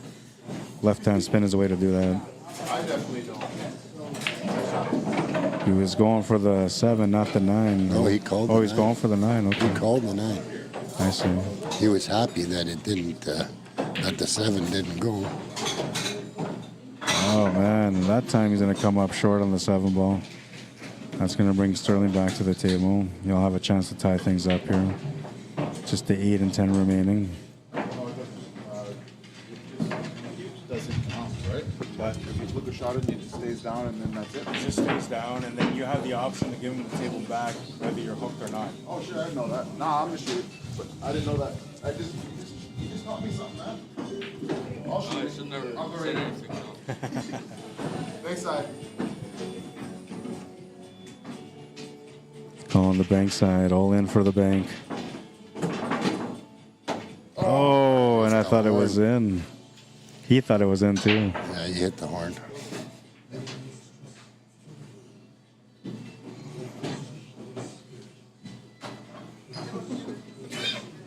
I thought that was it. So do we. Yeah, so do we, man. He's going to leave him the shot on the 8.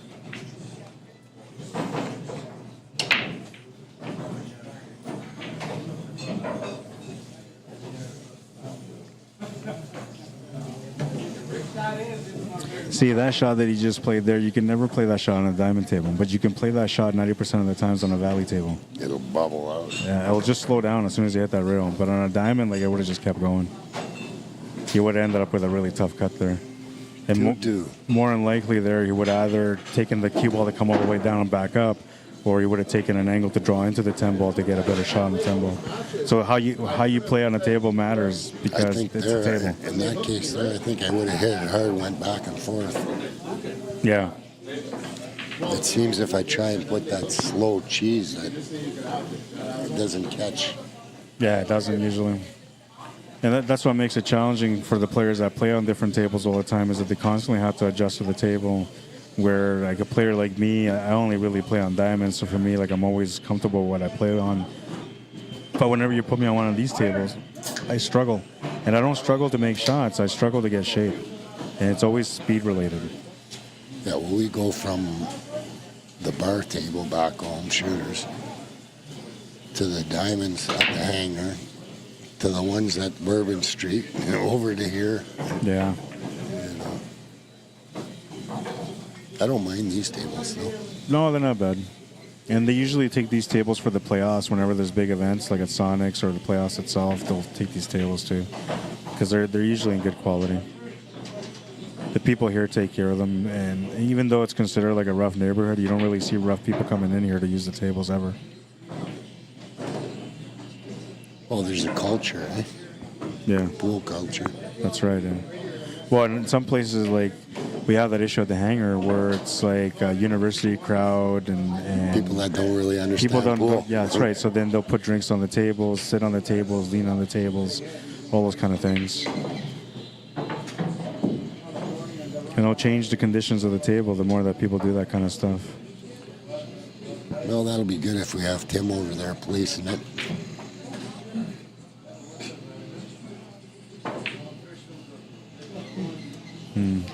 Felt like he switched shots there, like he was thinking about one shot then changed his mind last minute.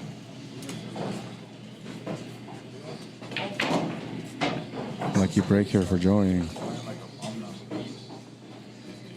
9-ball's still going to be a challenge.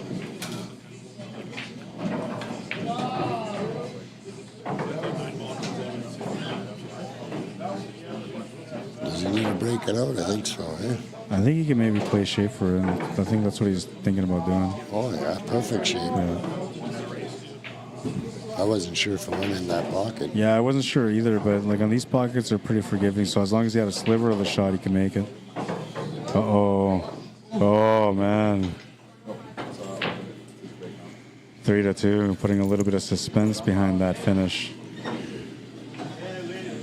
Yeah, he was a little casual on that 10-ball, eh? The problem with him is that he just gets like, and it's with everyone, is that at some point when you make so many shots, you start building like an ego thing, and then like you get a little almost too cocky. easy. Yeah, like it's you don't even have to try it. Like I can make it anytime. Yeah, this is an easy shot. It's supposed to go in. Yeah, and so And I'm not supposed to scratch. that's right. And most players at the higher level will always be disciplined for the finish, no matter what. They'll like no matter how good they're playing at the table, they almost never feed into their ego. Well, they have a shot routine and they stick to it. That's no right, matter yeah. what's going on. Yeah, and that's huge, man. The discipline, pre-shot and after-shot. Like the one guy was saying, stay down on the shot until the ball falls in the pocket. Yeah, they say that because like when you try to tell somebody to stay down for 3 seconds, like they just never do it. But if you tell them to stay down till the ball stops moving, then they're likely going to end up waiting that 4 or 5 seconds, and then 3 seconds won't be that hard for them, right? They'll adapt to 3 seconds. But if you tell somebody 3 seconds, they almost like they shoot and they go 1, 2, 3 and they get up, right?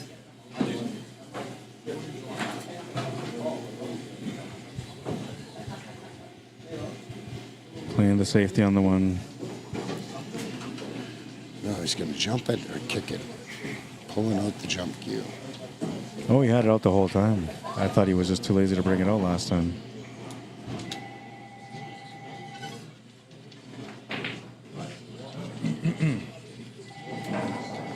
And Jay Colina, welcome to the stream.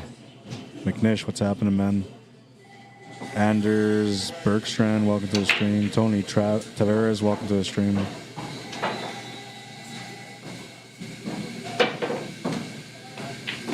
Oh, he made it. He made it? Himself, but he made it. Yeah, it kissed off the 3-ball, went in the side. Oh, well, now he's got a tough out here. He can only hit the 2-ball, and that's about it. He's got to kick it, I think. Yeah, you want to try to kick it to the right side cushion to get it to go up behind where that cue ball is right now. And that would be the best shot. And then the white ball will kind of shift below the 5.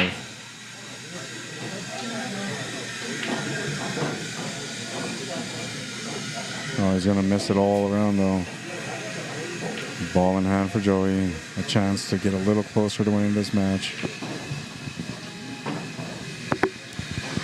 The way he's controlling the cue ball today, looks like he's got a really good chance here. And then he goes and shoots hard. Commentator's curse, man. But he was just trying to get up for that 3-ball. Now, he could still make the 3-ball and break out the 5 and 9. He's got the angle to be able to get the cue ball to go that way. Can do it off 1 rail or 2. He's going to make a big bank. Called the bank and hooked himself. And now he's going to do a back Gonna get jump to shot. see the jump shot again. Nice little bank here, though. He slam dunked that bank.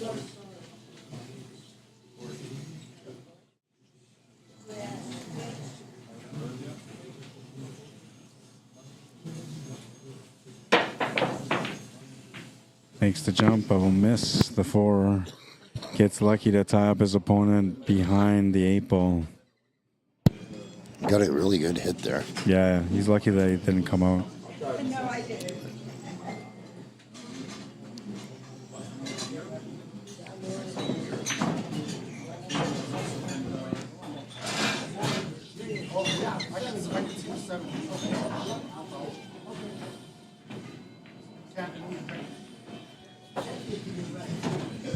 Oh, he made one. Oh, you could do that? Is that works that way? That's the way it works, yeah. You're kidding. Yeah. I was like, yes. Any time that your opponent makes a ball they didn't call, they can give you the table back. All right then. Or you can I'm give gonna him call the the table 10 back. down here. Okay.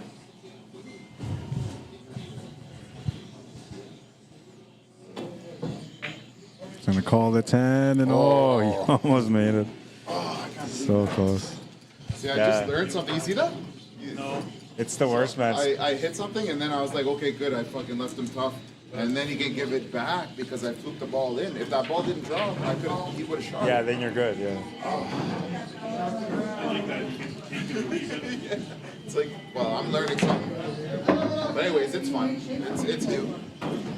Interesting choice here on this one. Combination is about the only choice, but do you go 2 ball combo, the 5 into the 9 off the 7 into the corner? 9 off the 7. Yeah, that's the way I'm looking at it. The other option would be the 3 ball combo, so the 5, 9 to the 10. It's a little straighter, but I think it's more challenging than if you play the combo 9 off the 7. Well, if he makes the 9 off the 7, then he's going to still have the 5, eh? That's right, yeah. No, he didn't have nothing. And he called the 9. Sonny's got a shot here.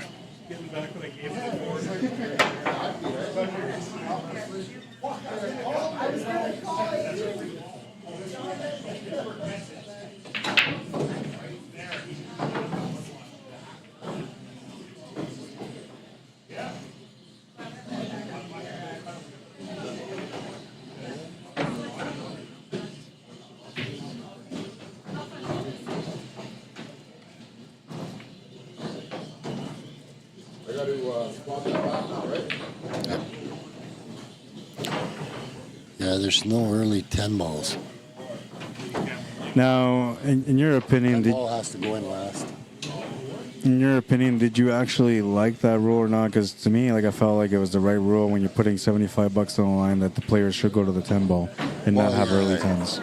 It makes for a full match, for sure. But a lot of people aren't used to that. That's right. But, you know, like, there's nothing worse than when you play against somebody and they slash like 3 10 balls on you, and suddenly it's like you lost because you got 3 lucky 10 balls, right? Like, Yeah. so that's the reason why I made it the way that I made it. Yeah, and there's a difference between lucky 10 balls and actually played 10 balls. That's right, yeah. That's the other one. Yeah. Like 9 ball, you can flick anything, anytime, man. Yeah, that's one of my least favorite games, man. And when it comes to luck, I never get the rolls my way, so I try not to play it. I hit that one just too hard. I didn't swap it, then I would have to shame on that one.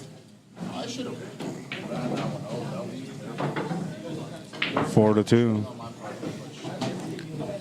4-2, race to 6. Yeah, I couldn't believe Joey was down 5-1 in that match and he came back. Yeah.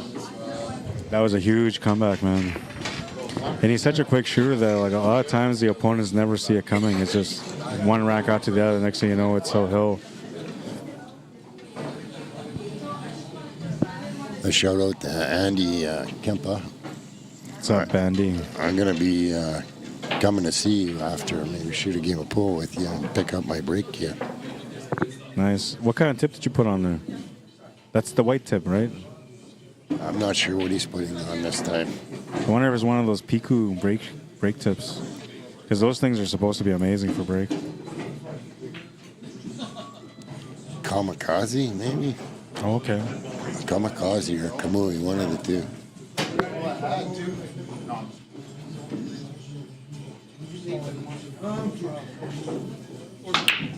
5-3. Nathan. You play against Corey now. You won your match. Locked him right up, eh? Wow. Yes, yeah, that it's weird. They pick and choose, but yeah, that one counts. Consecutive. Consecutive. I'm gonna go out and smoke. I'm gonna go out and smoke. Let me get it.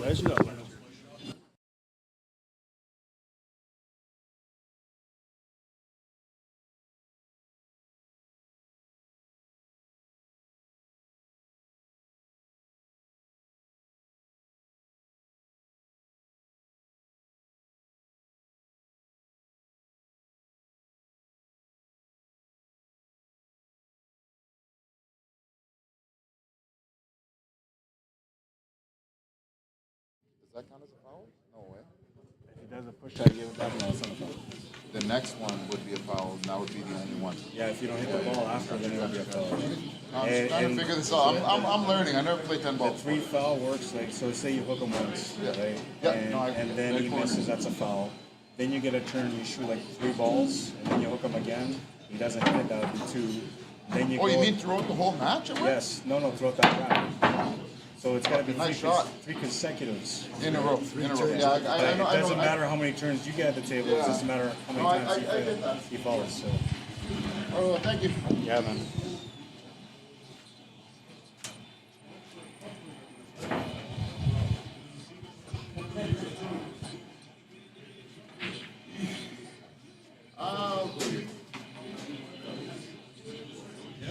He's gonna bank it.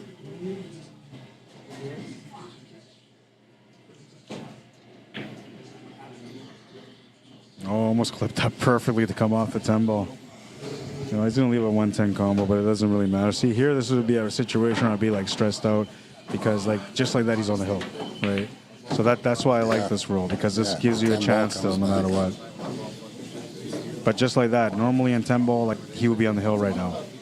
And then normally in 10 ball, he would go and break the next one and make the 10 ball off the break and 10 win. 10 ball when you're safe, like off that, you might kick the 2 or one of the balls over there and hook the guy to set yourself up for the combo. That's right, yeah.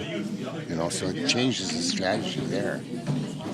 Loss of the cue ball into the corner pocket is going to create a ball and hand opportunity here for Sonny Crashane or Sterling Crashane.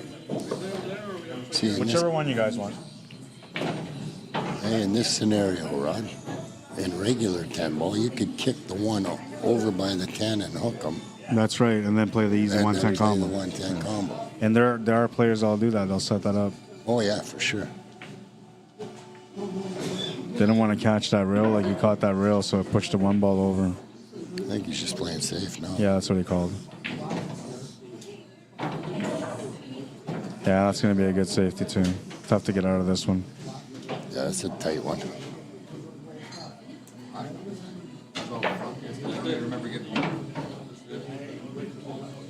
He's going to bounce it off over the top off the rail. That's what he was trying.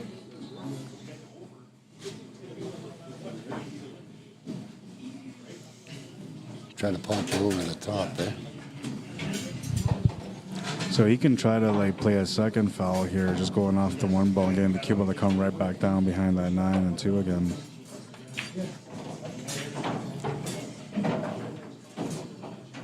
Or make 1 ball and then just shoot the 2 out of there. Yeah, because the 2 ball is just slightly ahead of the 9, so he can actually pot that 2 ball.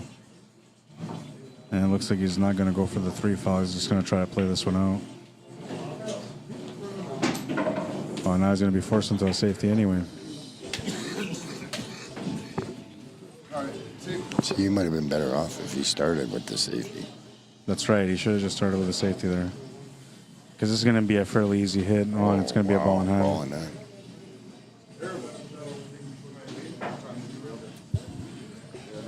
The 4 ball's gone off the table, so he's got to make the 2, the 3, and then get up to the top right corner for the 5, come back down to the lower end of the table where the 6 and 7 are to get onto the 6. A bit of a challenging finish on this table. He might even can work pull it it out. back into the 9 ball and split those ones up to start off with. If he's confident that he can still get on the 3.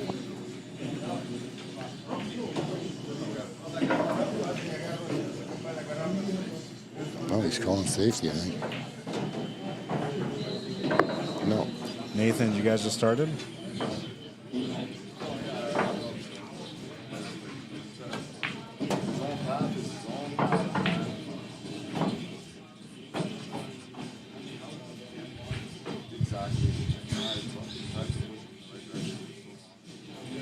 Sorry, Puck as well. I'm just seeing your comments now. He said earlier Joey should have banked that 8 to the bottom left corner.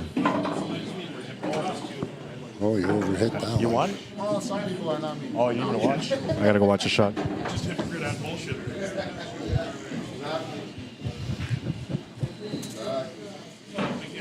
Boys, obviously, like, he won the bet. Rod's going to watch a shot on Tim's game down there.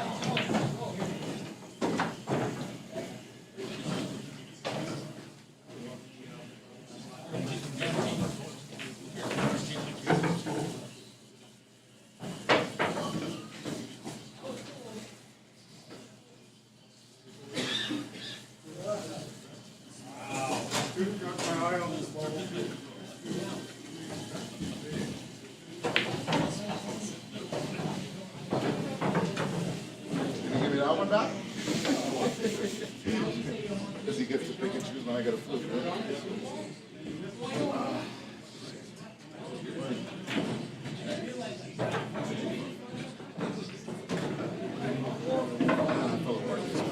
I got to win 4 straight now. Raise to 6. Raise to 6. No. I got to.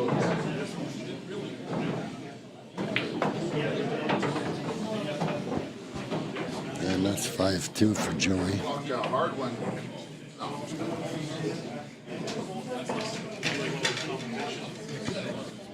No, man, on my base was slow.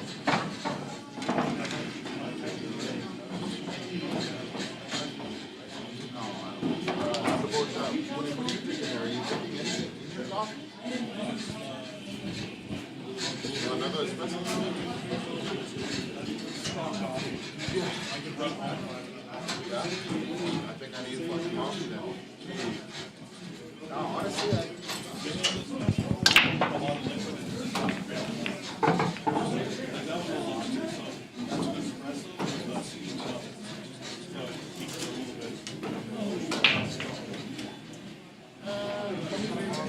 fucking like this for today. Guy.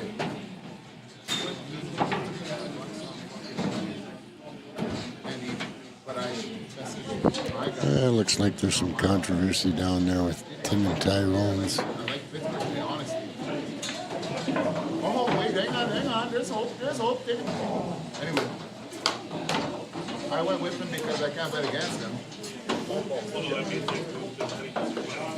So it's like, but I'm $100 on it, but still, man, fuck. I don't know what I'm feeling. But anyways, I got him all the way now. I got him all the way now. He said I want to get around. I want to get around.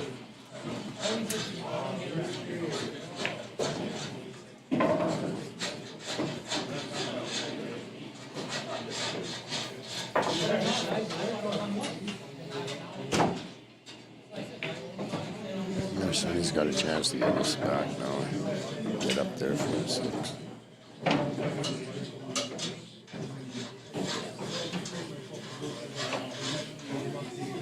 Just come out anywhere in the middle. He's going way too far.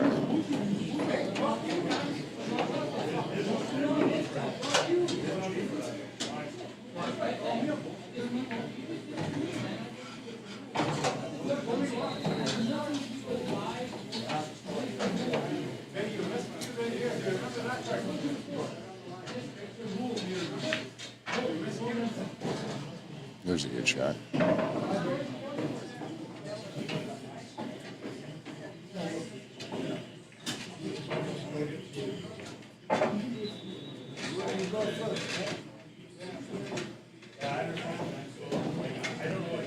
Cut that in. He's coming around nicely for the 8. Can't really tell from here. Probably 8-9. I'm not sure if the 8 goes.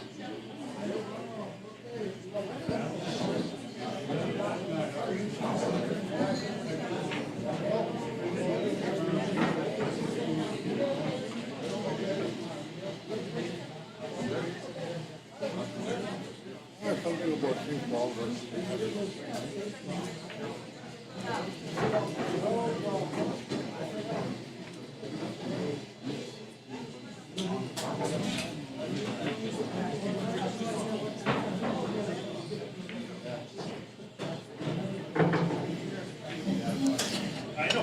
Need the combo.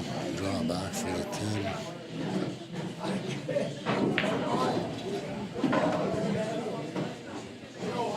Seemed like quite the controversy going on over there. Yeah, so You got called over for a jump shot? hang on, who's 5? Joey? Joey's 5 and 5-3 now. Sterling just Okay. got that one. So what happened was there was a controversy on the table. I was called over to watch a shot, and so Tyrone called me over to watch a shot. Tyrone, before he called me up, I guess he played a hook on Tim and told him that's 2. Tim denies that he heard anything. He says, "You never warned me. I didn't know I was on 2. I thought I was only on 1." So Tim is deaf though. If you're on the wrong side of Tim, yeah, and I know that. So the problem here for me is that I had to make the call, right? And so the way I looked at it is, first of all, the player called me to come up to watch the shot, therefore reinforcing the fact that he told him he was on 2 because he wants the ref to witness the 3rd foul, so that way there's no argument about the win, right?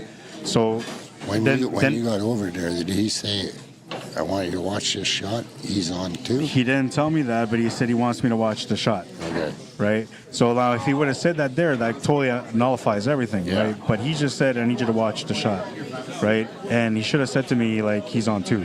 You know what I think? I think that Tyrone probably did say he was on 2. Yeah. And I know Tim, he's deaf in that 1 year.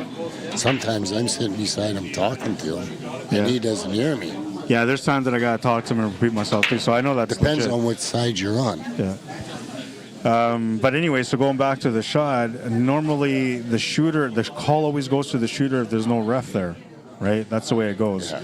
So by that rule, and the ref was there, I seen the foul, so I called the foul on that, so technically it's Tyrone's turn. But the argument came that Tim never heard it. However, the original shooter was Tyrone, because he's the one that put him in that 3 foul position, right? So he was the original shooter, and Tim's coming in as a second shooter, so technically his word shouldn't contradict Tyrone's word, and especially because Tyrone called the ref to make sure, right? So that's why I was like, no, this is Tyrone's, and then they almost got into a fight. Yeah, I can see that. Yeah, because Tyrone doesn't like being cheated, and Tim, I don't know if he cheated him or not, but that's the way that Tyrone You know felt. what? I like I said, I think in all honesty, Tim probably never heard it, but Tyrone probably said it. Yeah, I'm hoping that it works out that Tyrone wins that match, because then it'll be forgiven.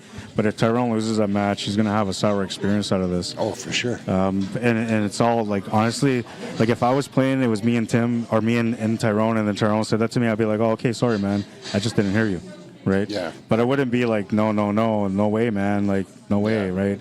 Because it goes to the shooter. I mean, he's going through the effort of trying to explain the fact that this happened, and all you're saying is, I didn't hear it. And he was showing him the shots. I seen him showing. And he asked him, he's like, hey, can I replay all the shots for you to remind you? And then Tim's like, no, right? Yeah. I only heard one. Because I seen Tyrone trying to show him. There's no doubt in my mind that Tyrone did say, you're on 2.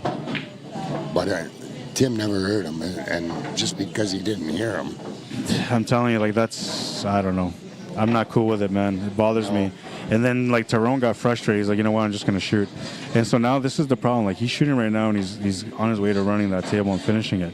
But if he gets to the finish, he's going to think about how Tim cheated him, and then he's going to miss because of that. Right? Because he's not going to think about how Tim cheated him, but he's going to think to himself, see, it serves you right for trying to cheat me, and then he's going to miss. Yeah. Right? That's the way it always He's got a good works. chance to run it out right now. Yeah, he does. He's almost there. That's what I'm saying. I'm hoping he runs it out because it's an important That's matchup. the A side. It's 4-4. It's A side 4-4. Yeah.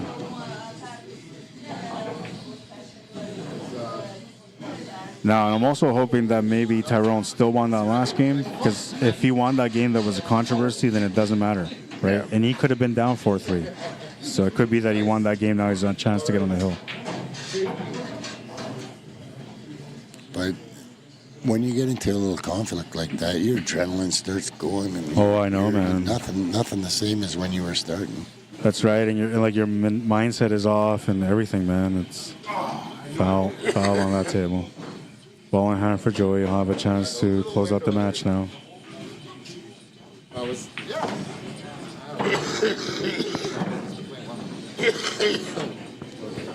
Well, Tyrone won that game. He's on the hill now, so like I said, as long as Tyrone wins the match, it's all going to work out okay in the long run. But if he ends up losing the match, Well, he won that game anyways. I'm going to the have to one that- where apologize. The controversy was in. He won that particular game. So Did he? Because I know it was 4-3, but I wasn't sure who got that game. Yeah, so if he won that game that was the controversy, then that scraps that one out. If he wins this game after that, which puts him on the hill, he no longer cares about what happened there, because now he's got a real chance to finish, and that's all he's got to focus on. Joey elected to make the 10 ball, and now it's left himself a little long on the 9. Yeah, the good thing is that the table's a little slow, so as long as you hit it with pocket speed, or maybe just over pocket speed, you'll be good on the 10. Oh, he's going to miss it. He was all focused on the shape.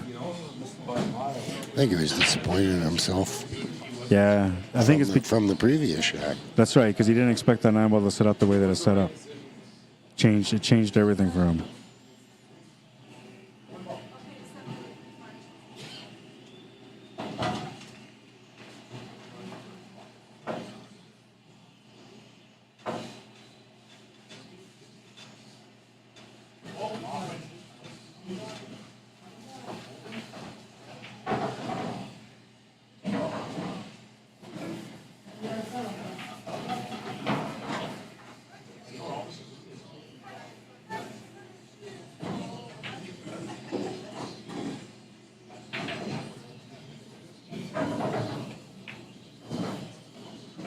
Oh, I thought he missed that, man. Well, he had pocket weight on it. Yeah. Some of these shots that go in, like I always play on a diamond table, so to me, like those shots never go in, right? Oh, they would never go in. Here you can roll them in if you got pocket weight. Pocket weight, they'll go in, yeah. I seen a guy cheat a pocket from the middle diamond of the side rail all the way down, so it was like a 1.5 cheat. And it looked like there's no way the shot was going to go in, but it went in. Pocket weight, man.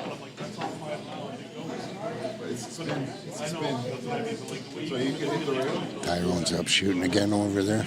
Yeah, and it's kind of good because, you know, this whole ordeal kind of made him a little bit more focused to try to just win this match now.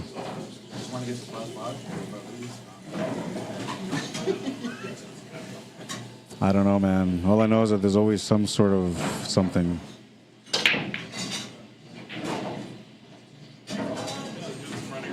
Anything for a leave, says Puckins one, then he says good shot.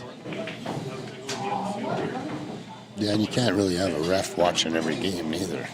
No, but like you gotta keep an eye on yourselves. if it's something that keeps happening, I'm gonna have to start putting his matches on the TV table just to argue points, right? So that way there's no argument about it. Because when there's video footage, you can go right back and there's like no question whatsoever. Even if he was to say, "Well, I never heard it," if you go back and rewind and you show him the 3 fouls, he can't deny it, right? But here, like he wouldn't even let Tyrone explain the shots to him. Well, I had that one where I had a controversy and got called against me, and we looked at the replay, and I thought I made a good shot. Still, to this day, I believe that my shot was good. You went back and looked on it. I comboed the 10 in. The 1 ball went off the rail, come back, and hit the cue ball. It wasn't my... that was at the hand. Yeah. But there was another guy, and I don't think they had a very good angle where they were watching from. So he said safety. Yeah. And that was the first shot, right? So I can't give that back. It has to be a push ball, and then I can give that back. He said safety. Did he pot anything? No. Yeah, then it's okay. So there's no safety in 10 ball. You can't call a safety. Like you can't pot a ball and call a safe, but you can just play a safety, right? So that's okay. He played a safety instead of a push. Yes. But if you have to call push before you do it. Yeah. If you're gonna do a push, you call it. If you're gonna do a push, you I got. have no idea. I'm just like trying to not shoot this, and Oh yeah, no. I'm trying to get everything I can here. I'm like, can I give it back? Apparently not. Okay. So push has to be vocalized. Yeah, if you're calling it Hey push. man, I tried. And in 10 ball, like professional, you have to call the ball. If you don't call the ball, like they'll call it a foul. When you have to call the ball, Even if the ball is obvious.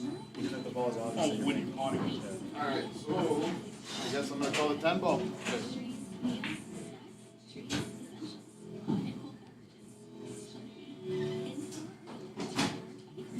Well, Rod, you'd be the guy to know.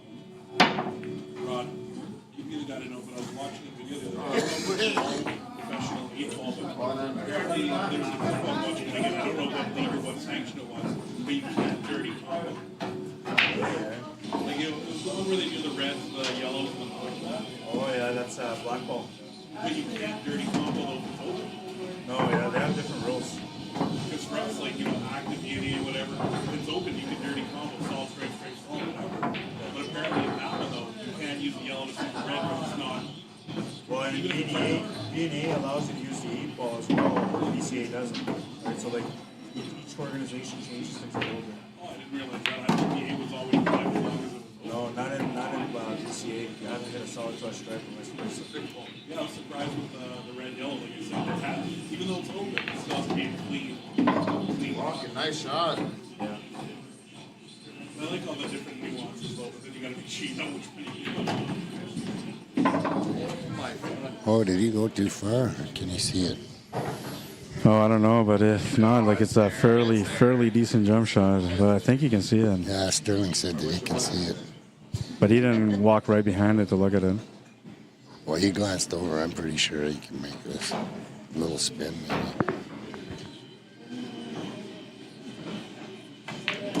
Oh yeah, you can see it. He thought he lost it. He thank God, because if that was a diamond table, he was 100% hooked there too. He would have been frozen. Yeah.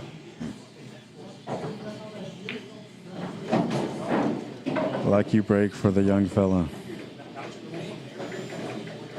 Junior says Tim's greasy. Same old story, that guy. Hey man, it's fucking hard, man. Money on the lights with that guy, says. Chris Who said Mason he says was no doubt. greasy? Junior. Oh, yeah. 6-4. Final score. Yeah, I'm hot. All right, so now we got to update the challenge bracket shooting. here. Good shooting, man. Now you're going to have to wait a while. I thought you had to be 18 to be in here.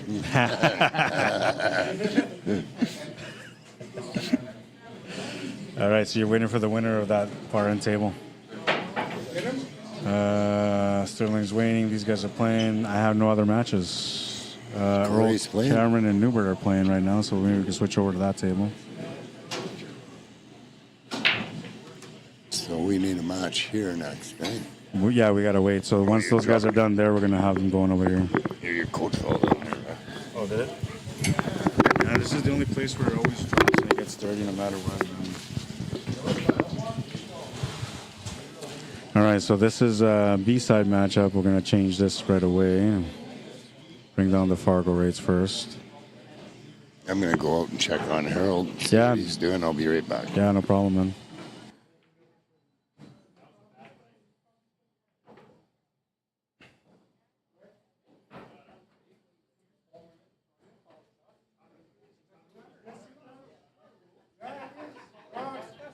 What? I didn't call a shot, but I knocked the ball. Is it still my shot? Missed You didn't call I a said shot, safety. and you knocked the shot in. You knocked the ball He in. made his two ball, but he sunk another ball. Yeah, I hit my ball. He first. just loses his turn. Yeah, I just. I have a hard time understanding you. Bring just a shot. You were calling just a shot, but there's no safety. There's no safety in that ball, right? So if you make a ball that you didn't mean to make, your opponent can give you the table back. That's the rule, right? You can't really call safety. Like you can play the safety. There's nothing wrong with playing safety, but you can't pop the ball and call a safety.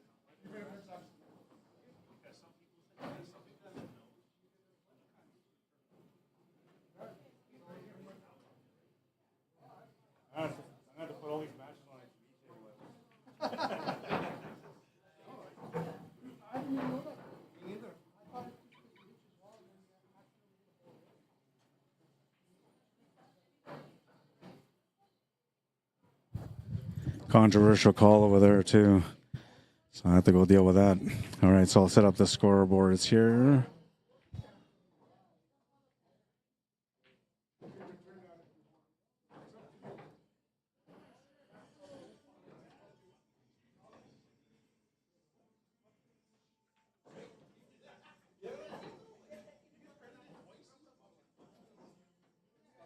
This is a race to 5. Yeah, the score was 3-3. Earl just won, so he's taking the lead.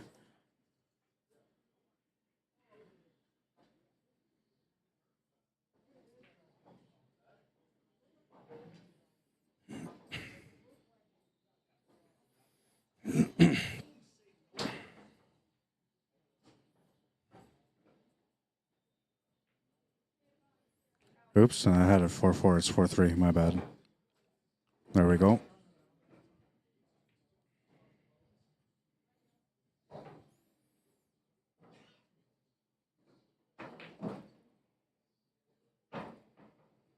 Chris Mason says, just like Tim's custom brake shafts, they're from AliExpress. Really, eh? Well, I got a chance to try out that shaft that he has, and I actually liked it, man. I didn't know from AliExpress. So how much are they on AliExpress, man? He was charging me $325 for it. And I almost went for it, but then I was like, nah, I don't really like carbon. Derek Leto says, I didn't know you had to tell someone they're on 2. I would just assume they know. It's actually in the rules. It's in the rules that you have to tell your opponent they're on 2 fouls. I had to confirm that like a few months ago. There was controversy on 10 ball, and I had to go back and check out all the rules on 10 ball to make sure. And in the rules there, it says that you have to let your opponent know that they're on 2. What's up, Earl the Pearl Lafort? Long time no see, my brother. I hope you're doing good, man.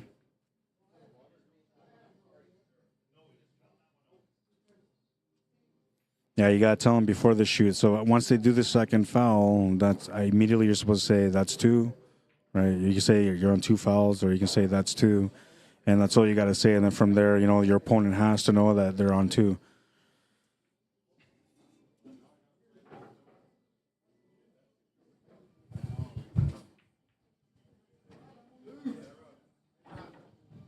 What was it?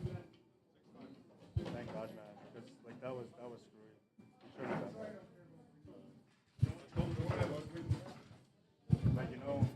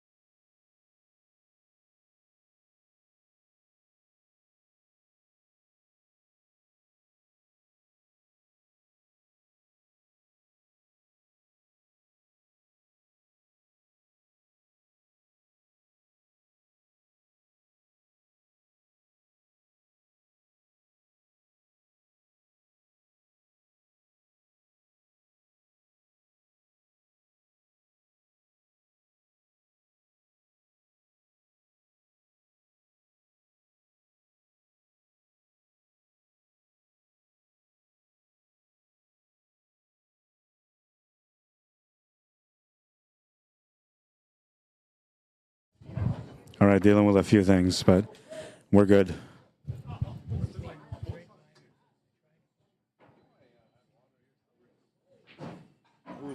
I don't need you to get involved. Just tell the rules. That's all. So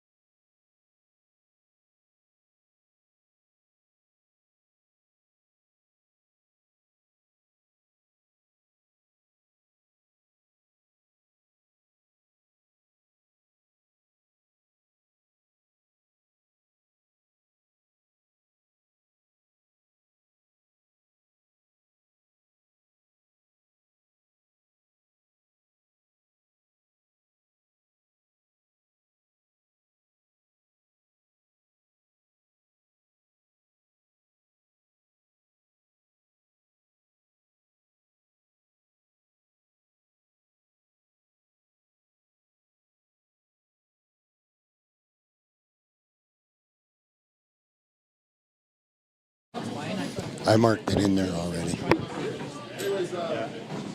to help you out. you guys are playing now. Okay.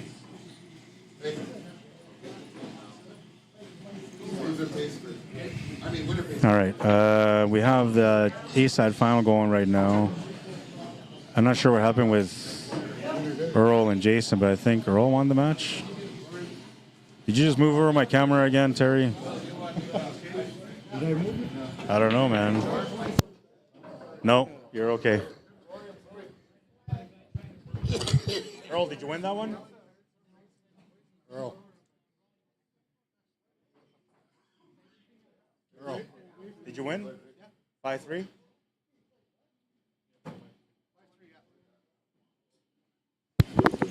Earl Cameron got that one 5-3. 650, 350, 200, 125, and 5th and 6th get $50. Joey plays a safety.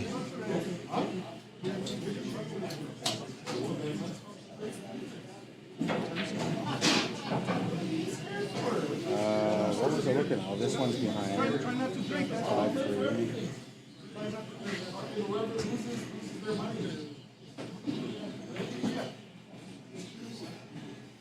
You play against Terry Bolio now. Okay. Any table, any one of these tables, except for that one, because that one's already won. I'll go ask him.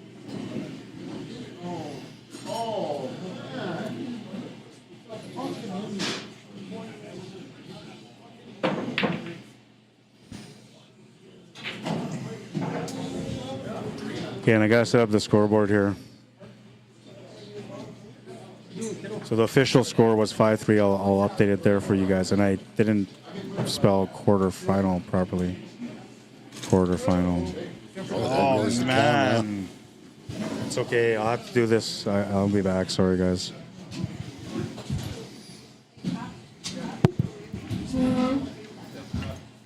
Yeah, somebody walked into the camera.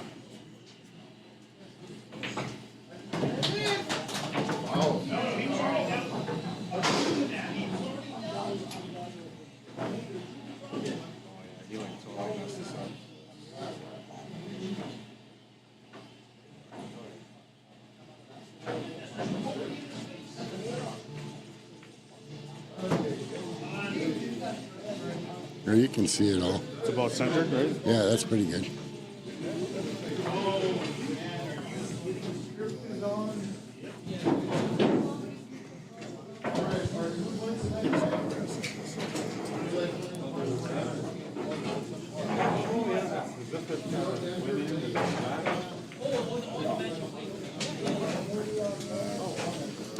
Looks like Joey's gonna start off going up 1-0.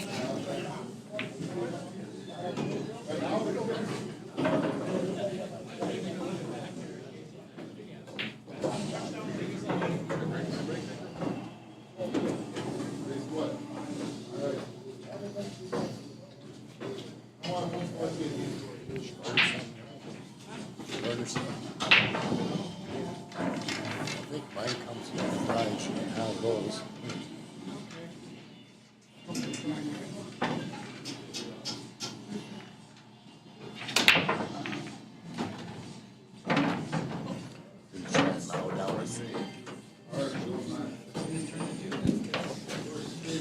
So it's 1-0 for Joey.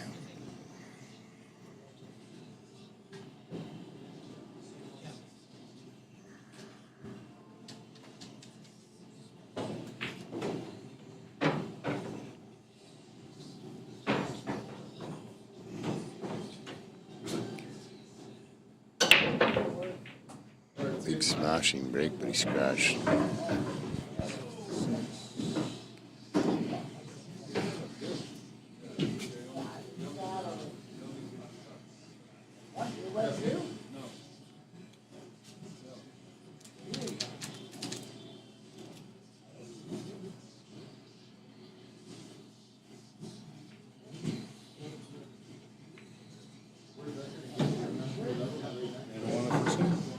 Joey.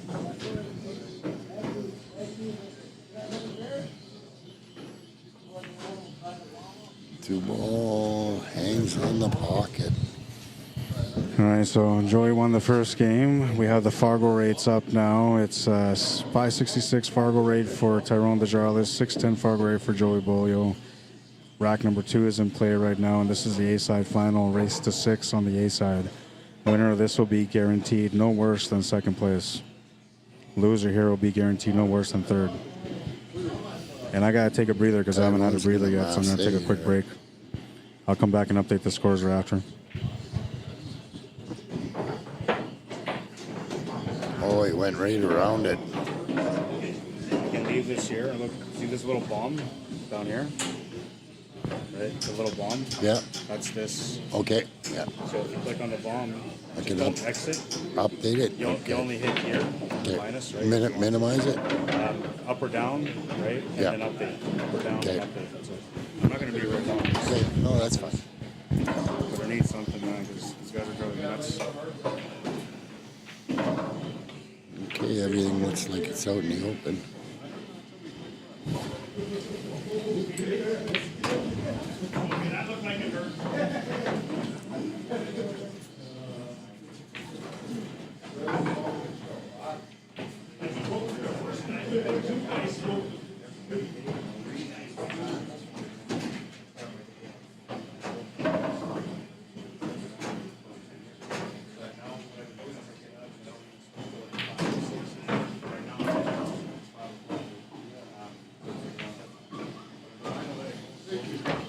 Come all the way back down and shape on the 10 ball.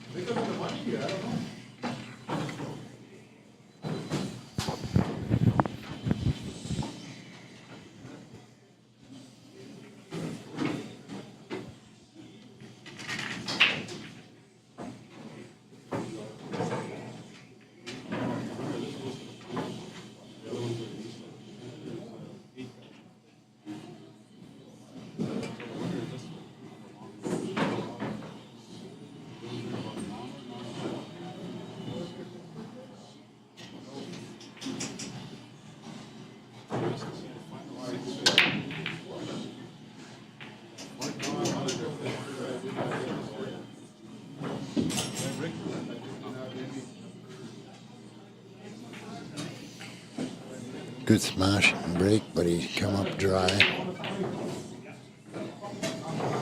Tyrone's gonna elect to take the jump shot.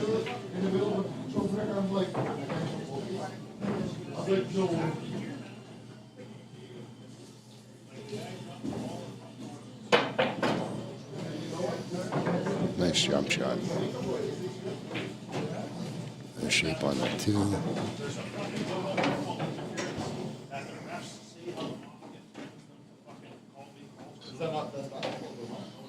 Two on the side, he's probably gonna roll her head a little bit. Come off the rail, back out for the 3. As long as he doesn't go too far. No. They speculate that that's why Jordan's off dead, right? Yeah. You can see we have to put a little bit of size on it to get around. Baseball.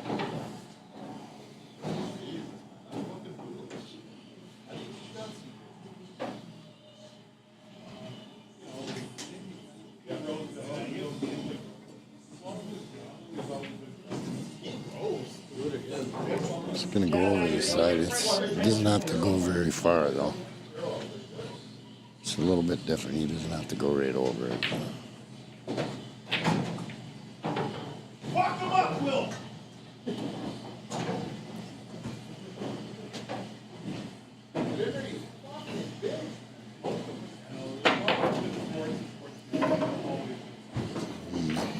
Successful there.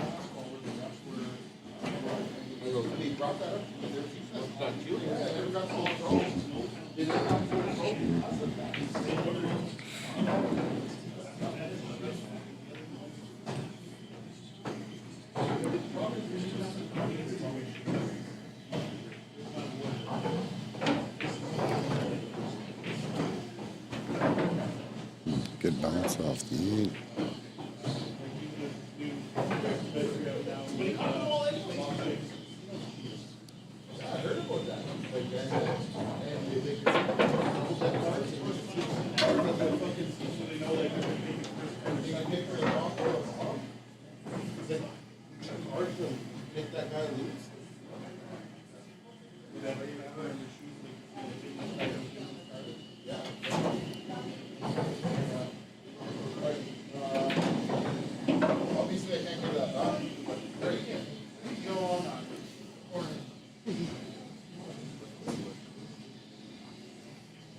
Perfect shape for the 7.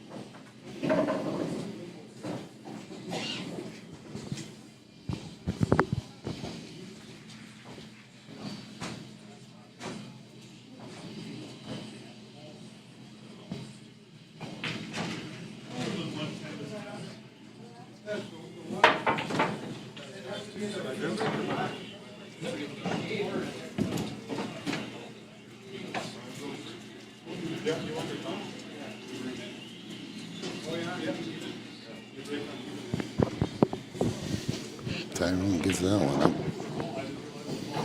Joey's up 3-0.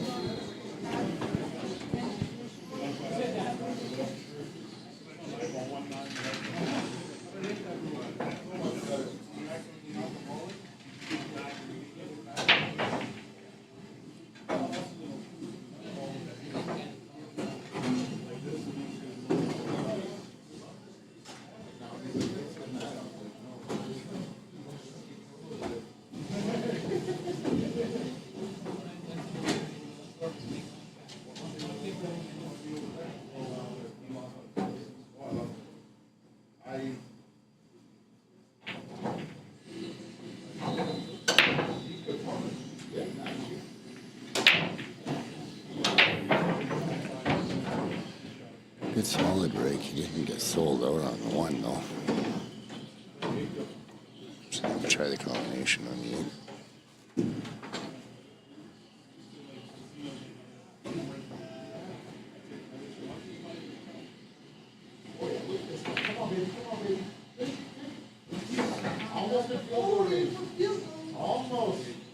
Left Joey the combo on the 8.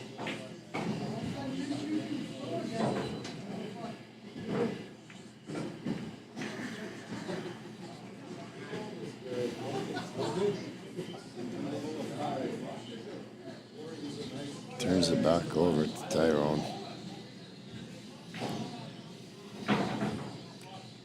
Big smiles. Shot Joey doesn't usually miss.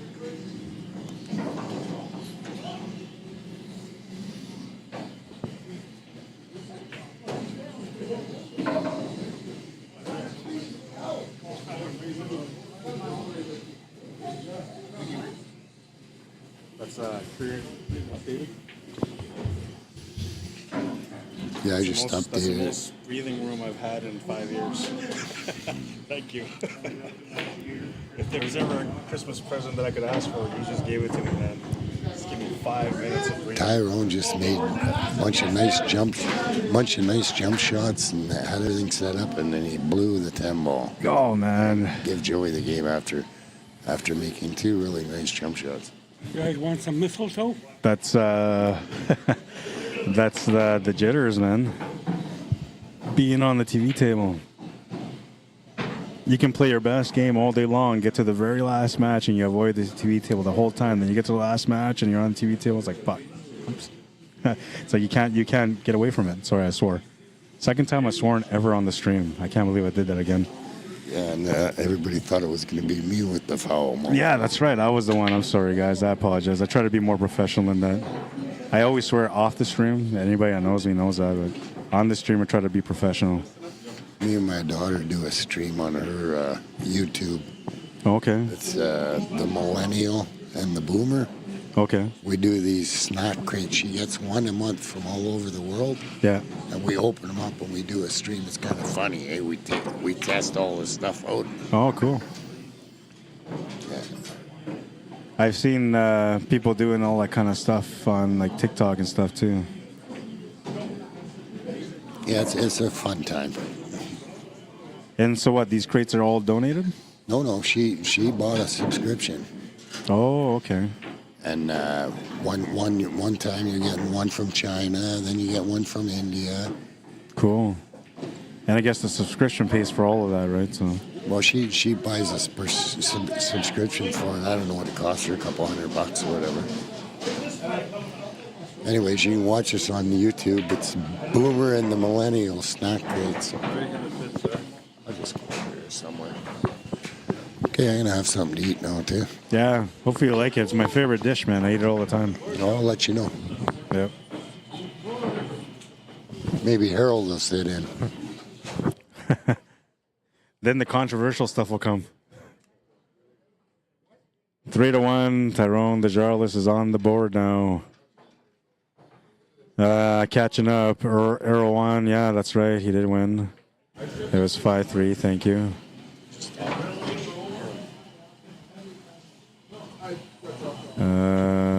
What's up, Rolly Cardoso? Welcome back. Mike Peters. Hopefully I didn't offend anybody by swearing a little earlier. I didn't mean to swear, but it just came out, and I don't know. Form of expression more than just trying to swear, you know? I always try to keep it clean. I have kids, right? So my kids watch. Like right now, my baby, my 1-year-old just watched. I was like, what? What did Papa just say? I hope he doesn't start repeating that. It's so bad. You have to go to church tomorrow. Yeah.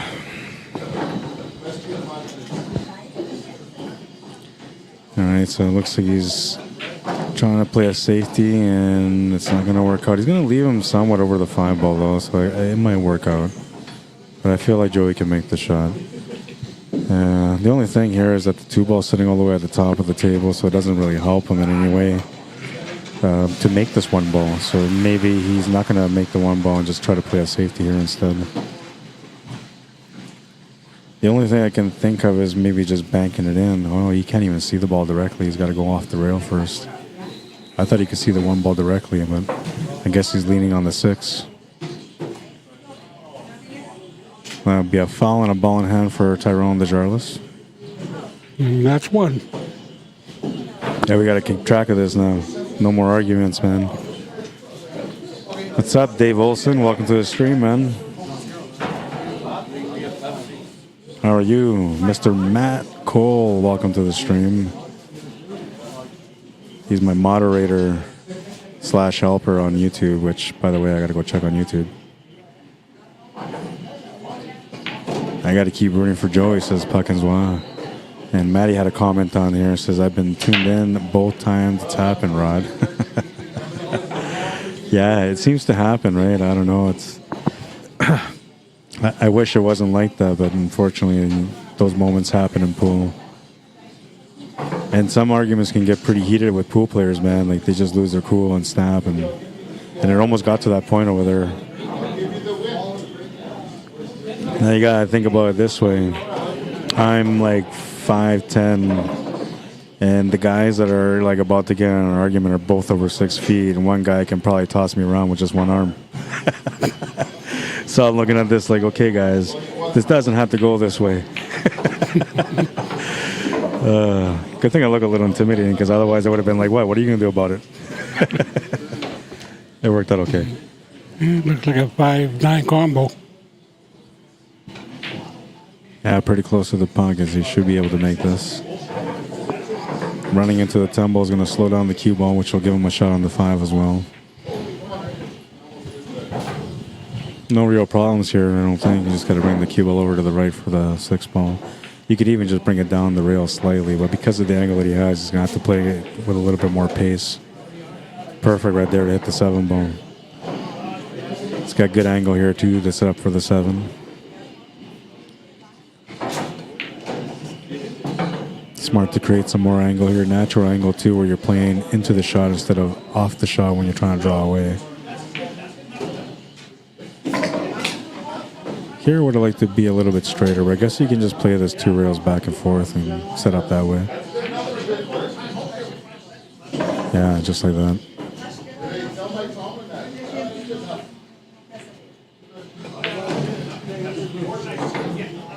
Two to 3 or 3 to 2, whichever way you want to look at it. It's an ebb and flow showdown here. Joey BEAULIEU and Tyrone DESJARLAIS.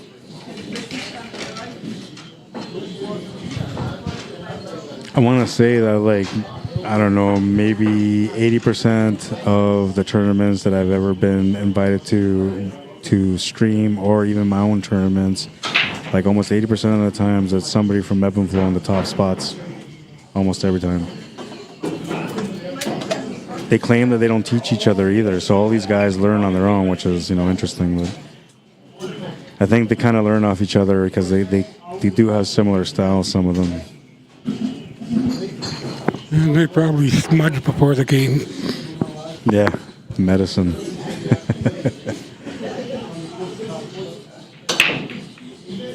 Smash and break, and rack number 6. He's going to make a ball to the corner. 110 combo available to get started. The 10 ball will just get spotted if he makes it. I think I'm going to set up my second camera now. Yeah, I think I might just do that. I'm going to wait till this rack is done. I'm going to start setting up my second camera.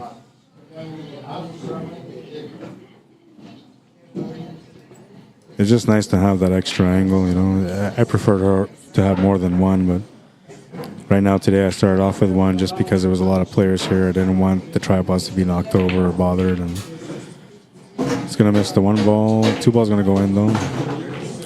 No flukes allowed, so Joey can either give him the table back or take the shot, but it's not a foul. I think he's going to cut it in. Yeah, it was available for the cut. And he's not very good on this 3 ball because he needs to either draw back for that 4 or run into the 4, which I guess right here, you're likely just going to draw back for the 4. Well, he's going to miss that shot, but look, the 3 ball almost went off and in. I think the only reason why he missed that there is just because he was applying the bottoms to the shot, and I think that maybe like in his mind he was thinking about just setting up for the top right corner. Where I think that if you're going to draw, you have to draw into the 4. That would have been the best option. I think the number 1 option that I would have taken though is I would have just played through on the cue ball and just get the cue ball to go off the top rail and back down for the 4, because he was not quite straight, but he was straight enough where he could do that. And I think that would have been the shot to pick, because then you're not really putting any body movement or the chicken wing in behind the shot. And people only chicken wing behind the shot when it's a shot that's like uncomfortable or you gotta do something extra. You know.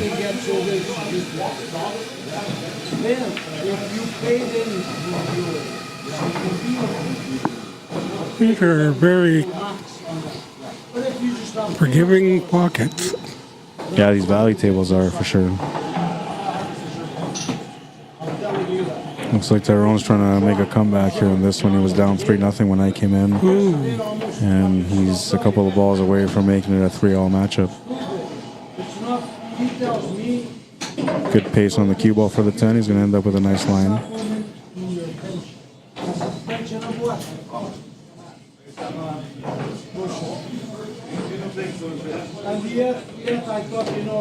Ties up the match at 3.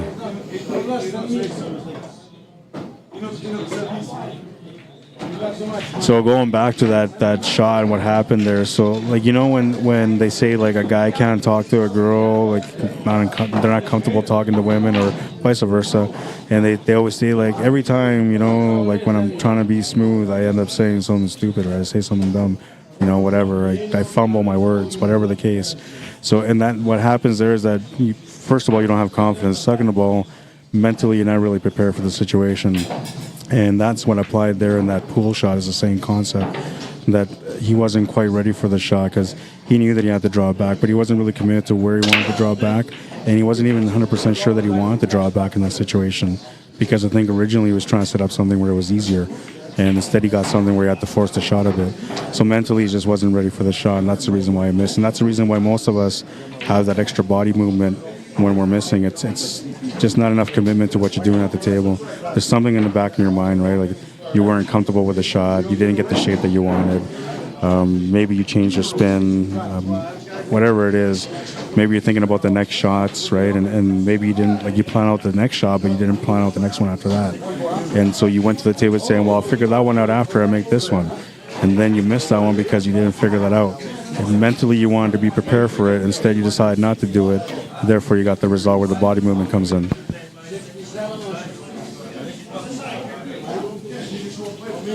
I always try to explain these little things about mentality, because like a lot of players don't understand why these things happen, right? And they're not like, you can't watch yourself and then be like, oh, this is happening, this is why I'm doing this, right?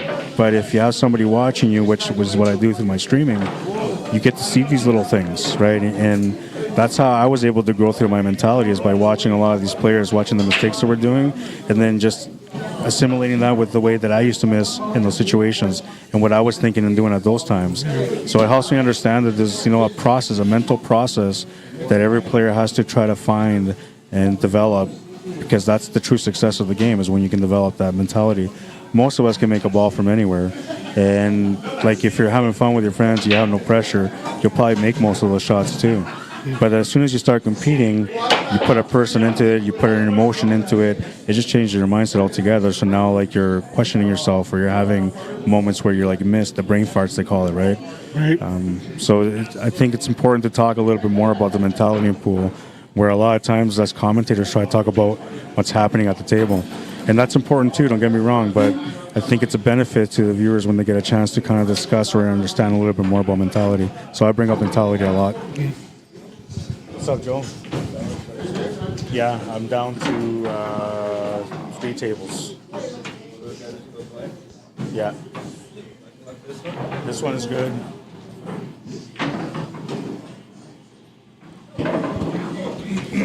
Yeah, I think I'm still at the stage of just having fun playing.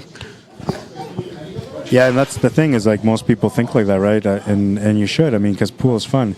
I think when you start playing pool and you're focusing on like the winning and the money and all that stuff, it takes away a little bit of the fun. And don't get me wrong, like high level players enjoy pool still, they really do. But they only enjoy pool when they make every shot. If they don't make every shot or they miss a certain shot or a couple of shots, it just ruins their day. Where when you first start off playing pool, like you don't care, right? You miss, it doesn't bother you, it doesn't frustrate you. You laugh, you try to hit it again, right? And it's not a big deal. But high level pool, I'm telling you, man, they miss a couple of shots and it's like the worst day of their lives. Right. And then they're just mentally done, right?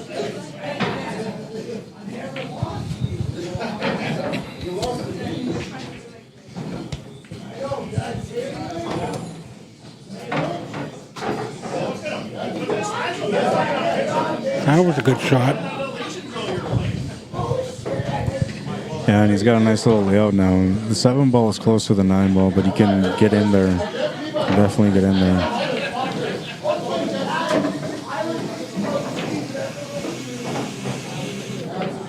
Still okay here at the table with a 5. Yep, just needs an angle on the 6 to break the 7 out. Yeah, well, you don't even really. Steak and eggs, that's good. You don't really have to necessarily break it out. You can just bump the 9 ball out of the way, or you can just run into the 7 ball and bump it out. It's up to you. You can draw into the 9 too. But I think here, because the 9 is so close, you might want to just try to get the 7 ball off that rail and back to the middle somewhere. He's going to play the shot into the 9. Now that's good that he got the result, but there was a small risk that, you know, if you just hit it wrong, that you're shooting over the ball or it doesn't break out properly. Right.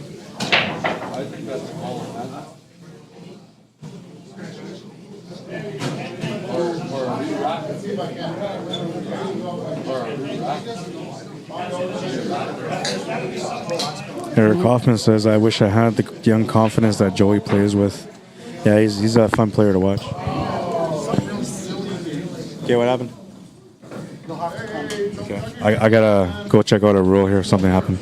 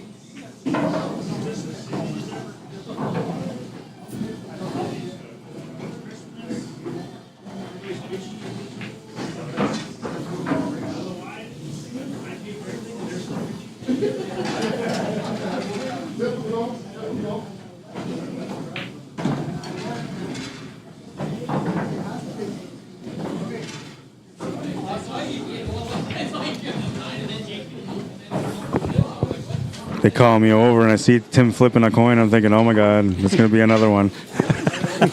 But it was about Earl and Terry Beaulieu, I guess. So what happened is that they were playing their game, and none of them realized, because Earl went to make the 9 ball, and then he went to look for the 10 ball, and he realized that the 10 ball wasn't on the table. I guess either they made it off the break, or I don't know what happened, but they didn't realize that the 10 ball was made. And whatever the case is, you know, they had to play that rack over all over again. Won the last game here.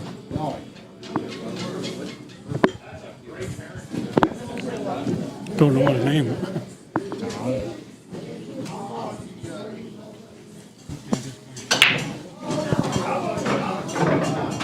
Tyrone, did you win that last game? So it's 4-3 for Tyrone. I'm only kidding about the Tim thing too. Honestly, I have a good time with pool and the situations that go on.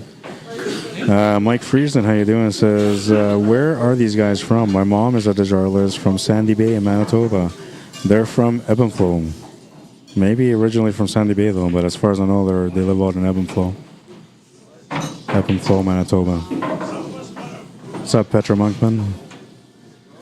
All right, I'm going to set up that second camera right now.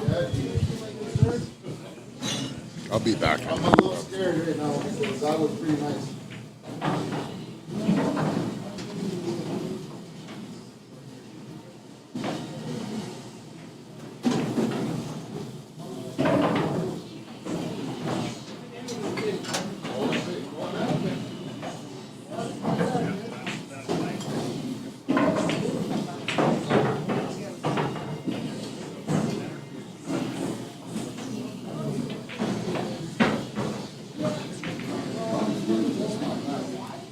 was able to line it up. That's just the experience. Oh, he snookered him behind the 10 ball. Just gonna set up second angle. He's grabbing his jumper.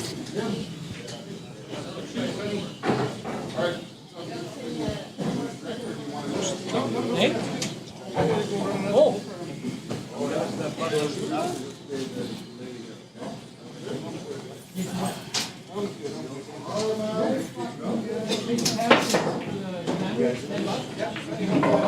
That was a nice jump.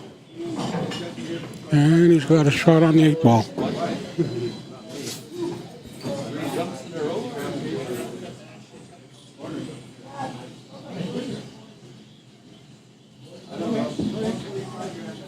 Maybe no.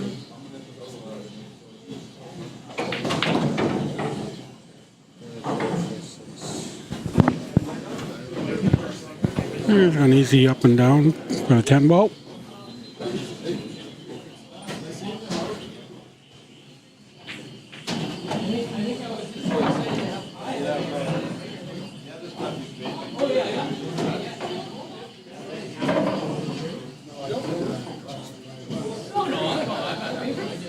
Her pie is amazing, and I think I just grabbed it and ate it. And then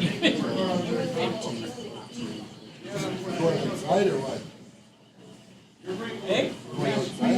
Yeah. Oh, he missed the 10 ball.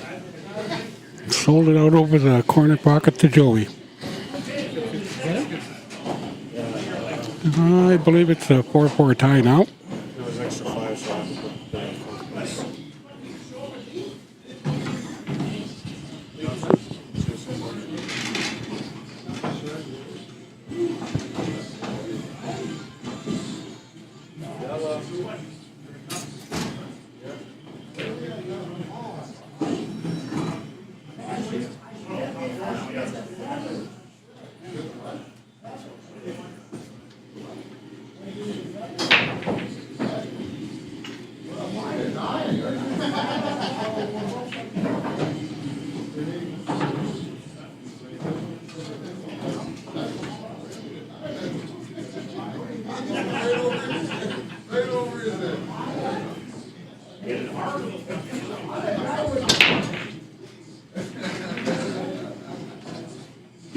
Oh, that was so good though. I thought it was fun. Made a ball off the break, and he's got a shot on the 1.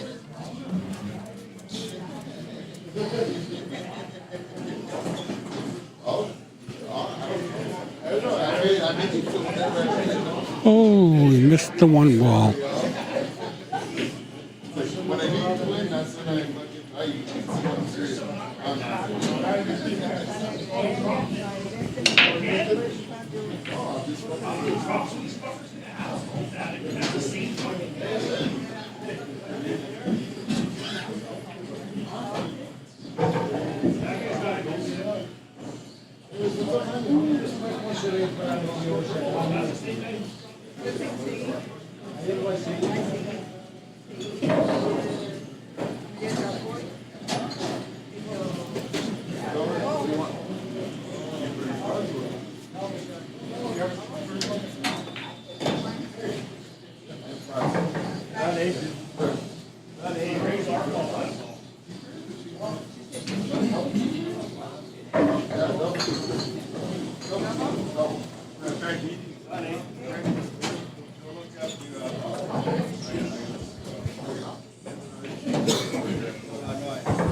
It's 4-4 now? All right. Yes. Sorry about that, guys. I'm just trying to get this camera set up, which I'm almost done setting up. no fries. It's a double cheeseburger. Should have an easy run out from here.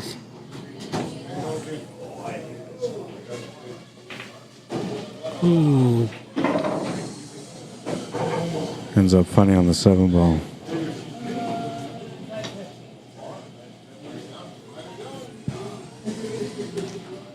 Yeah, sure.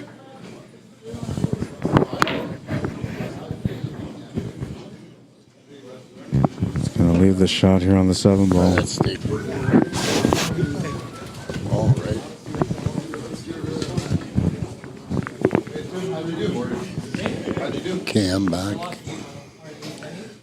It's 4-4.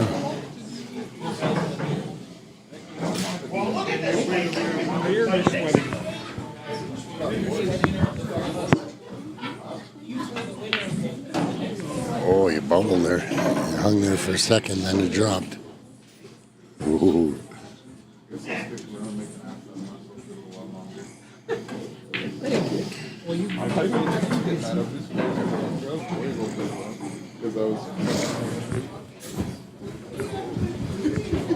then I played this 6 safety when it went to the end. When at the end there, I played this 6 safety. And I was thinking, there's no way I'm going to put the white ball here, but I'd like to. And I put the white ball right there, and I was like, oh, and then he was done. He was done. Just keep drinking.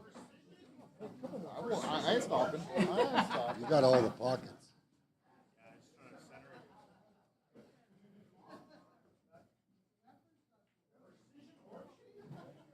Now, first they don't pay, now they don't pick up after they pay. I paid for it and then I left my product.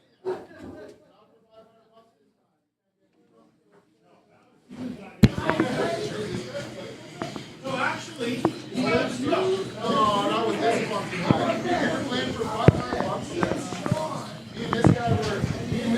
Who won the last game? Joey did, so Joey got that. 5-4 for Joey. Joey's on the hill. Joey on the hill.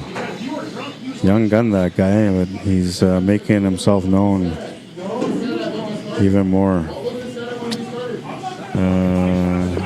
This.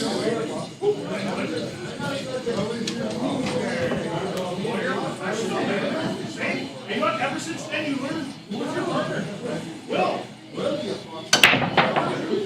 They're saying a story about that. Big smash and break. He made the 3 ball. He has a shot on the 1.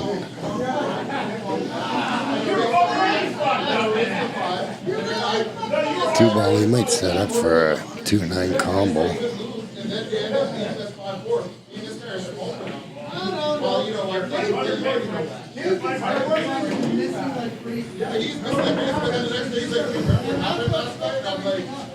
Just looking at the combo. He can bank in the corner too, but I think just one for the combo.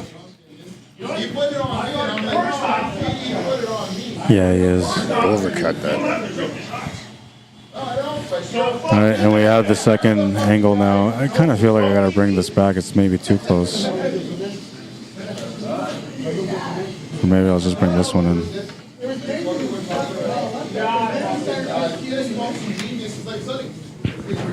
That kind of matches it a bit better. I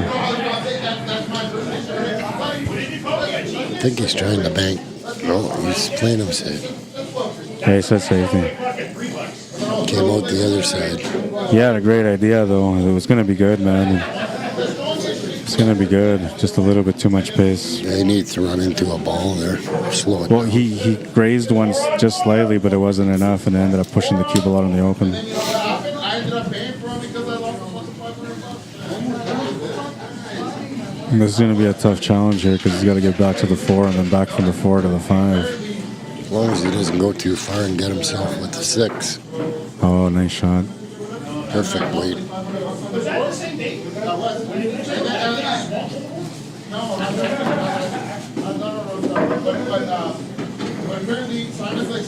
6 ball goes in the same pocket as the 5.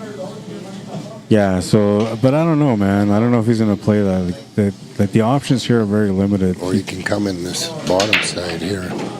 That would be the best option, to try to get to the bottom rail somehow. Oh, you tried to force it. Yeah. Tried to force it. You have to watch this one play over again, but this was a nice positional shot from Tyrone here. Came out perfect, man. Perfect little weight for the 4 ball. Yeah, that was nice.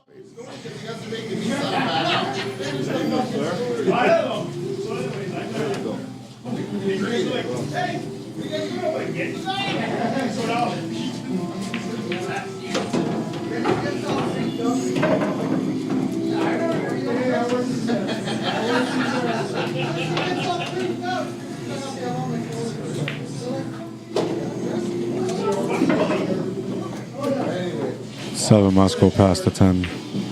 Oh yeah. Plus you could cheat the pocket a bit. Does the 8 go by the 9?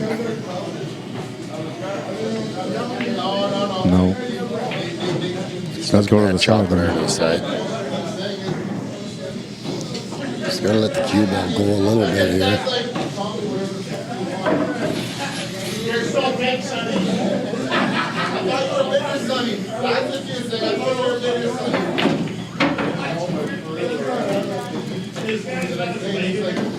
Kelly Huall says, hi, Rod. Thanks for the stream. You're welcome, Kelly.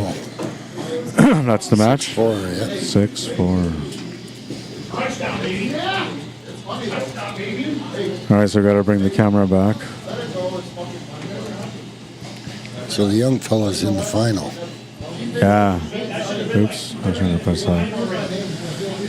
6-4. And that match already played, so now Tyrone's going to have to play.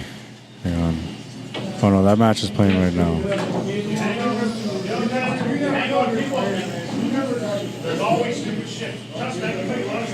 I don't think I have another match. Hang on.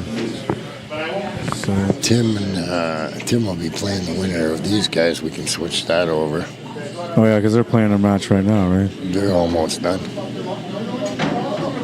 And then Earl's 4-2 for Earl right now.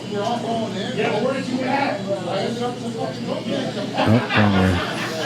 So you could set this one up as Tim Sinclair against, and then just whoever. Why is this not center? Probably somebody kicked it again.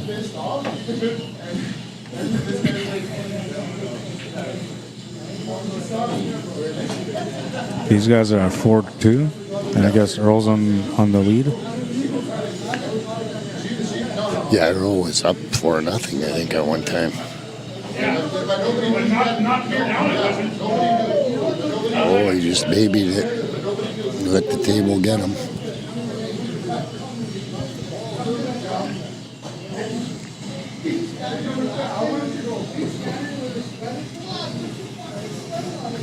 It's gonna go off one. Kick shot. Oh, he hit the 7 on the way by.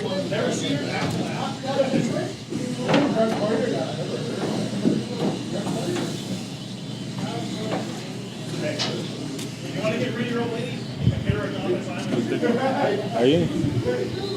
You're playing right away. Well, you have 2 matches. You'd be guaranteed 3rd. 2 bills. Good shooting today.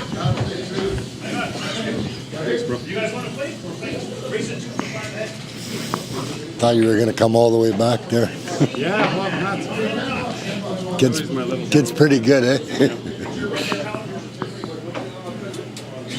Just wanted to test it out, see where I stand against the boys here. Shot pretty good, man. That's fun. Thanks, bro. Now Tim's gonna say you were scared that you were gonna beat him.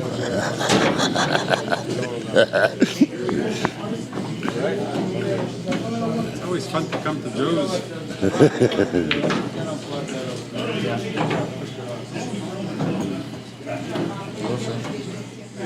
Thank you, bro. Sir. I had no doubt that you were going to push for that final, though, if you stayed.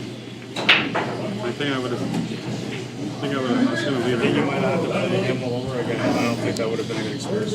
That's what I said. Tim's gonna say that he got scared. No, it's good. Don't worry about it. Yeah. He asked for it sometimes. He was asking for it. Thing is, he's deaf too, eh? Yeah, I had he scratched. I hooked him good, and I hooked him again. I'm going to get right. That's dude. Oh, he said.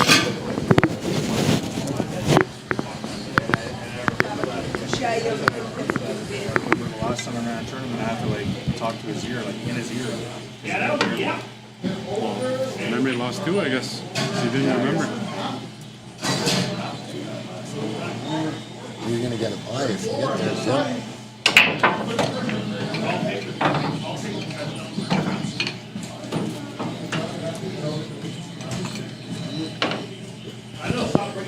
So Tyrone has he's had enough. He's packing her, and he's going to take 3rd place. thought you brought your old because she's like, oh, she's like, that's what I told you. That's what I told you next week. No old ladies.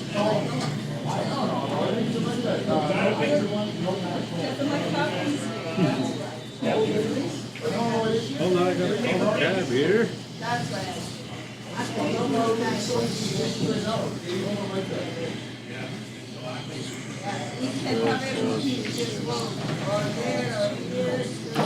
So we got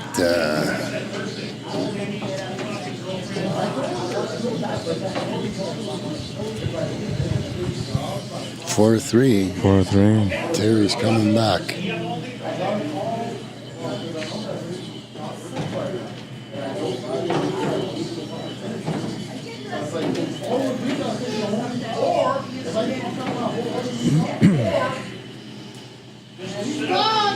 Puckinswell says, nice shooting. I got to run, Rod. Catch you later. Thanks for tuning in, Puckinswell. Appreciate it, man. Enjoy the rest of your night, and if you tune in tomorrow, I'll see you tomorrow. If not, I'll see you at the stream next time. Appreciate you tuning in, as always, man. Same with everybody else that tunes in. I appreciate you guys tuning in.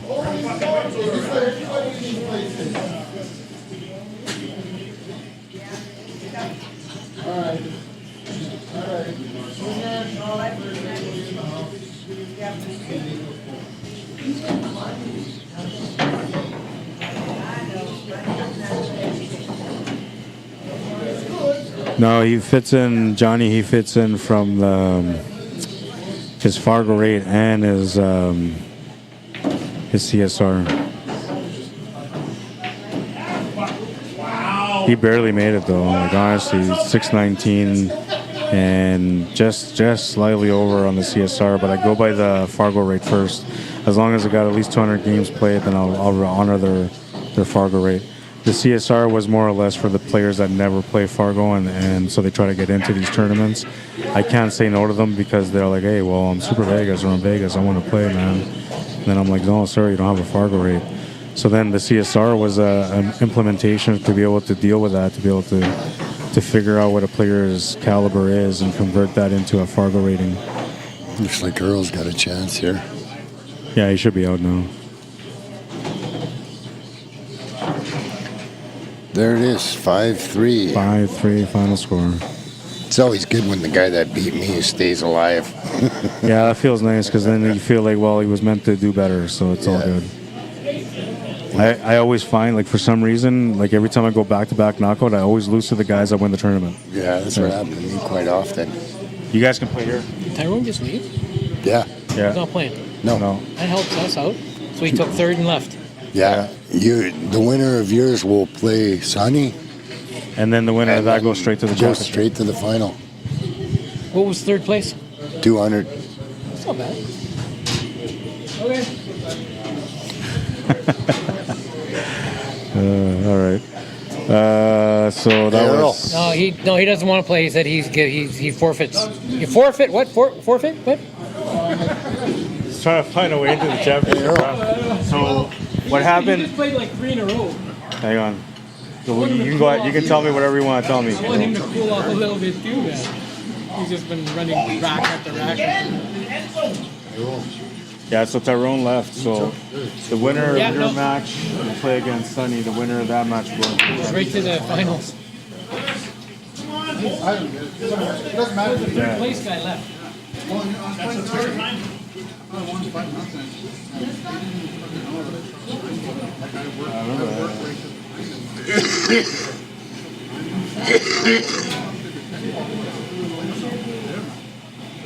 Oh, that's why. Then it took me a while to try and focus and try and get back in.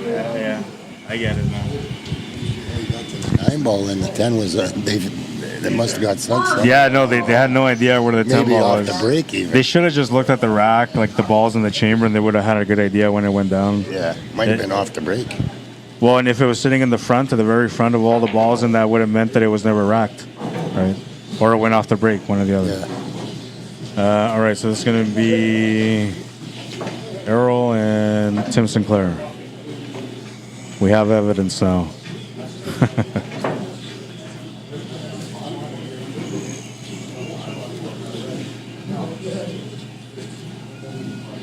Yeah, and Tyrone ended up walking out with third. He's just gonna take third.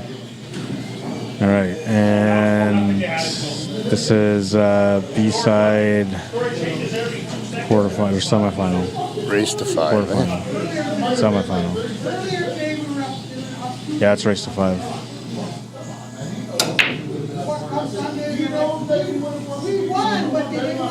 Winner of this is in the money, or are we all in the money right now? Everybody's in the money now. We're all in the money right now? Yeah, you get guaranteed $50 now.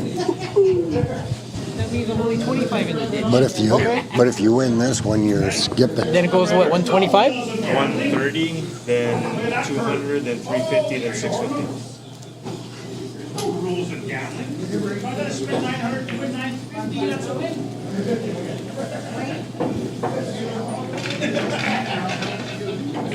Help me help you.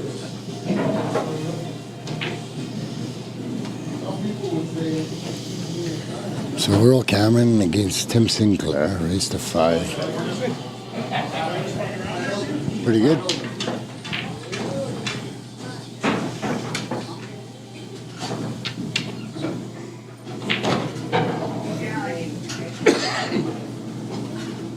Daniel, get your brake. It's in my car.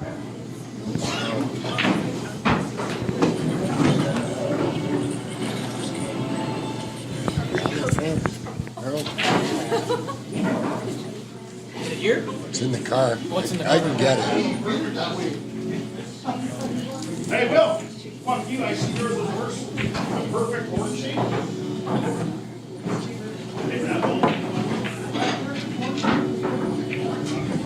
All right, so the Fargo rates are up now. I'm going to put them up right now.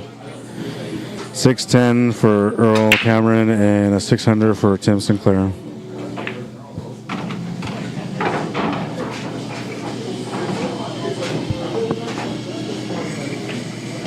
Drive break from Tim is going to bring Earl back to the table. Or I guess he'll bring him up to the table. This is his first turn at the table.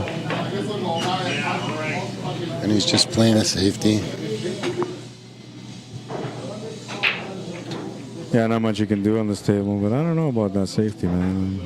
Tim's probably just going to play him safe back. I don't think so. I think he's going to try a bank.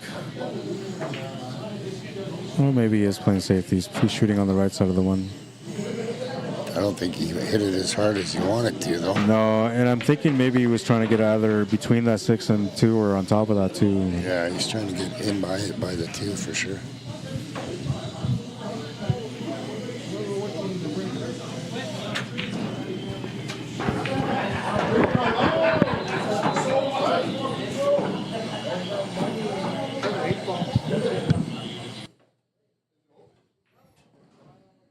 All right. It is a little bit louder when I have the mic on for Dan, but that's only because he's soft-spoken, right? So it's harder to hear him, so I have to turn it up, which picks up a lot more of the background noise. He just muted his mic, and that's what let me know right away that that's what's going on, because it did sound a little loud for me a little bit earlier as well. This is a B-side semifinal, race to 5.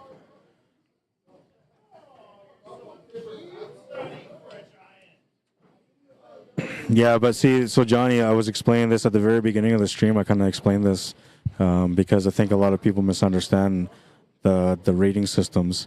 So yes, he's ranked as a Vegas master, right? Because that's his team ranking. As a team, he went out there and won with a team. That's how he became the Vegas master. But on our CompuSport, app, when you go and look your name, you can also look out your profile and your CSR. And so he has a CSR, which brings him to right around the level where he should be able to play in this tournament. But I didn't go by the CSR. There's a foul. I went by the Fargo rate. And the reason why I go by the Fargo rate is because the Fargo rate is an individual ranking. So there's no doubt on the ranking of the player. I mean, you can sandbag at the beginning. You can maybe sandbag throughout to kind of balance your Fargo into your favor. But in the long run, the more games you put in, it's going to give you a true caliber of the player, somewhat anyway, because they never take the size of the table into consideration, which they should.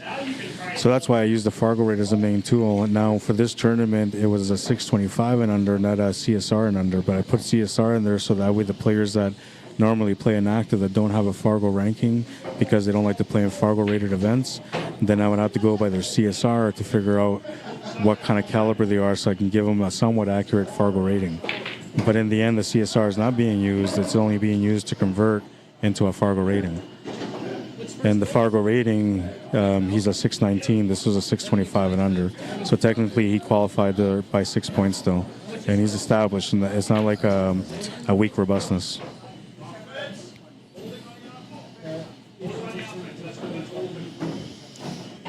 Nice cut on the floor.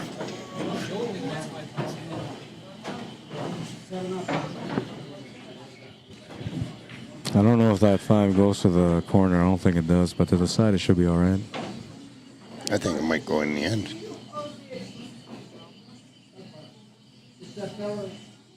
Yeah, I know he's stuck going to the side. I think what he's looking at here is the angle of the cue ball, whether he should try to play this soft or play it through off the 2 rails back to the right for the 6 ball. Yeah, I think he's going to go 2 rails and try and get it up by the 9 on between the 9 and the 6.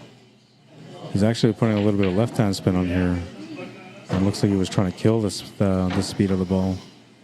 He got pretty good on the 6, but he missed the shot. So it was $50 for 4th and 5th? No, 5th and 6th. Or 5th and 6th? Yeah. $130 for 4th? Yeah. Then $200 for 3rd? Yes, and then $350 and $650. $350, $650. Yeah. I told him already about the payouts. Oh, I heard he's hard of hearing.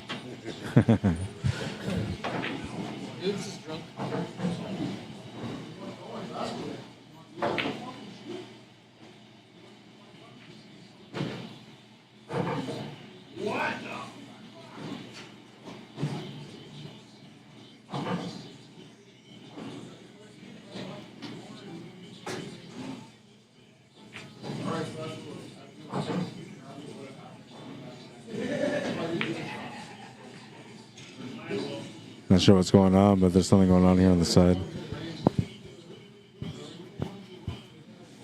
These guys, the big boys, are playing $5 a rack on the table at the end.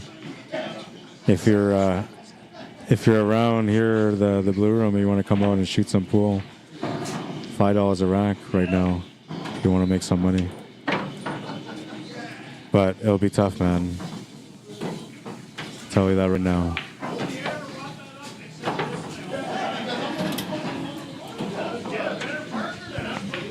Oh, there's Junior over there now too, eh?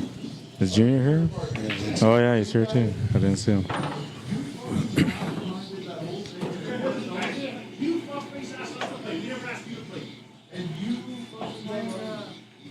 Oh, nice try. Yeah, you got the good hit anyway. Yeah, he cut it right in behind there. Nice little lead too. He's gonna give him the edge of the 5 ball, but still okay. Tim, the only thing you can try to do is try to get that cue ball up towards that 10 ball. He can't do much else. Either that or he's got to bank this 5 ball up and keep the cue ball down there. He tried to do that, but he'll get a double kiss off the 5, leaving Earl a chance for a cut or a bank here on the 5. Looks like he'll slam it bank side because he's got a big pocket with the 9 ball sitting there. The only problem, though, isn't that the 6 in the top right corner above the 7 ball? That's right. So it's not worth it to make it if you can't really make the 6 ball. Safe. Now, if that 6 ball was open, I can see it, but other than that, no, it's not worth it.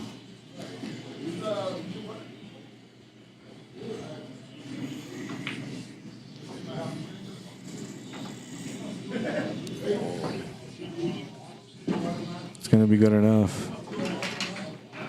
Checking to see if the 5 ball's frozen or not.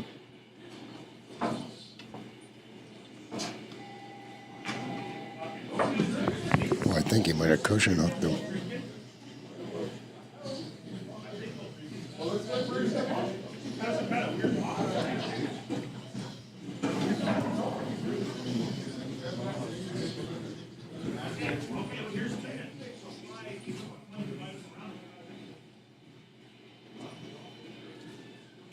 My favorite move right there.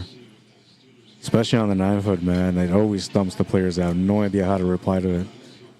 But there's a there's a little bit of a skill behind that shot too. You're supposed to leave it on the wrong side of the cue ball, so you're forcing your opponent to, no matter what, leave you a shot on the ball. And that's what you're supposed to do. But you can't always do it. Good escape on that one. Not sure if he left the 5-6 available. I don't think it's lined right up. Might be. Could be tempting to take on if it's available. I wouldn't be surprised if he tried it. I don't know if it's worth it, but I think you can get a pretty good safety out of this. He went for it, yeah. He had it. It's got the angle now to bump out this 9 ball.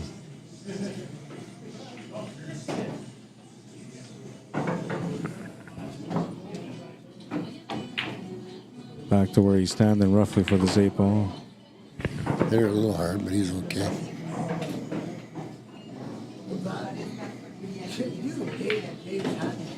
Smart to play this across to create an angle on the 9. He's going to have to play this off 2 rails back and forth now for the 10.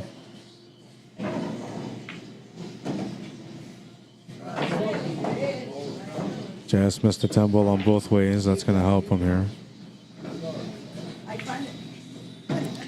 And Tim starts off with the first win. Race to 5, so he only needs 4 more. Just the beginning of the match, though. These guys are just getting to know each other. Stephen Roberts, how you doing? Naomi Monroe, welcome to the stream. Larry Strong, Frank Bird, Jeff Taylor. Hope everybody's having a good weekend. What's up, Rubs Gutierrez? Bienvenido, welcome. Merv Malcolm, Chance Jones. Is there anything in it? Fuck, it's heavy. I think so. Are these yours? Yeah, they're in the bathroom, man. I pissed all over them. No, they were in the bathroom. There you go. Smash and break, but he's going to scratch the cue ball. Ball in hand anywhere for Tim Sinclair. Yeah, big break. Made a couple balls, but he scratched.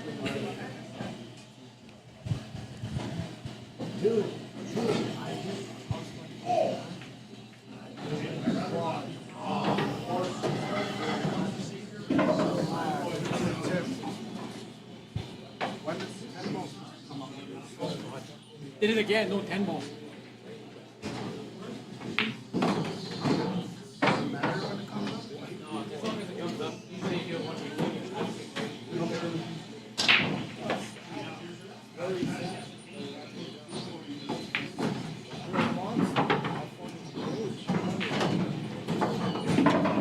He's going to come up tight on that 4. I don't think he has it at all. No, he's hooked. Even the jump shot's not very good here. It's a bit uncomfortable. That's what he's going to have to do. Yeah. That's what happened. Wilma Rivas, welcome. Daniel Ferreira, welcome to the stream. Jimmy Chartrand, welcome. Can you guys hear us good? I need to know. I'm not sure if you guys can hear us good, but I'm hoping that you guys can hear us good. Same on YouTube. Let me know if you guys can hear me good or not. I'm talking right now, and then Dan talks as well. So if you can't hear Dan, let me know, and then I'll do my best to turn up some volume too. Every now and then when I use the multiple mics, I'll fade one of the mics a bit more than the other. Move the 10 off the dot. You want to leave it there or put it back? Leave it there? He made the 5 ball down the rail. He's got a really tight cut into the side here. Over the 8 ball.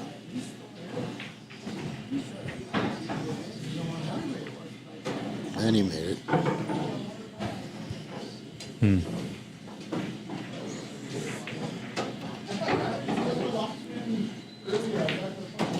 Back out off the rail.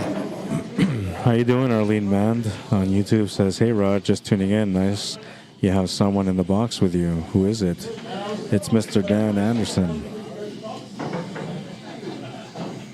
from Ontario. Where in Ontario are you from? Kenora, Ontario. Kenora, Ontario. He traveled all the way here just to get on the mic with me. Like I was saying to Rod, it's always good to see the guy that beat you out still playing. Yeah, for sure, man. Who won that last game? Tim's up Tim did, 2-0. okay.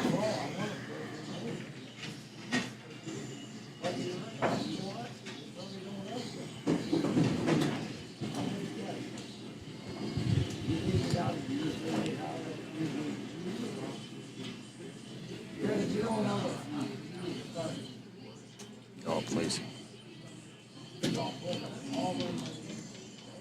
Yeah.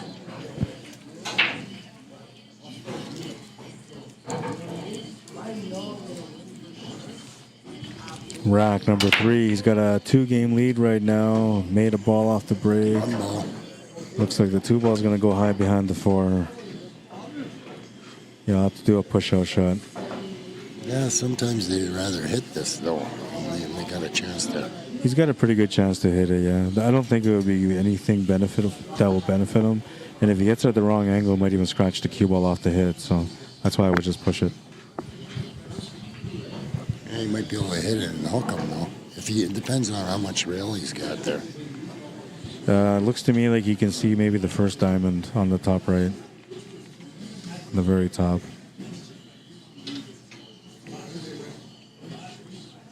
I'd be surprised if he pushed out. I think you can see enough of the edge of the 2 ball. It looks like you can see just enough of the 2 ball to hit it. But then he's just going to leave a shot on the 2 ball. And then if you go for the kick shot, if you don't hit that accurately. Oh, you call push. Yeah, that's what I'm saying. The kick shot could scratch, and that's even worse.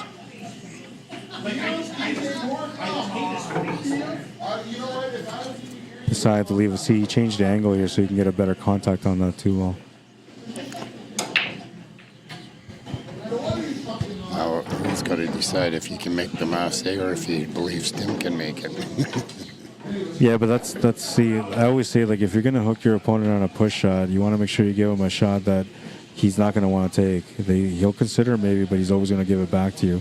Once he gives it back to you, then you accomplish what you want, because then you know you can do what you're about to do. That's what's happening here right now.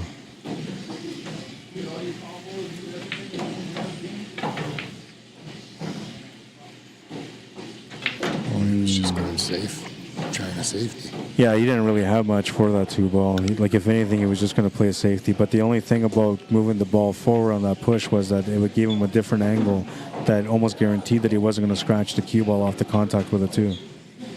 That's all he was trying to accomplish. Call the side. No, I think he's... Well, yeah, maybe he did. Yeah, he did. It was a good idea, because as long as he hit the 9 ball, it was going to go in. Unfortunately for him, though, he's left the 2 ball. 5 ball's in a questionable spot. I don't know if you take it out of the way now, but you could force the cue ball to get that 5 ball out.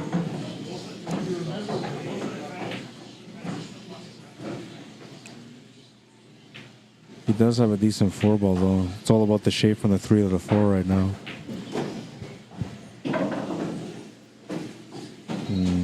He's looking at the 5, whether it goes down in the end past. It's hard when you're going Yeah, past the horns. so hard, man. That's like the least favorite shot of mine.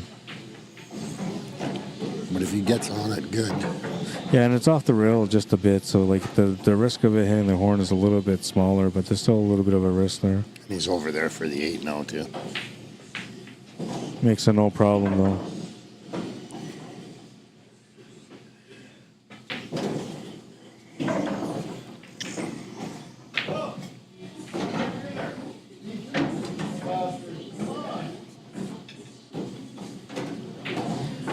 Smart to go around the 10 ball. He didn't get the weight, though. He wanted a little bit extra weight on that one. On a diamond table, he was perfect. On this table, he's going to have to do a back cut and watch for the cue ball. That's good. Yeah, that's only because you have to do something different for the cue ball. 2-1, Earl Cameron is on the board now. I'm trying to pronounce his name properly. I always say Earl, but it's Errol.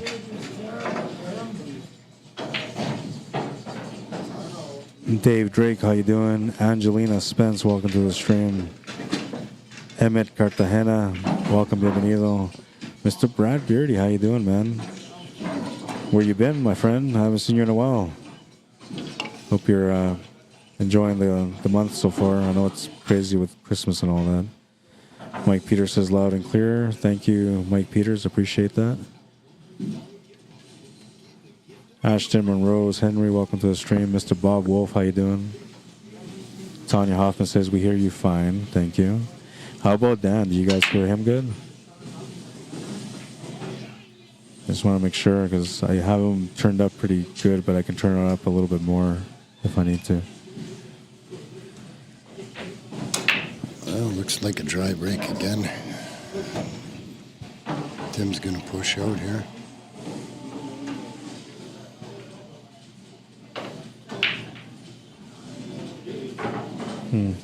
I wonder why put the 5 ball there. It doesn't make sense to me.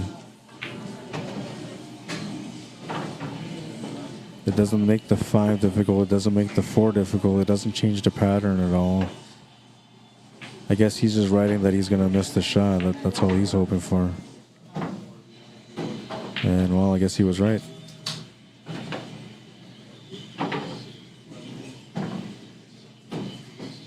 Big shot coming up here if he decides to go for it.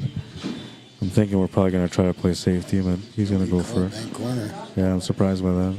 He's got a little bit of room for blockers up there as long as he hits that second rail, which he's going to hit it perfectly. Oh, man, but then he hit that 6 ball perfectly for the leave.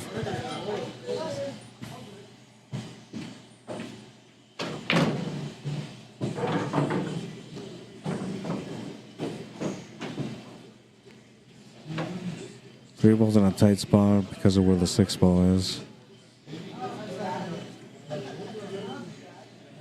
See what kind of spin he can get off the rail here when he makes this too. Oh yeah, he was spinning. And even, like, I don't know, maybe if he made it, he would have got a different result. But with that, how he missed it, he didn't really get a result out of that 3. And maybe that's a blessing in disguise. I don't know, man. The fact that he didn't open it up makes By putting Tim that much have to spin open on it up. it, that might have been the reason why he missed it too. Yeah, and then he left him hooked on the 2 ball too, so it's like a little bonus there on that miss. It worked out pretty good for him. No, he had his jump cue, but he's changing. He's going to kick it. Yeah, he's going for the kick. He's pretty good at these kick shots too. He must see the natural line here. He'll come up short. Leaves the shot on the 2. 3 ball still not available, but you can maybe take it off the 3 ball here. And he does. Needs a big bounce off that bottom rail. He's going to be shooting over top of the 7 somewhat. But he's got enough cueing area there to be able to make the shot comfortably. He's going to miss it though. I think it's only because he tried to go at what he had and he didn't really adjust his body for the shot.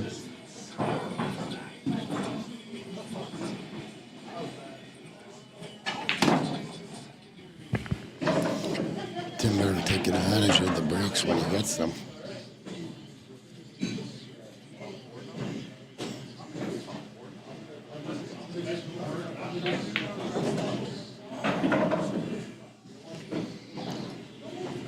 He's starting to get a feel for the table.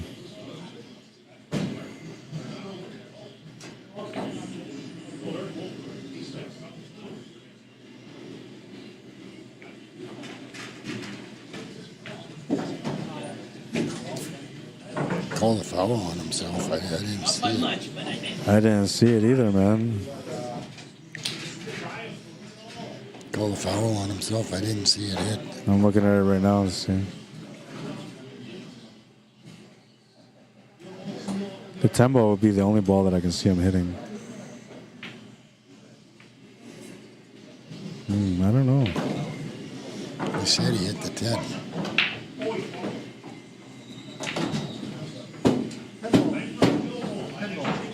Oh yeah, he just barely touched it.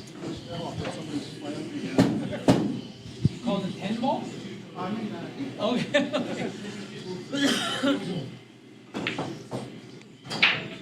Because I want to see this. Steven McGimsey says, love the show. Right on, I'm glad you're enjoying it, man. Yeah, so Tanya Hoffman and Tyrone did still get the 3rd place money. That's what he said. I'll just take 3rd place and go.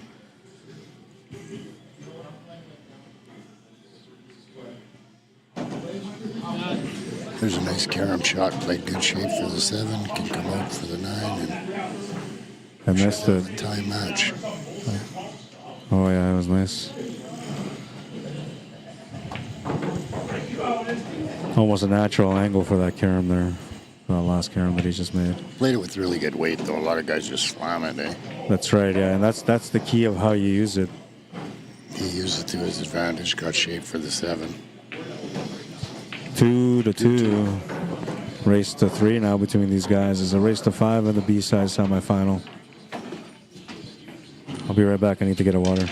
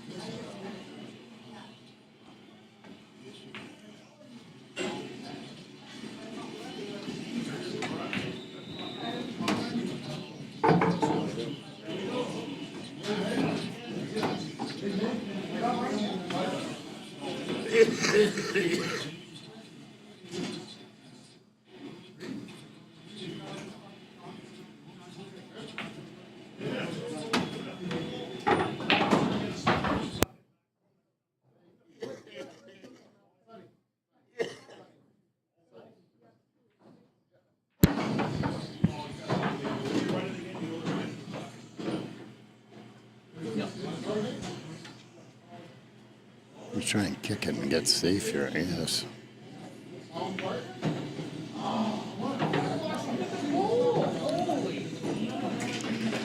Foul.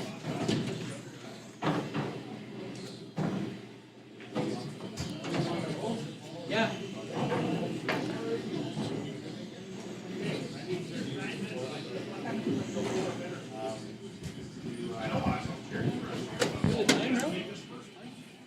Six o'clock. 6 o'clock. It's not very late. We'll still get to some marks after this. What time's that start? 7:30, 8. It's only 10 bucks to get in. You get 10, 15 players. I had to go over that.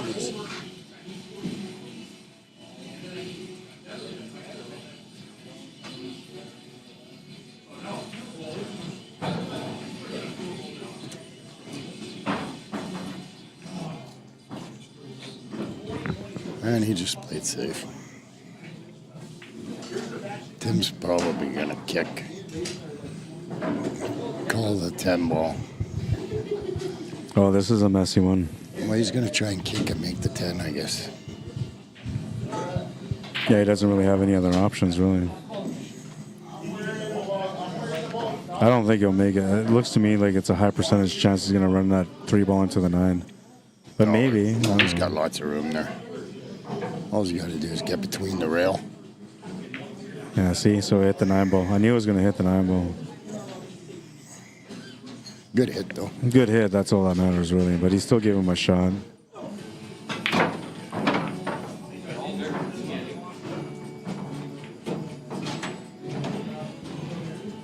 And I don't know what I could have done. Like, if I was in that situation in his shoes, I think I maybe, like, the first thing I thought is I would just play the slow roll shot to get onto the 3 only, and that's it.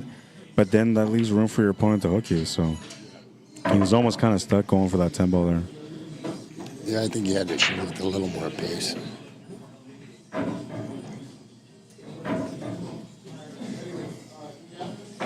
This will be an interesting one. If he goes to the corner, he'll bump the 6 ball over and back to the left side. If he goes to the side pocket, that'll push the 6 ball over towards the 10 ball. I think he's got to go to the end. I think that's the shot right there.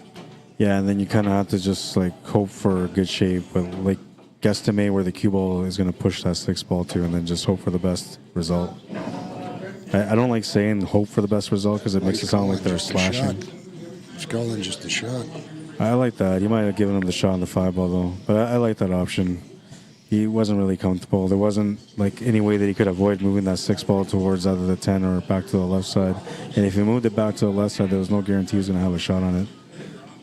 It made sense to go for a safety there.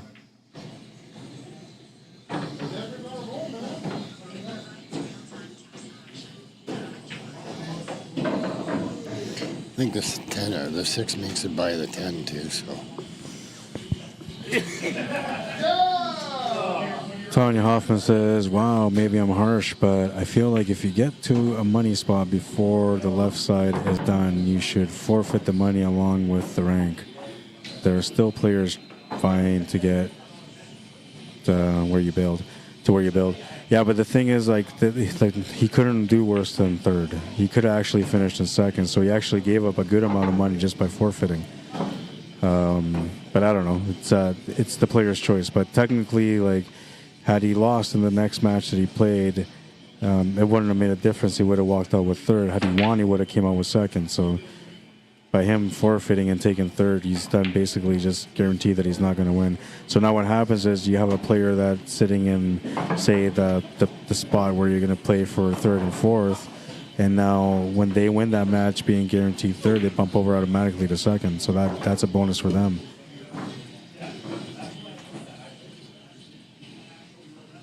But I kind of think that, you know, there should be something like if you forfeit, like you get a little less maybe from the pay, and then that money should go back into like the top 2 spots or pay it out to the bottom spots below you or something. But I don't know. Then it gets all crazy. You know, people start complaining and getting mad. Yeah, well, he gets paid for how well he did, right? Yeah. Even a little bit less than what he did, because like you said, he could get second. Yeah, and he was playing good enough to be able to definitely get into second. But then he would have to double dip Joey, and he knows Joey. They're from the same place, from Evanflow, so that like there's nothing to prove there. And if in his mind, I guess, if Joey gets onto the table and wins the championship, is no big deal. And Evanflow still represented Evanflow well. And I guess he has, because he's guaranteed second no matter what. So it doesn't matter whether he wins or loses today. He's done his part to represent Evanflow. Earl Cameron trying to do his best here to represent Swan Lake First Nation.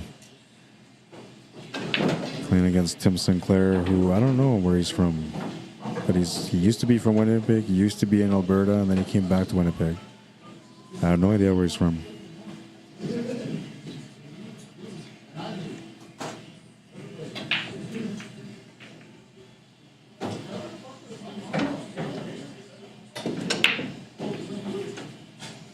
And now whoever, let's see, who wins this match goes where?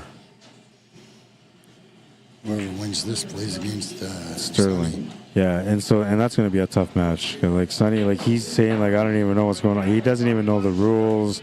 Didn't really, want to play, but he showed up anyway. Hasn't really put any heart behind it, and like he's beaten everybody so far, other than the one match He's that he lost. winning a bunch of $5 bills over there too. Yeah, because he's in that $5 Iraq thing over there, man. So yeah, it's I don't know, man. And he's playing against high-level players over there too, so that's going to get him ready for this match. Thank you. Tim's pushing out. Just trying to give him something on the one, not too much.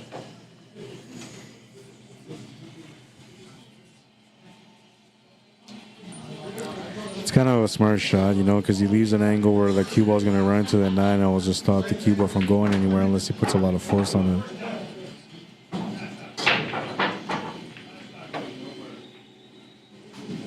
He used the 9 to get down there. Yeah, not bad. He did pretty good. He did pretty good. This is a tough hit, too. You can't just go off the bottom rail. You got to spin this. Yeah, he's got to come with lots of cheese off the rail here. Almost a mass A past the 3. He'll get the good hit. He's going to leave a shot. Yeah, I think he left him a shot on the 1. With angle to get set up for the 2. 3 balls open, so that's not a problem. The 4 is kind of where it becomes a little bit of a stress depending on shape. You're either going to play a combo on the 4 or you got to pot it in a different pocket.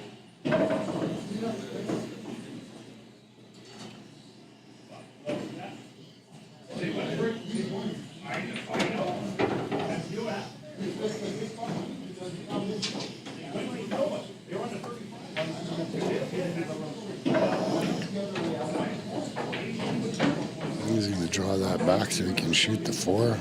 Yeah, that would be a good shot. Yeah. Well, the side or the corner, because it goes to the bottom left corner He can too. go to either side. That would also set up for the 5 ball right after that. Yeah, he's going to go straight back, I think.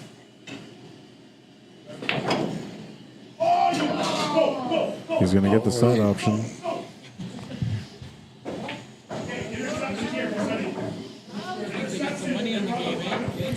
I don't even know if these guys actually like cheer for these teams, but they just have money ready They got for it. money on Yeah, the so they line. just watch every game, just hoping for their horses to come through. Yeah, go horsey, go.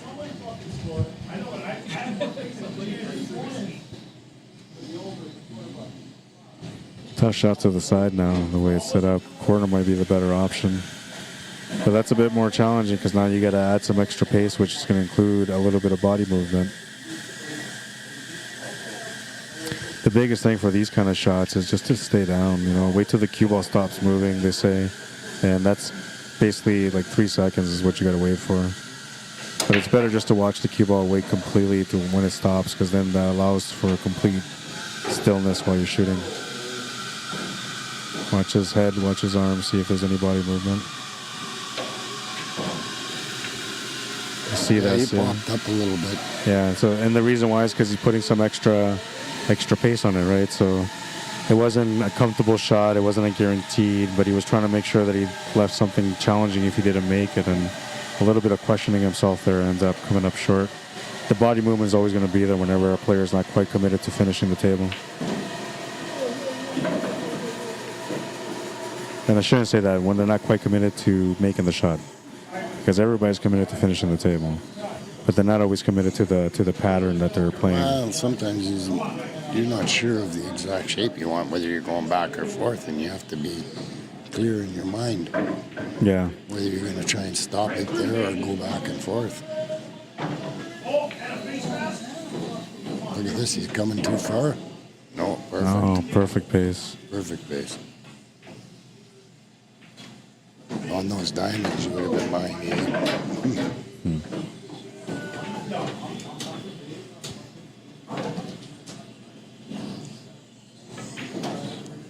Slow shot up, put it in the same pocket. Another cappuccino. That thing is so loud. Yeah, and honestly, like the Blue Room, for as long as I've ever been to the Blue Room, there's always somebody here that wants a cappuccino, man. Always. And it's like all throughout the day, there's somebody that wants cappuccino.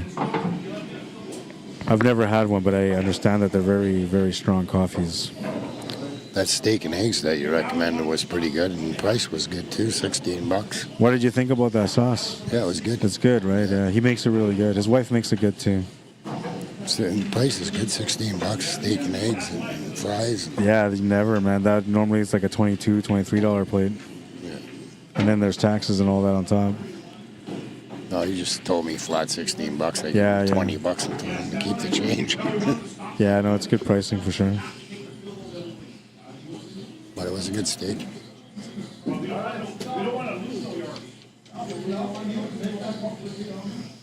lot of armchair quarterbacks over there. Yeah, they're strategizing. And they all feel it when the ball goes down. Yeah. It's like they all got kicked in the balls.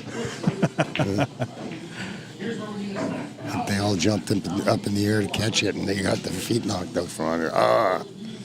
I used to be a sports buff and fanatic, man. It used to drive me nuts when my teams didn't win. But I never really gambled on sports. The one time I did was World Cup soccer. And I thought, like, I'm a soccer player, and I grew up, like, knowing soccer really well. So to me, like, gambling, I want to gamble on something that I know, that I watch all the time, where I don't know just the team, but I know the players on the team, right? And what they can do, where they come up short. And so soccer to me was, like, guaranteed. I'm like, yeah, I'm going to pick the winners. I know it. And I had, $5 bet for $1,300 or something like that. And I needed, like, there was these two, like, no-name countries, man, playing against each other. They're, like, the low-end division. It was, like, I can't even remember who it Coin was. flip. But, like, I needed one of them to win. That's all I needed, was one of them to win. And the score was 2-1. And there's, like, maybe 3 minutes of stoppage left. And then they go and score the other goal to tie it up 1-1. And I was like, oh, my God, I'm never gambling again. So I've never been on Pro Select ever since. I bet a lot of sports. Yeah. My problem is I'm good at picking them. I know who's injured, like in hockey, Yeah. in NHL. Yeah. But my heart gets in the way sometimes. Oh, yeah, that's the worst. I do that with the Winnipeg Jets. I always pick I'm them a to win. Flyers fan. I'm a Jets fan. Yeah. Closet Jets fan. And it's kind of weird how that works because, like, you're a fan, so you pick them because you believe in them, and then they go and they lose. And then the one time you decide to not go on them, they end up winning.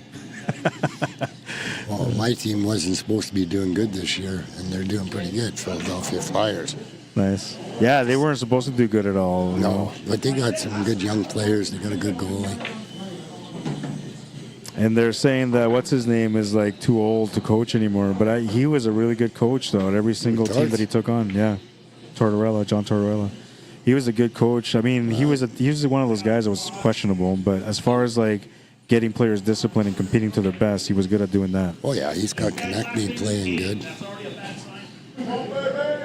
He's just a bit of an ass, and that's why like nobody likes him. And that's why a lot of the teams don't want him around. Oh man, those guys are feeling it. I'm not sure if somebody scratched or somebody dropped a foot. No, something happened. He just missed the field goal, I think. Yeah, he just missed the field goal off the pole. I'm telling you, it sounds like they got hit in the balls once again. No, they're all mad now. That's it. There goes all their money. Salad's getting cold. You can hear that? Harry says your salad's getting cold.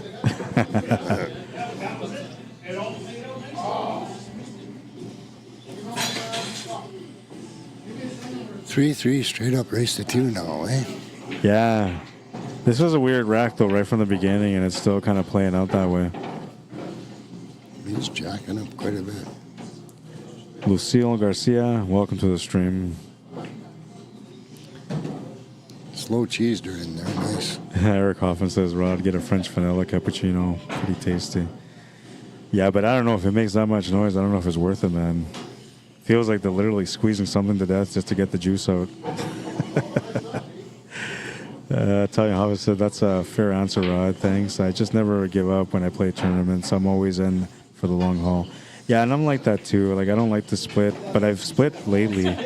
But I don't like to split. I like to, you know, play out to the win, and I don't know. What is skid? To me, it's more about the win than it is about, like, the money. I love trophies, too. When I go to, like, playoffs or big events where there's trophies on the line, like, that's all I'm looking at is a trophy. Like, yeah, I'm going to put you on my shelf. And I don't know. I think maybe it's a... Growing up, playing soccer, like I said, I know soccer really well. Oh, he's going to scratch. He's going to hit the lights. Didn't mean to hit the lights. No, he didn't mean to hit the lights. Just swung the cue around, ball in hand for Tim. He'll have a chance to take the lead here. This is a B-side match, too, so it's only a race to 5, which means that he can get on the hill now.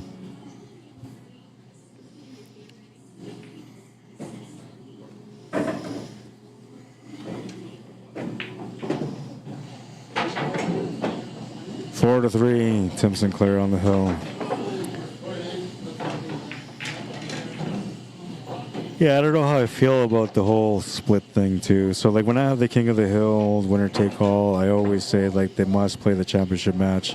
And the reason why is because like in my mind I think like if you're gonna split any kind of split and you gotta race to 15 to win the split, you might as well just play the guy for the money, man. It just doesn't make sense to just play 15 racks to split. Now the other thing too is that viewers and myself can usually tell when people are splitting, you know. The one guy that like ran out 25 tables suddenly missed a shot, you know. And it was like, oh man, you missed it badly. Like, I don't know.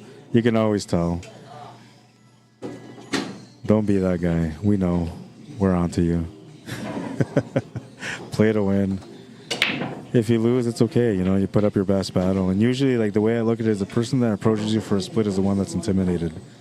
So usually, like, if somebody asks for a split, but there's a jinx behind that, too. If somebody asks you for a split and it's late and you're like, no, I want to play because you're like, oh, for sure I'm going to beat this guy, I feel like there's a jinx and you end up losing most of the times. At least that's how it happens for me. Well, when you're buddies and you've been playing all the time together. Yeah, that's okay. And you get there, like... Then you're going to split. Even our little tournament the other night there in Kenora. Yeah. Me, Blake, and Art. top three. We all got to the top 3, and when me and Hurt were playing, Blake was in the A side. Yeah. He says, "You guys want to just split and go play poker?" So we just called it a night and went and played poker. Yeah, if you're like longtime friends or teammates, you know, like especially teammates, man, because I always say like, what are you gonna do to your teammate the next time you see him if you don't split with him?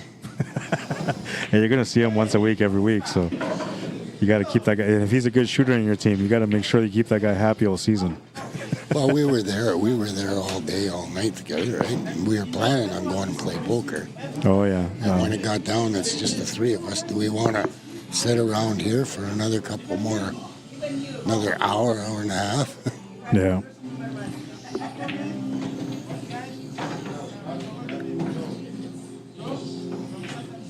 Yeah, good safety. Can still jump this. He's got the rail to use for extra cushion to be able to get a higher jump out of it, but he's going to try the kick shot. And we'll come up short on both sides on the 4. Oh, he's giving Tim a chance to end it, eh? Yeah. I don't know. I feel like that was like a very important decision to make when you took that shot on the 4. Really important decision. At the very least, you wanted to make sure you hit that ball right. But the jump shot was tight. It was close, so it wasn't going to be easy either. None of the balls are tied up. They all got pockets. All he needs to do is move the cue ball around. It's all about the 4 to the 5, 5 to the 7. Other than that, it's all good to go. Unless he goes too far. Yeah, he did. He'll have a back cut here. Maybe I'll just play a safety He's again. got to have pace, though. He's got to have the right pace or he doesn't hook himself. Oh, did he hook himself? No, I think he got just enough. Come close to hooking himself. Needs to limit the angle here on this cue ball for the 8. Oh, and he gets a lucky bump off that 10 ball.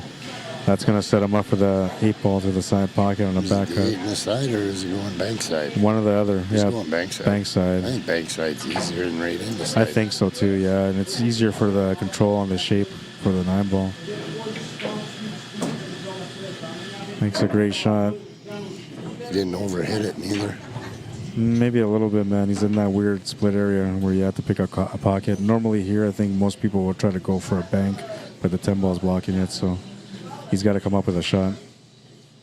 And he's got to make that cue ball go around the table a little bit. Well, he can maybe really slow cheese it right into the side, too. That's what he's trying to do. You can see from this angle, it's not as bad. It's makeable. It's a nice shot. Yeah, from the other angle, it looked like it was a little bit tougher of a cut, but from there, it would look like it was makeable. Makes the 10. He's going to win the match. Tim gets that. 5-3. Now we're going to have the B-side final.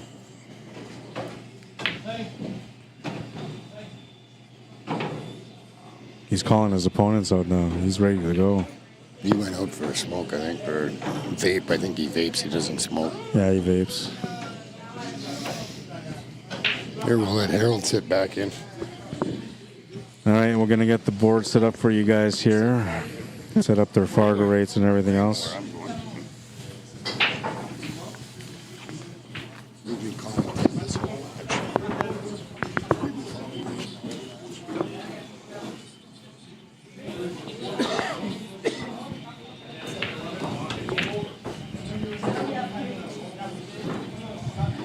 All right, but before I do that, I'm just going to do a shout out to my sponsor, who's a great guy, good pool player too.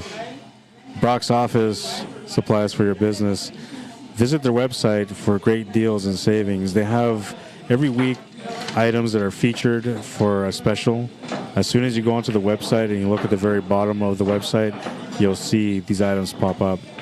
But check them out every week. They have something different deals. I have a couple of comparisons here to show you guys an example of some of the deals that they have. Here's a Canon 137 original toner cartridge. Pricing comparison, Brock's Office $119.99, Staples $132.19. Go check it out on the website, you'll see. And this special is still on right now, so you can take advantage of that to get it at Brock's Office if you need some tone cartridge or toner cartridge. BrocksOffice.ca, that's where you go. You can always call them too. But he says, mainly online is best, so go check out online. And here's another example. Oh, somebody just kicked my tripod there. I can see it, it's off balance, it's off level. A1 Premier multi-purpose paper, 5,000 sheets per box. Right now on Amazon.com, you can find the same box for $90.99. At Brock's office is $69.99. Once again, brocksoffice.ca, that's where you want to go to find some great deals. 100% locally owned and operated, 100% guarantee on their merchandise. If you're local, it's 100% free delivery and fast delivery. If you're anywhere outside of Winnipeg, they'll give you some great shipping rates, so they'll take care of you. All right, let me set up the scoreboard.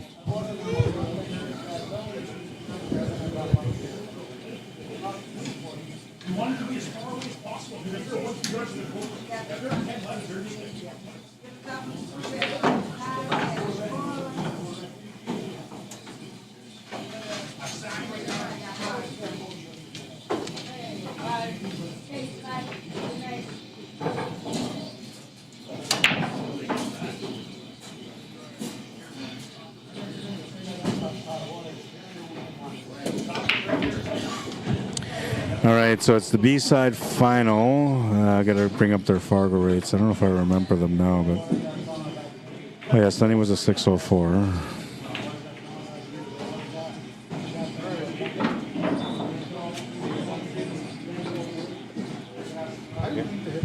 That's okay, I know.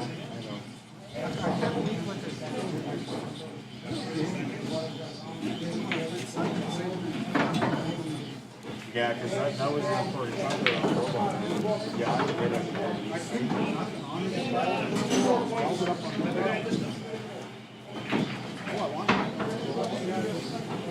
Something good. But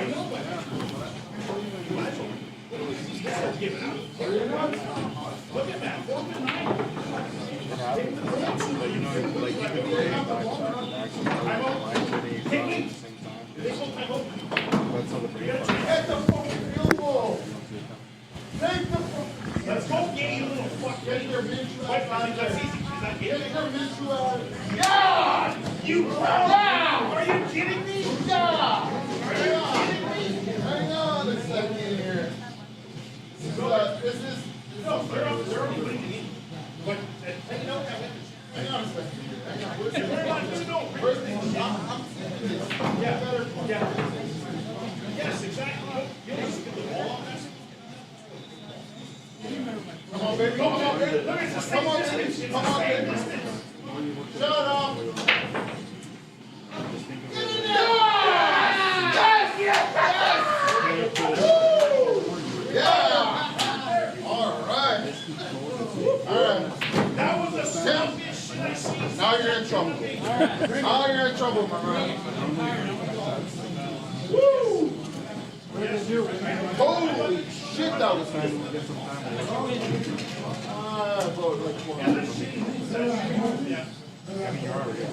That was pretty bad, I think that one. I'm going to play single. I know. Eventually it'll just spark. I'm not going to force it.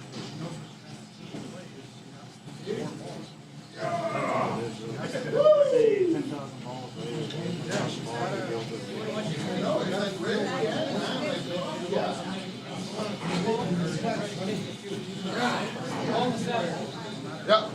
How much I think I know,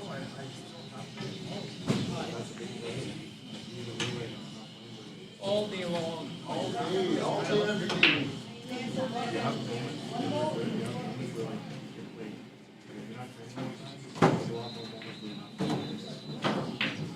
One in a row.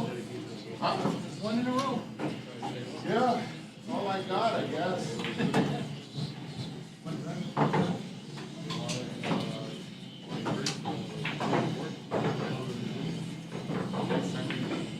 What were the Colts giving in this game? Why are you cheering when they're up 30-13? 41.5 was the over. And that field goal Oh, put it gotcha, over. okay, gotcha, yeah. That field goal just put it over. And I bet the over, and I was like, in the first half, it looked good. Yeah. And then earlier, that fucking fucker missed that field goal earlier. Did you see that basketball game last night? 262 points. The over was 265. They were 3 points. Yeah, man, that's fucking what happened.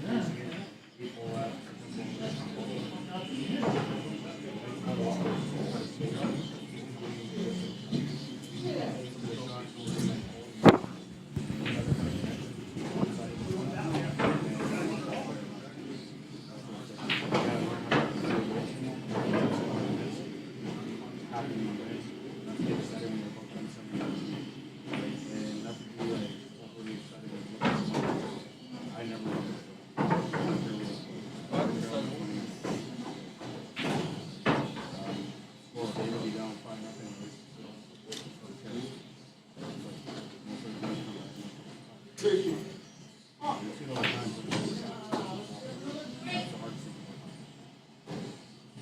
Yeah, it is hard. Yeah, because like every time I play, you don't feel like this for a winner. It's hard to get over. Nature. You don't want to lose. You don't play. Some people like to play pool all the time. Run. Always stand on the road. Rock. If I go to safety and I hit the 6, and the 6 hits the 8 in. I mean, not the 6, but I hit the 8 in, but it's a safety.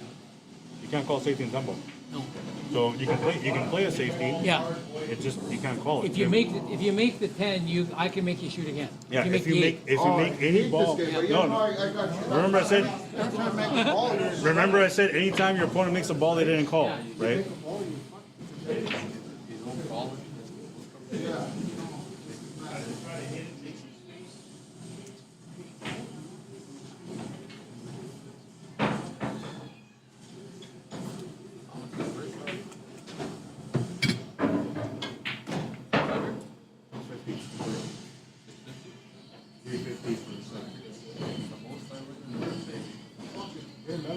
Stop playing it. Blinds everybody. Is it, yeah?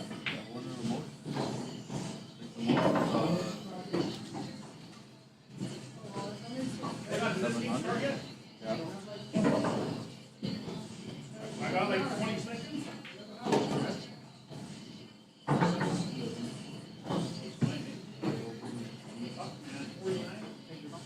It took me 15 years to get $500.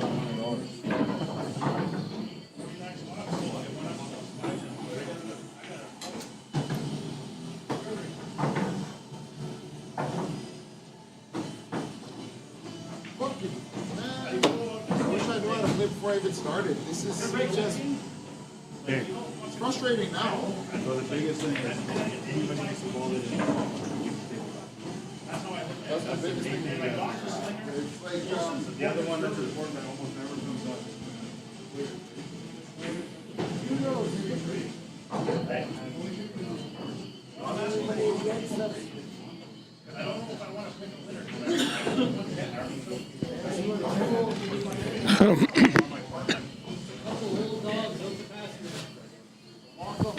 We're just getting rules of play by Rod.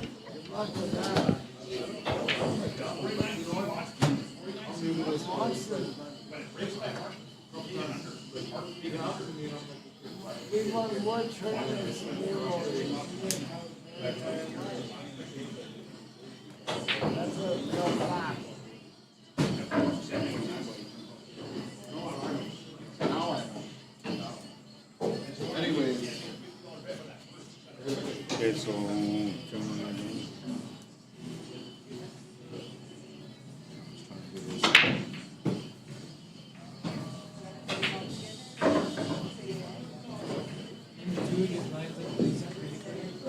Better, it's better. All there. Got this.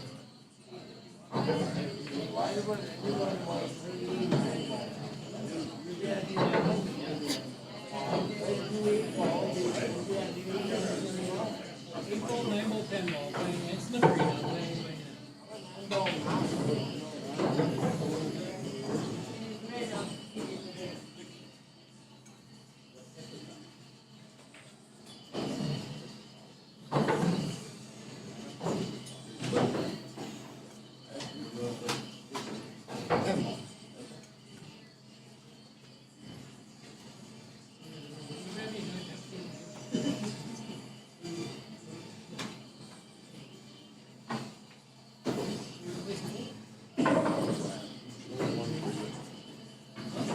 let Joey warm up.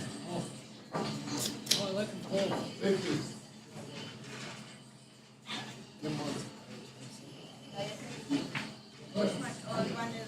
Get going. The multi one.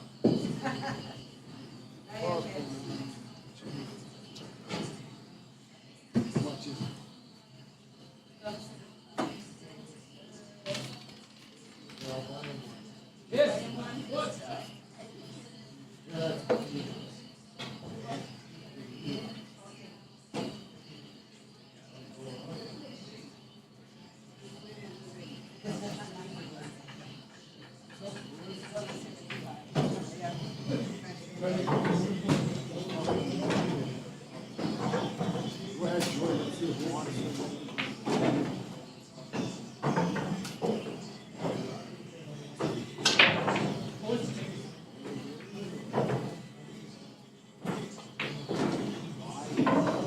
You're gonna mess with Dave. What play him tournaments? Dress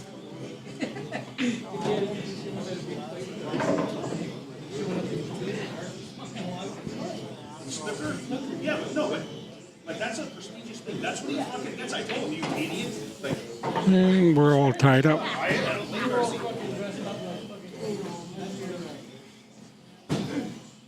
hey. What are you looking at? That's 49. Lucky man. I have to go check my one bet. I don't think I bet this game, but I might take. I pulled the under on this one. I gotta go check. Hurry up, I'm running out of time. Well, you know what, you would like that, wouldn't you?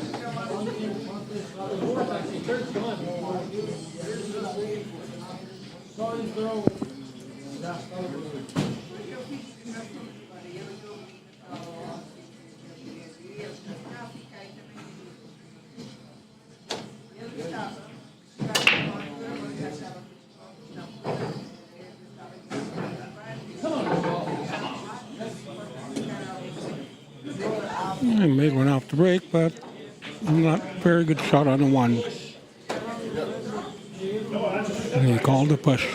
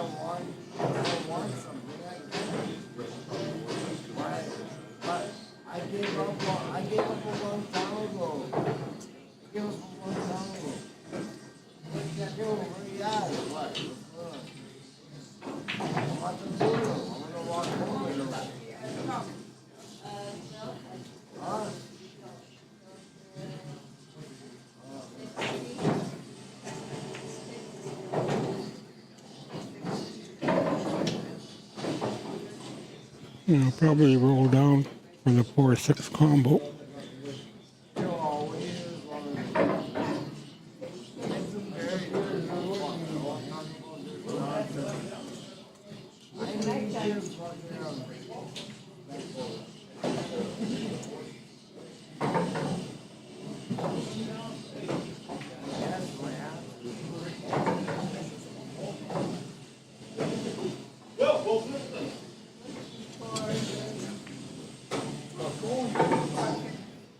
Came up a little short on that one.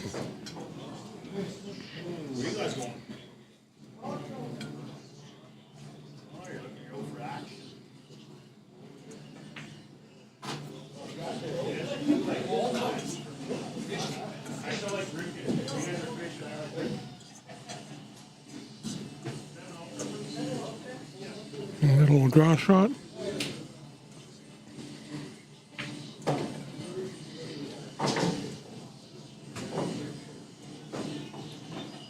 Calm down, calm down. And he will take a 2-1 lead. Good break, Jake. Relax, brother, relax.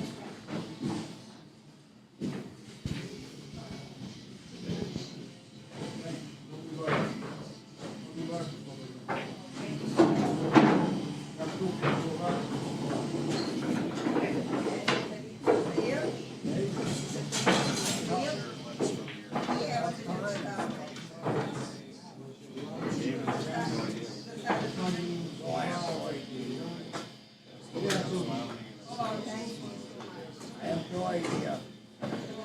I've had kids, multiples. Yeah, you got favorites.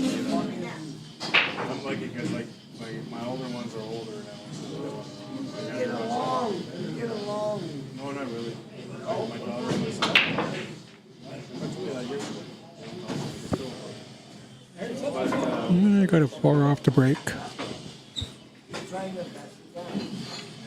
Just waiting for the day when they come around, then I'm just going to send my The day's gonna come around. Right now. Hopefully it's not Come on my around. phone. It's like somebody's gonna gamble with me.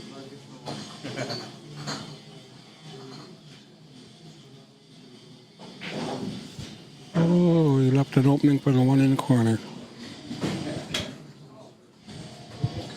All right, I'm back. I don't know what happened to my charger, but I'm going to have to charge my phone right away. 2-1 is the score, and we have Tim Sinclair at the table. Nice shot. Wasn't sure if he was going to make it to the pocket.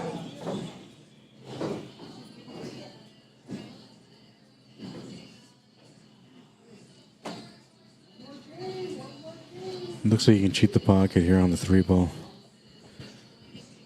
But the thing is, he needs to get an angle for the 5. So he's got to create the angle here off the 2 into the 3. Going to hit it a little bit light and a little funny. That little poke. He doesn't go, so why bother making it do?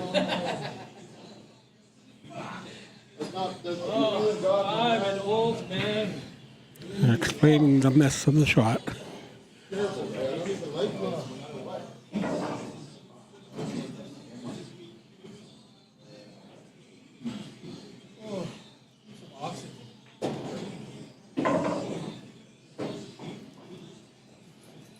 Cue ball will take a little dip to the right, making this shot a little bit more interesting. Pretty sure it goes in. He's going to call a 6-ball combo though.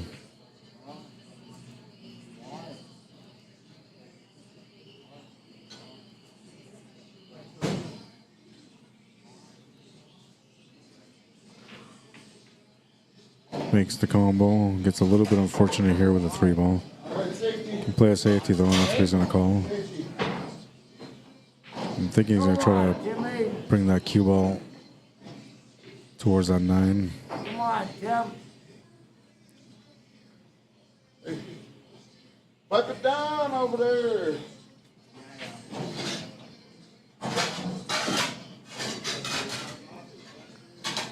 Nice safety in return. Yeah, not bad. Left him a kick shot though, and the 3-ball sitting closer to the pocket makes it more makeable. But he still has to earn it. The one thing that helps him here is that the lineup is pretty straight because both the 3 and the cue ball are lined up, giving him an honest kick shot. Easier to figure out. He'll make the shot. And he has a cut on a 5. Couldn't have posed it anymore. And now this is okay too because he's going to go off the 8-ball, which will bring him over to the right for the 7-ball. Now push the 8-ball towards maybe the left side corner on the bottom or just to the left side rail.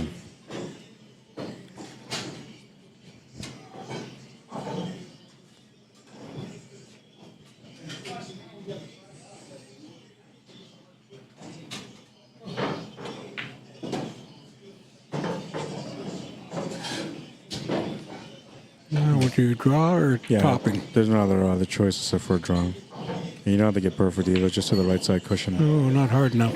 Yeah, not hard enough. I think he was just trying to control it. Didn't want to get too close to scratching.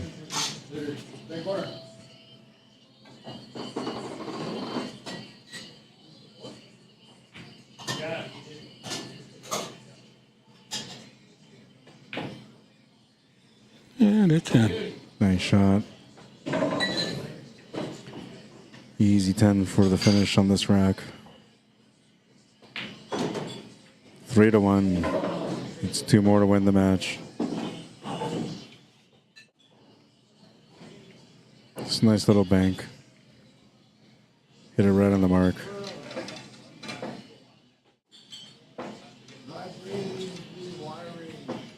How you doing, Paris? Welcome to the stream. Long time no see. Are you going to be out in BC for that 11th annual Victoria Island Championships? Yeah, if you plan to go out there, I'll be out there too. I could use some help on the mic. Or at least just come over and say hi anyway.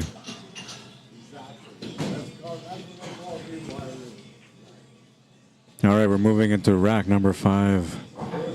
Tim Sinclair to break, trailing by 2. Needs something here to get him going. Looks like he's going to come up short on the break or dry on the break. And the table isn't that bad, but it's not the greatest. The 3 and the 4 are a big challenge. Other than that, everything else is okay. I think once you make that 2 ball, you can maybe get into that 4 ball, open it up, and then take the 3. He's going to go for a big shot right off the hop here with the bank side. It should bring the cue ball off 3 rails and back to the left side of the 2.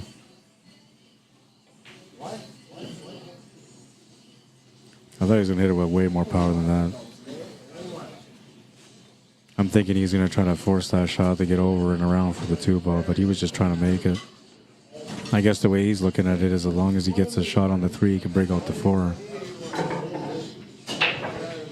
Looks like Tim is thinking the same way, so he's trying to keep it simple here as well. Oh. But he'll miss the shot on the 2.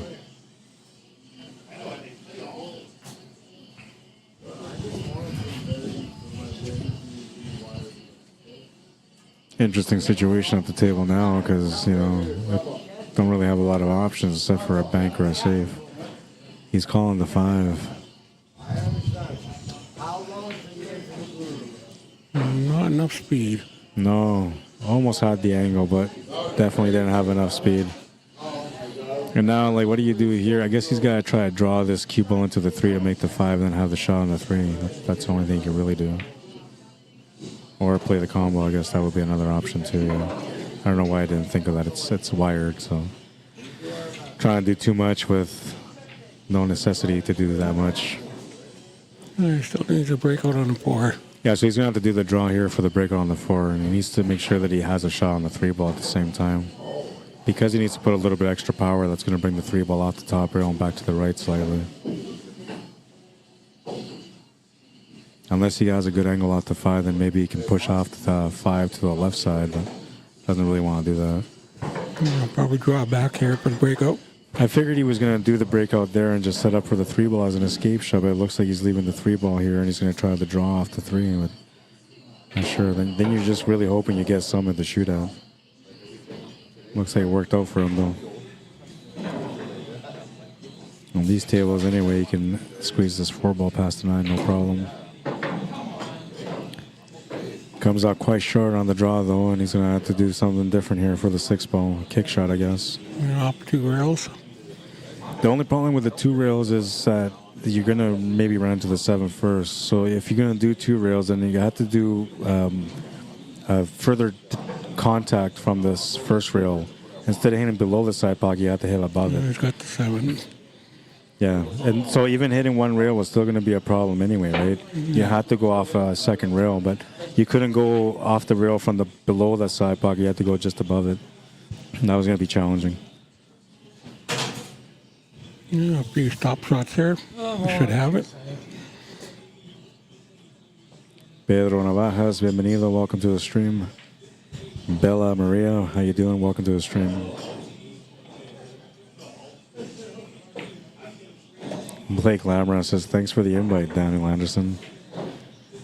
I told him to tell you guys that there was going to be a spot open today, but I don't know, then the spot got taken up, and then that person canceled out on me this morning, so if he didn't cancel out on me this morning, you guys could have come out and played today. And we left at 5 in the morning. Yeah. It's a further drive for them, right? But they live in the same town. Oh, so it's the same distance, okay. Yeah, that's the only thing about changing the time to 10 o'clock in the morning. It worked out good in the end because I just wanted to make sure that the first 2 rounds were done somewhere around noon, and they were both done by like 12:30. So it worked out pretty good.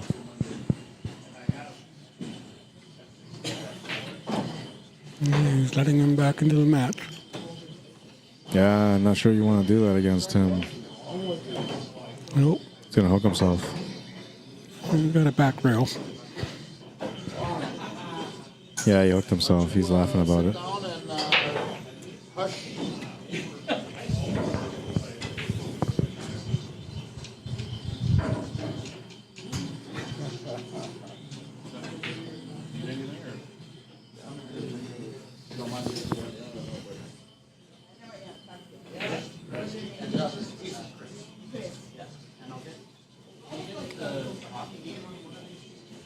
Emilio Montesinos, welcome to the stream. Not by much, but it did. Dano and Harold made an early breakfast date, says Blake Lamoran. Well, he gave him a break, but he got the return on it, and instead, he's on the hill now. Sterling Kershane, 1 win away from getting into the championship match. Tim Sinclair back against the wall, has to win 4 games in a row.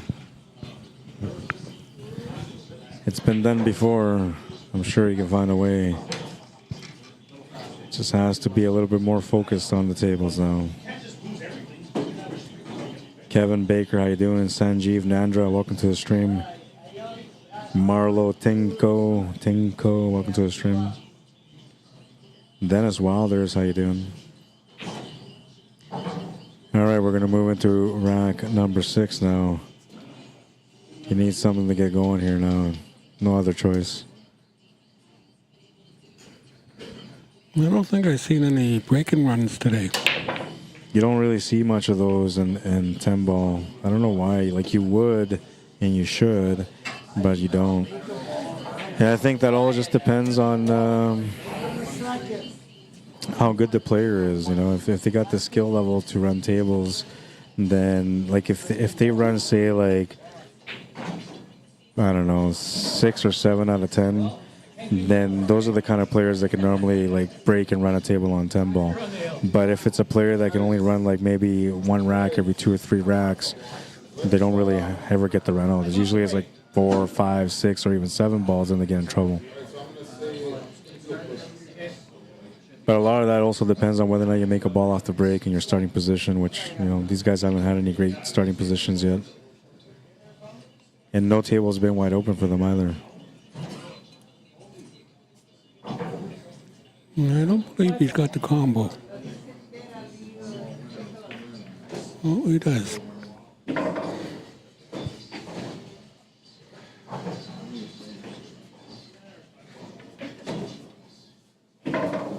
Anyways, I think it's just, yeah, that's why I came. I'm like, nah, I think I'm going to do this. He's going to miss the 2 ball. And he's going to leave the shot on the 2 ball. Sterling Kershane with a chance to close out the match now. 4 balls next to the 10 ball, so he's got a little bit of work left here on this table.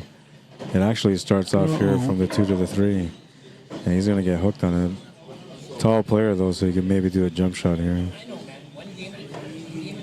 I would just like to get a good hit, if anything. So I'm going to try a 2-row kick shot, 3 to the side.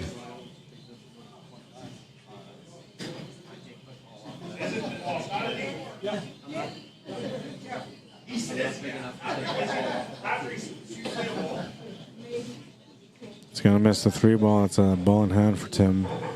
Lucky break on that one for him. Still has to find a way to capitalize though. Was he playing the angle for the breakout? He should. But he can break it off the top rail too, and that's what he's gonna try. Now the only problem with breaking it off the top rail is that you weren't really gonna get the 4 ball open, but he's got a shot at it anyway. Oh, and he hits a 10 ball flush. Yeah, he rolled over top the cue ball. That's gonna be a foul. Ball in hand for Sterling. Not sure if he can do anything other than just play this combo off the 9. I'm wondering whether or not he could have maybe played a safety here and tried to get him for a 3 foul. But Not sexually exhausted, just old man exhausted. Now I've got to bring the 10 back up. Hey? Oh, yeah.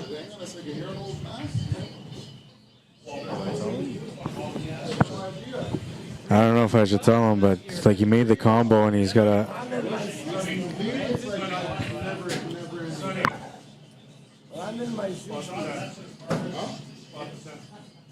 Somebody else told him, save me, because I'm not supposed to get involved, right? I can't get involved in the matches.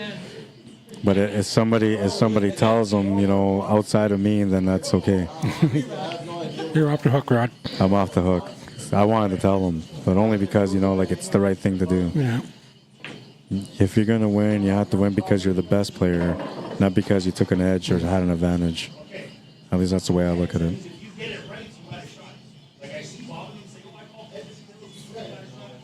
Empire Marble, welcome to the stream. Dean Bradley, Noel, or Neil White, sorry, that's what I call you, Noel. Jay Reynolds, Shane Rawlings, welcome guys. We're almost at the end of this 10-ball tournament, King of the Barbox 10-ball. It's a 625 and under tournament for those of you that are just turning in.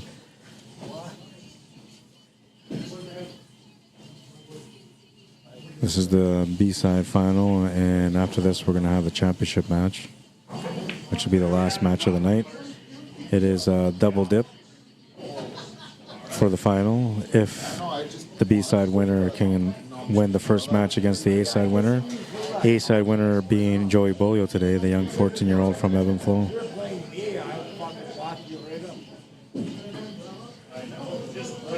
Kind of like that. I thought you all kind of like that. I know, that's why you're sitting where you're sitting. Oh. You probably do what you did. I still wouldn't play for that. Oscar.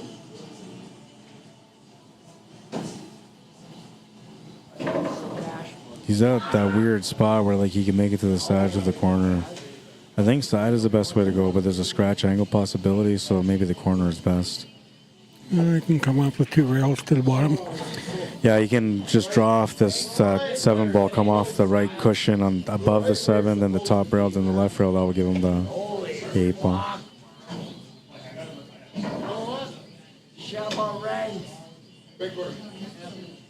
He's being teased and bugged a little bit here on the left, and it looks like he's giving into it.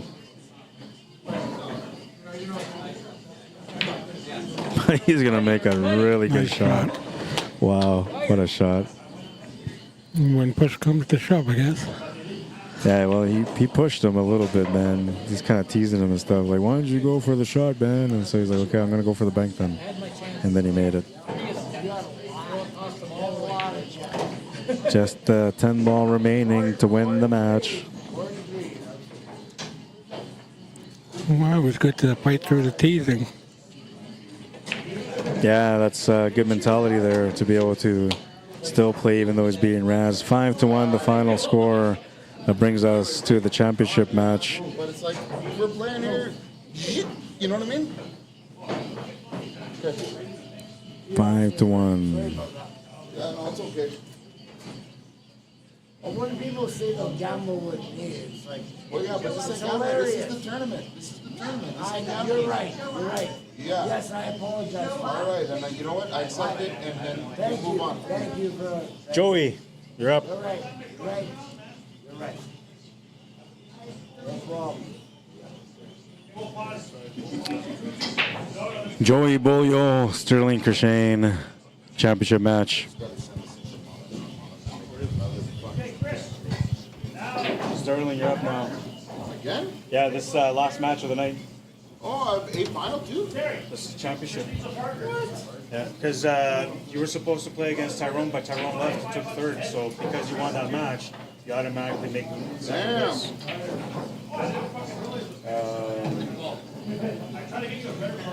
So we meet again. So Tim walks out with 4. 130. Better beat me now. Better win. Yeah, I'm gonna set up the scoreboard first. This is a championship match, so before I pay out Tim, bring down the Fargo rates, change the names around. Joey will go on the left because he won the A side, so Sterling will stay on the right.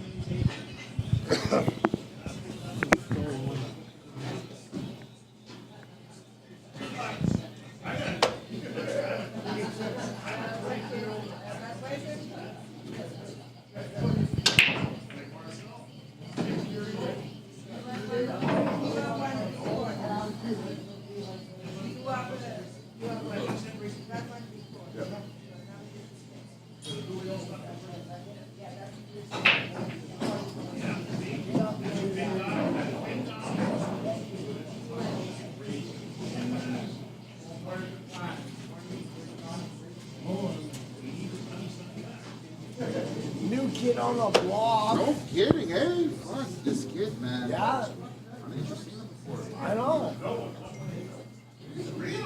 Let's see how this works out. Let's see how this plays out. Give him 2 games in the race. Championship match, race to 6. This is set number 1. Joey Beaulieu at 6'10", Fargo rate, playing against Sterling Kershane, who just won the matchup against Tim Sinclair. He's a 6'04", Fargo rate. And this is rack number 1 of this championship match. If Sterling can win the first set, we go to a second one. If Joey wins the first set, it is over. Fucking Jim. No idea what happened.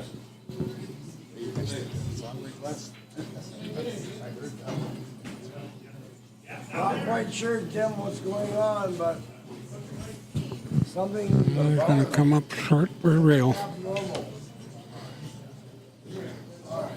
Here's where it all What the hell, Tim?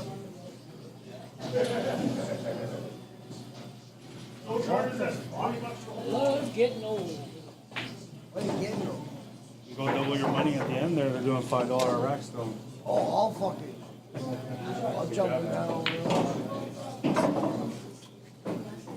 You get to bed till 4 o'clock in the morning. We all have issues, brother. Blake Lamoran, no, the early 10 does not count. Try drinking. The 10-ball last, $75 entry, so I made a 10-ball last. No 10-ball combo, or you can make the 10-ball combo, just get spotted. And you can't do anything. Sorry, I missed something here. I didn't stop, buddy. I never The combo, and you can't win off the break either, just get spotted. Elmara, the champ, says Peanut Gallery should be quiet. Yeah, they're kind of being a little loud over there. I don't want to get you. I don't want to get you. No, for real money. I don't want to get you when you're all juiced. I want to take all your money. Oh, he hooked him pretty good. 500 is that. All right, give me a second here. I gotta do a couple of things. It's gotta be cash on this fucking railroad.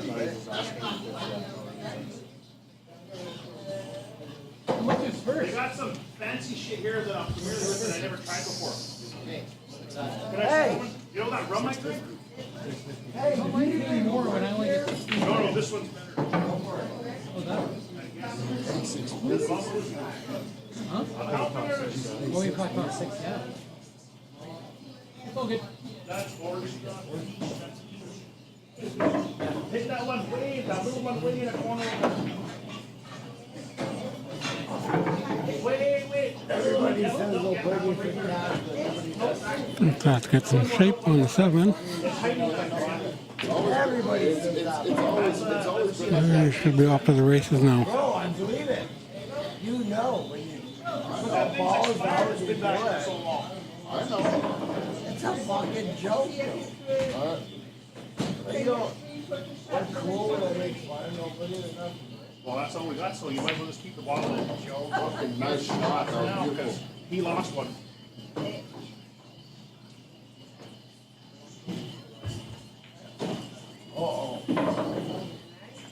Where you going? And Doyle about to take the first match. Beautiful.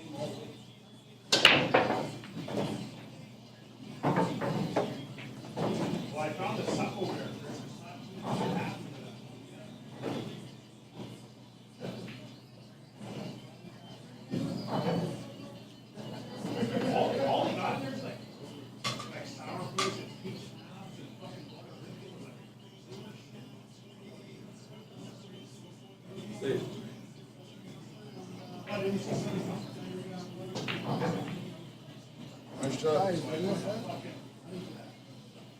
Okay, thank you.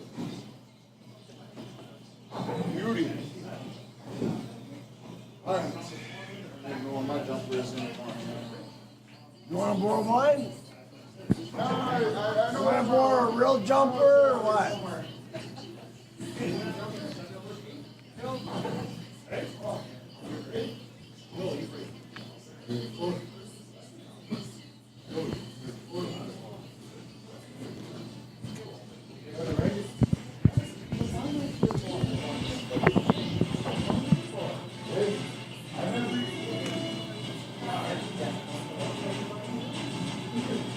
Anywho. Fourth pocket. That's one over. You're like, I've had enough. I've had enough of this place. Oh.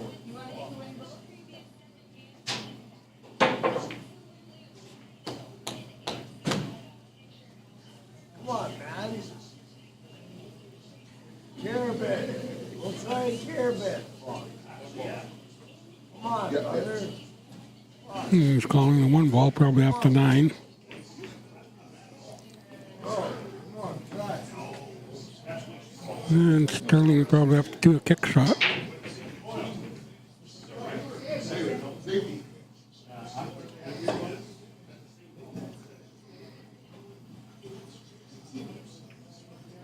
And I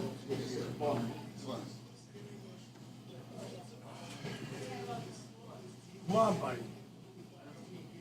Try. Try. He's gonna hook himself. Come on, man. You got plenty of shots, bro. And he's gonna kick the 2 in the corner. You were playing me, you wouldn't get a fucking 2 shots. You know that. Come on, buddy. All right. Come on. Figure your shit out, man. I'm gonna wake up here. Well, good. I don't care whose son this is. Come on. I'm just kidding. I'm not. This ain't my side, I'll tell you that. Order.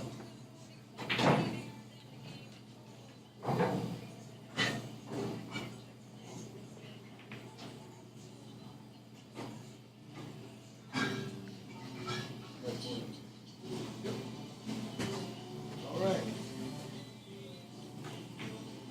Get in the game, man. Get in the fucking game.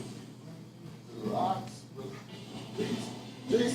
fucking stressing me out. Well, good. You know what? I'm okay. Relax. Well, you're not gonna try. What the fuck are you doing I'm not there? gonna try.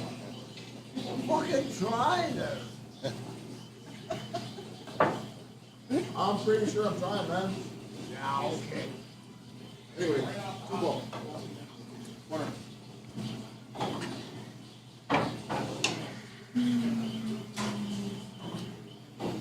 Backwards Jackson.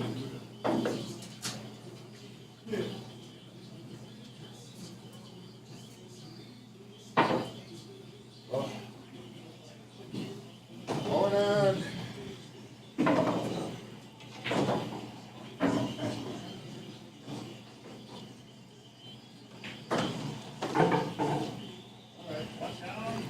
I'm not even sure if they're counting scratches in this game.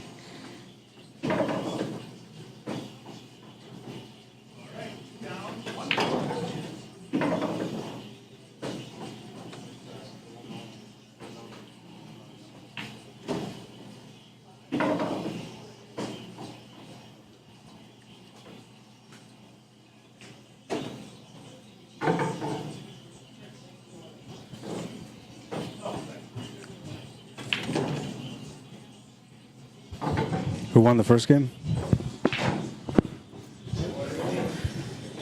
All right. What a cat.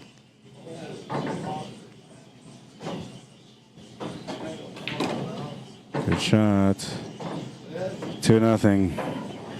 Trying to make some quick work out of this championship match, the young fella.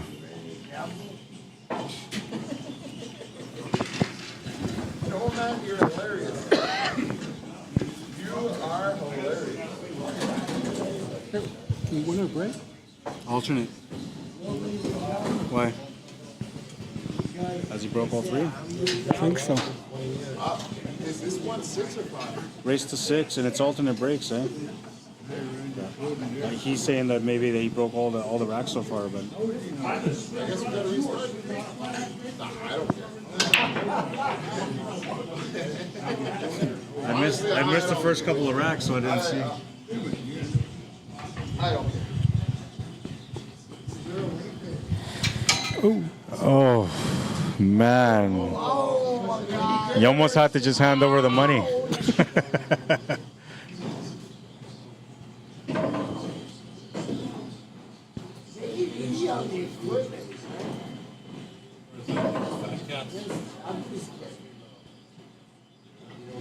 I think you actually need an enclosed booth. Need to get a muzzle for Jason.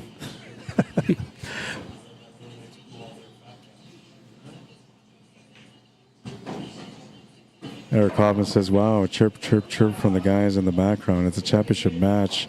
Shut it. I would hate to shoot with that nonsense. Yeah, and I heard it, man. That's why I came over here. It seems like he's calmed down a bit now. But yeah, that's not cool, man, because, you know, it throws off a player at a crucial time in a match when they're playing for the money, man. I'm surprised he didn't follow through there for the 8 ball, but I mean, he has a shot here to come back down for the 9 anyway.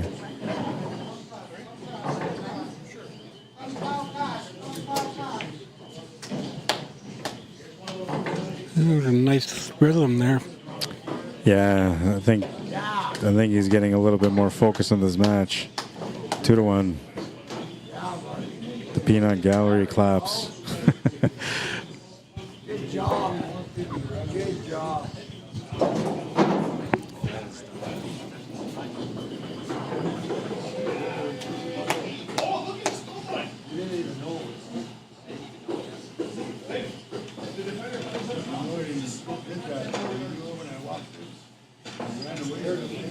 Yeah.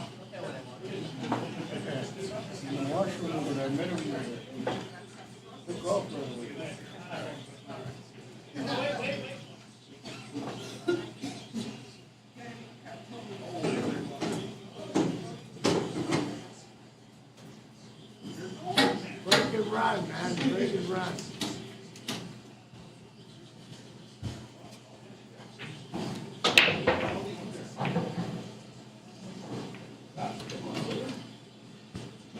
Break for left He came up drive.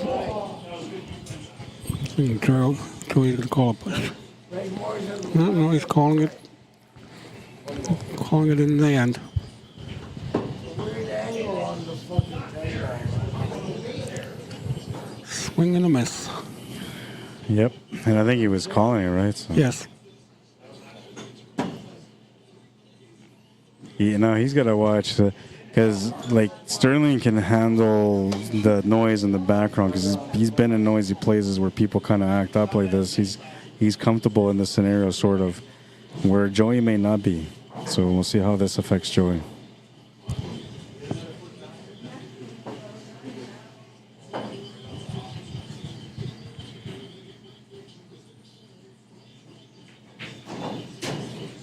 One ball's gonna move out of the path, create a problem here.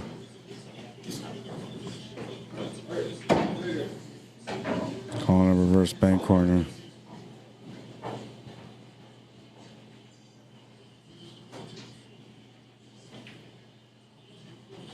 Makes a nice shot, wow. Yeah, and you can see the 2. And not to see the 2-3 anyway.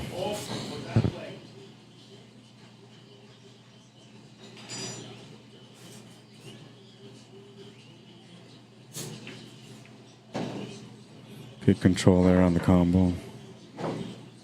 It's got the angle to be able to come over for the 4 now. 5 ball sitting by the pocket, so this table's looking good for him. And now you should kind of expect this, right? If you're the A-side winner and you're waiting for the match, you should kind of expect that the guy that's coming through the B-side is going to be shooting lights out a little bit.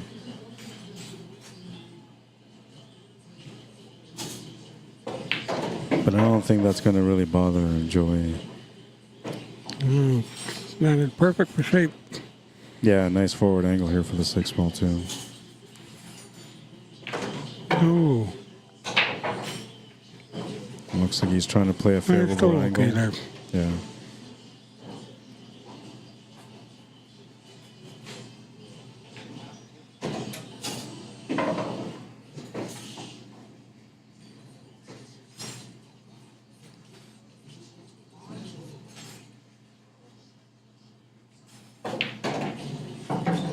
Okay, I'm a bit short on that one. Could still make it though, still available. Just have to spin the cue ball around. Either come around a few rails or go back and forth a few rails.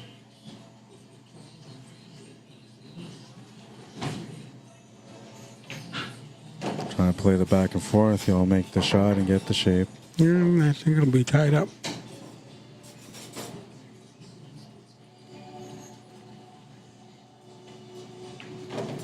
Ten is good. We're tied at 2.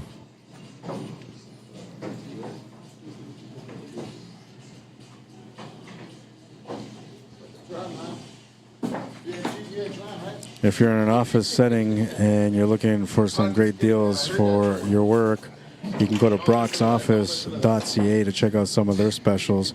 Every time you go onto their website, you'll see the featured items on the bottom. This is one of the featured items for this week right now. A1 Premier multi-purpose paper, 5,000 sheets per box, $90.99 on Amazon, $69.99 at Brox Office. Broxoffice.ca, that's where you go to order that stuff.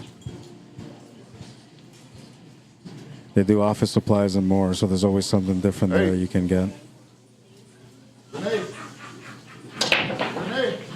you guys thirsty? Fuck yeah. All right. Hey, Chris, you're drinking shots by yourself over here. I get that.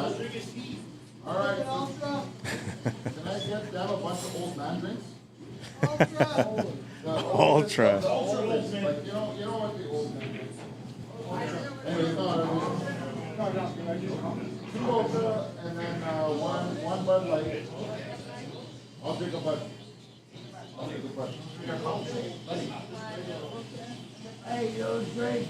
I'm sorry. Yeah. I trust you. It's on TV. I don't drink.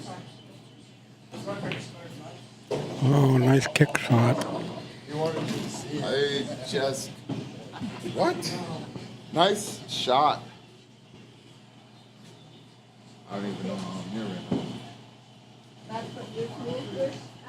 now. You seen how I fucked up earlier, right? I was fucked up earlier. I'm like, yeah, I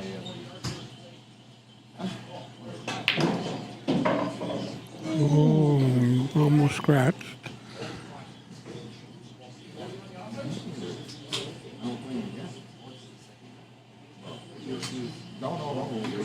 I'm going to grab a jumper and try and make the 5.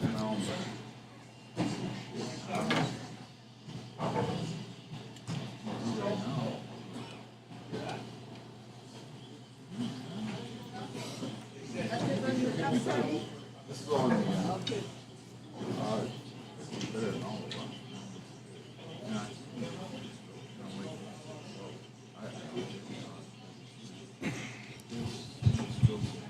There's another one like nothing.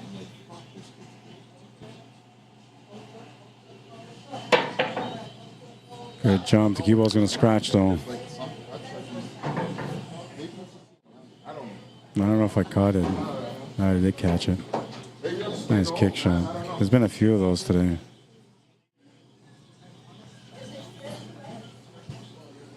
I'm a little disoriented, man. There's a lot of stuff going on around me, but I'm trying to do my best to be focused. And a little bit earlier, I was just trying to get the payouts for the first and second place.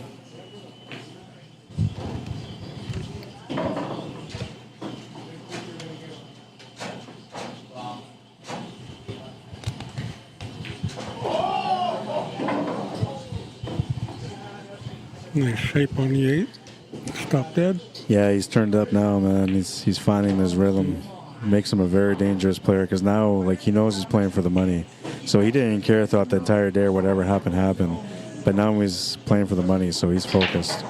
And he's playing against a young player who's got a lot of great game to his game already. So it makes it a little bit more intimidating. You don't want to take a chance against him. You're going to play your best game. That's what he's doing right now. It's those young eyes. 3-2. He's got a 1-game lead. It's a race to 6, so he needs 3 more, and he's breaking in rack number 6. Jonathan Nipper, how you doing? Freddie Upham. Brock Brashad, how you doing? Welcome to the stream. Owner of Brock's Office. Jason Richard. Chico Mendoza, bienvenido, welcome. Ashley Lauren Laundry, welcome to the stream. Lucille Garcia, welcome to the stream. Hope everybody's enjoying their night so far this weekend. We're here in Winnipeg, we're sitting on -3, man. It's like summer. Yeah, I mean, it's a little cold, but it feels like summer. A lot of movement, but nothing goes in. And the young gun, Joey Boyle, is going to have a chance to reply here.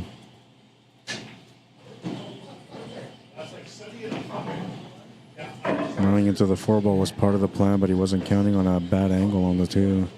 He'll have to make up for it for the 3-ball now.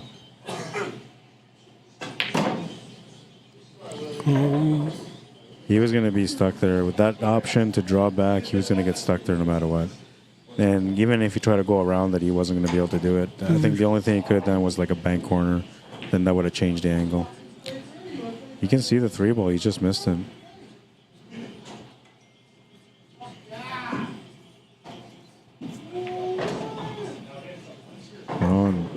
Sterling gets a nice little table layout here now. A chance to be able to get another game lead against his opponent, Joey Boyle. Has to find a pocket for the 5.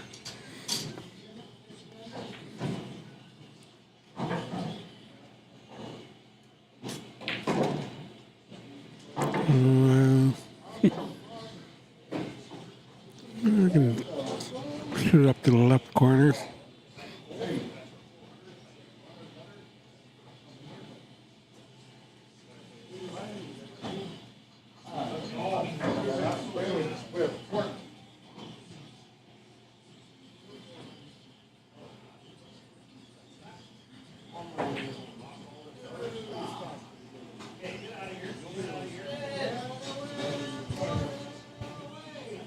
This is an important shot.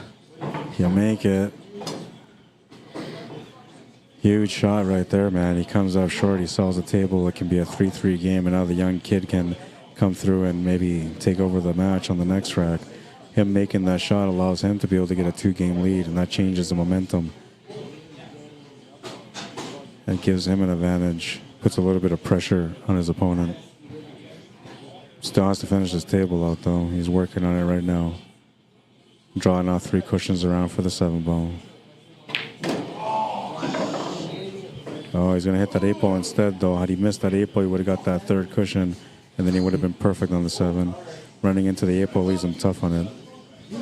Now, the only thing you can really do is either a bank or a cut, which the cut is probably the way that I would go because I'm not much of a banker, but he's a banker. So he might just take the bank on. Yeah, he's going for the bank side. It just makes sense because now here he can get set up for the 8-ball.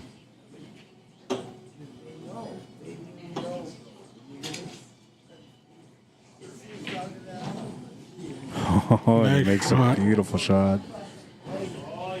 Beautiful shot on the bank. He's a banker, I said, and he delivers on the bank once again. Keeps the calm nerves here on the 8-ball, a challenging 8-ball perhaps, after making that nice shot. Getting around this 10-ball for the finish. A little sharp, but it's cuttable. 4-2. He's got a 2-game lead now. Needs 2 more to win the match. If Sterling can win the first match, we will go to a second set because it is a double dip and Joey won the A side. Now there's a small chance that Facebook, if these guys go to a second set, there's a really good chance that Facebook is going to cut off at some point. Let me see. I don't think it'll tell me here.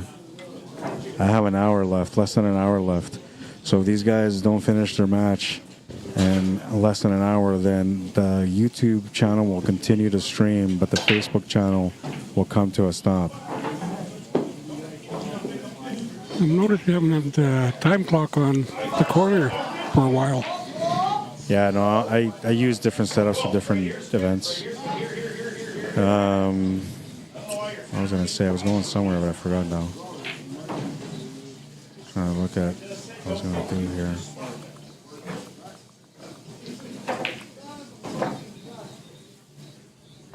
Well, for those of you that are watching on Facebook right now, in the bottom, when you look at the pinned post, it says Q Sports Live and it shows a pin on it. That's the link to my YouTube channel. So if you guys want to go to the YouTube channel to subscribe or just to go watch the rest of this match, if it ends up running past 50 minutes from now, then you can just follow that link at the bottom. But if you've never been there before and you're enjoying the coverage, then maybe you guys can subscribe to my YouTube channel and help support me that way. I'm trying to get to 1,000 subscribers, and I'm getting close to 800 now. It's almost there. Still about, I think,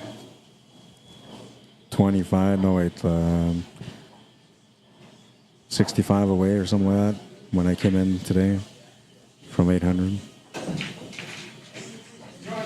It's going to be a foul.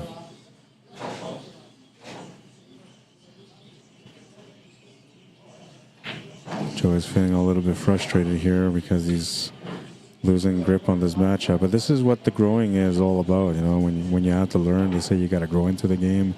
This is it right now. He's having to learn how to deal with the fact that he's not getting the table to go his way.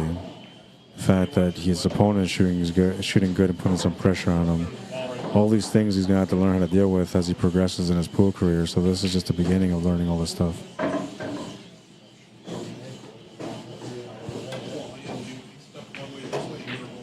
Now, what makes a great player is that no matter what the score is, they always find a way to come back in the match.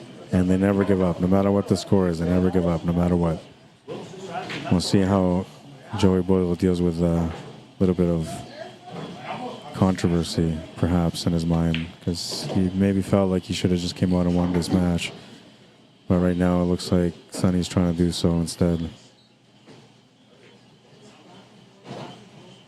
Got to get this 8-ball past the 10. Oh, it rolled out to the left on him. And he's left an interesting option here on the 8-ball. It's either you try to bank this or you play it safe. That's the only options he really has. He's going to go for the bank, and he's going to miss it. Oh man. Well, and this is interesting because this is one of the rules where you can give him the table back if he wants to. But do you want to when there's a jump shot on the 9?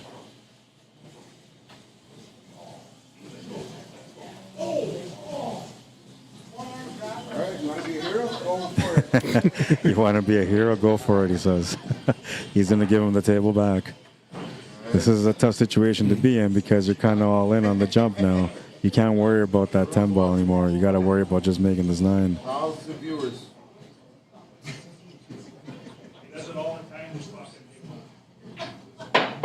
Oh, he's going to over jump the cue ball. Wants to try it again.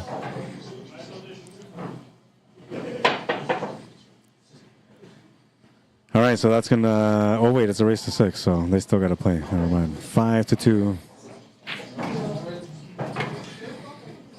I thought that was a race to 5, but it's a race to 6, so they're still going.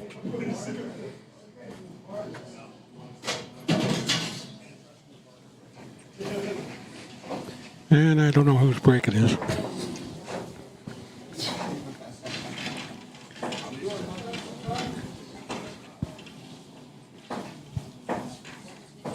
What's up, Kyle Jones, Charlene Maines, how you doing? Welcome to the stream. Got the locals tuning in to watch this championship match. Ron Hoger, Kevin Hoger, Billy Ricker, what's up, guys? Richard Shutters, welcome to the stream. Jim and Dilios and Doso, how you doing? When it rains, it pours, and he's going to come up with a dry break.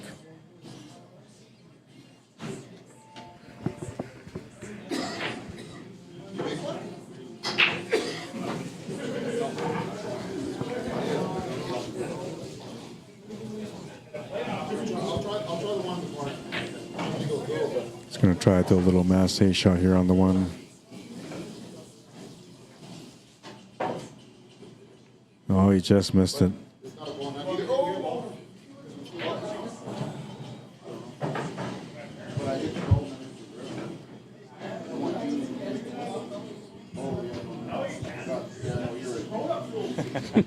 Yeah, you're supposed to hit the 1 Hey, ball. man, I'm drinking.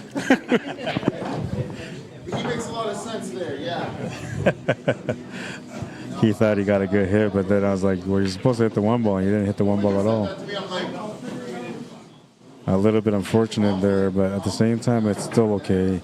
He can draw off this 2 into the 3. Needs that 4 to get out of the way, and it just does. Nice little setup there.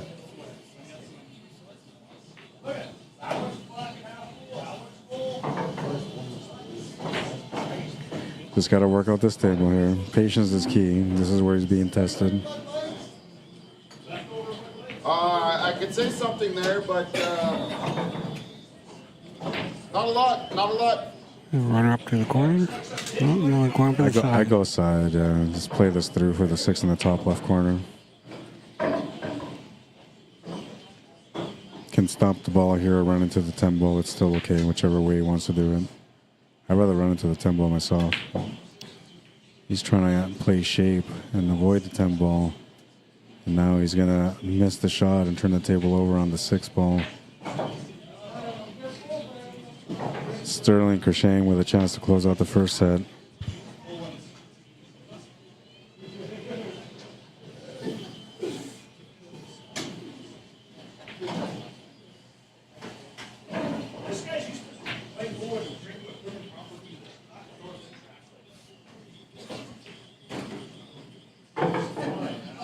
As long as he avoided the 9 ball, he was going to be good for the 7 ball. It's got a nice little line here, but it looks like you might have to play, 3 rails back around to the left side for the 8 ball. Unless you can force stroke it through and come off the right side, cushion it back to the left. And that would be number 1 option.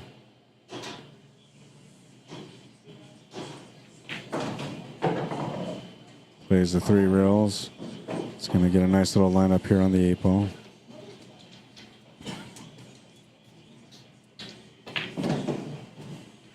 Drawing back for the 9 ball. He'll get good on the 9 ball too. A little straight perhaps, but he can still work with us. Gotta watch not to cheat the pocket too much if you're gonna force it through. He made a good choice there.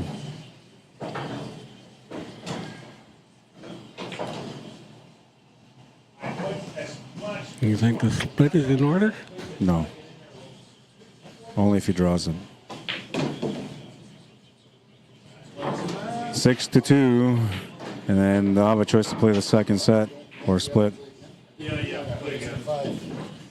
It's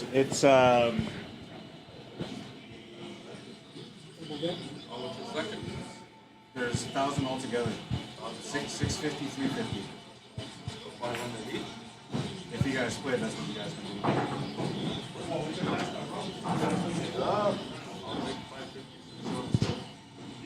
Don't even be that guy. Don't be that guy. Come on, man. I'll buy you a Coke. I'll buy a Coke and some fries. Happy I meal. was thinking like, oh, no. Anyways, All right, so it looks like they're going to split. great shoot. All right. Eyes weren't working at the end there. No, but you smoked me the first set. And then, you know what? Like, you knew it. Like, the longer that we go, the longer I go down. Yeah. Never mind, now you're done playing pool, now we can bring you guys are splitting. Yeah. You were splitting. You know, do it on the way you normally do it. But I'm going to put my hat on, though, because my hair's all fucked up. My girlfriend's like, hey, your hair's all fucked up. I'm like, I don't care. Yeah, but the bigger your hair, that's how we can tell how many drinks you have.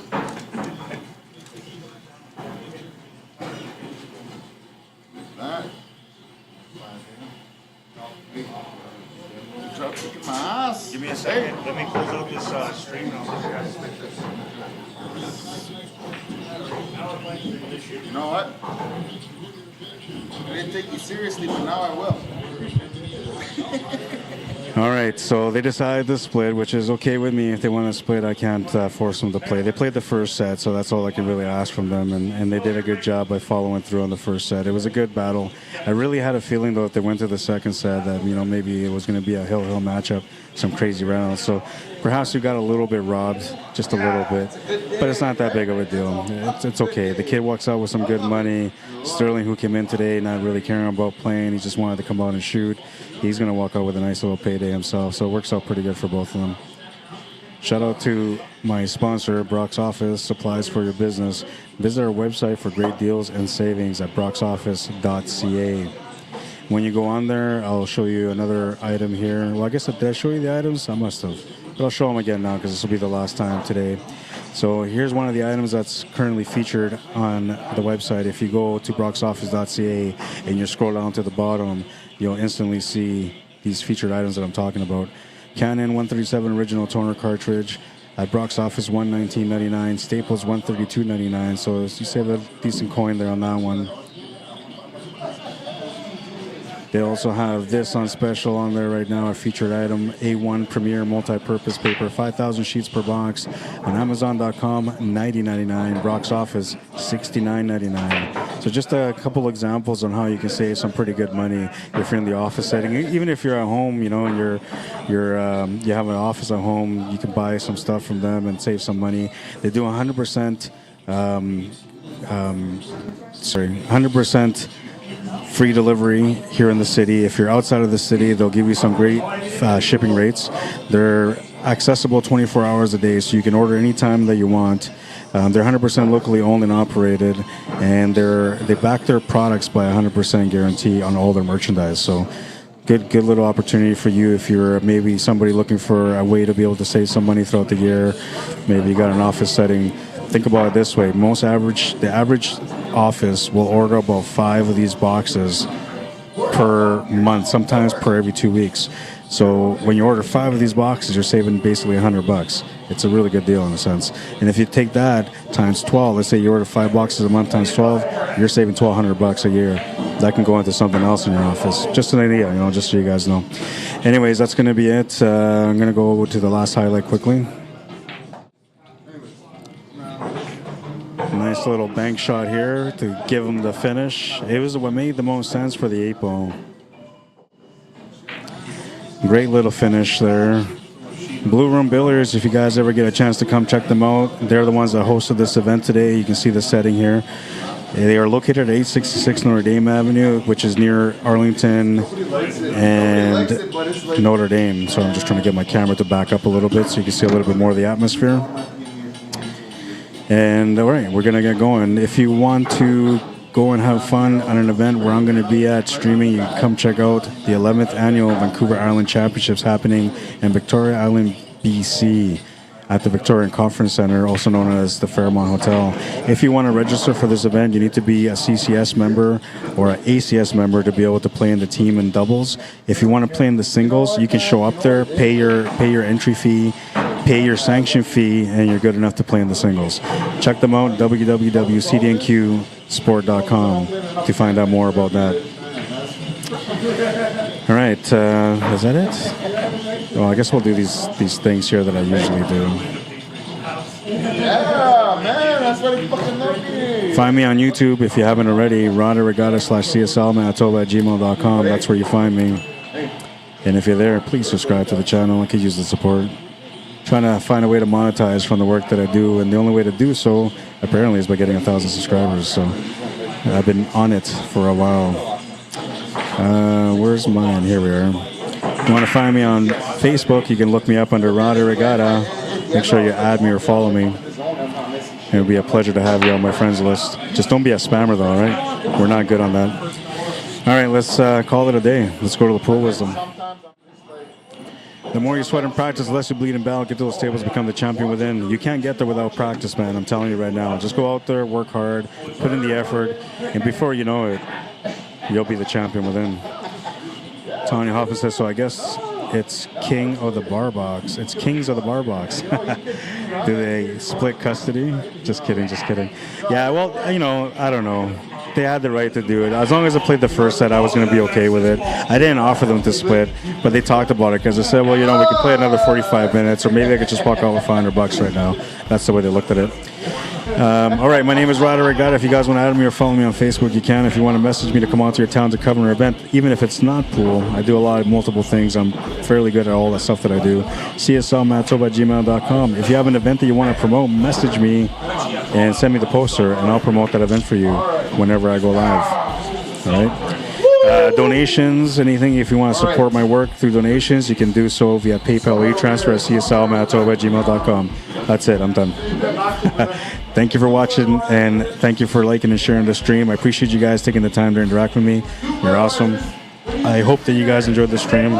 It was some really good competition. That's the last King of the Barbox for 2023. The last King of the Hill was last week, and we're coming down to the end of the year with all the great matchups and all the great tournaments. I have another tournament coming up soon. You'll see it right away. Anyways, that's it for now. Thank you for liking and sharing the stream. I appreciate you guys, and thank you to everyone that took the time to subscribe to my YouTube channel. You guys are awesome. Until next time, or I'll see you guys at the tables next time, which will be tomorrow from the hangar.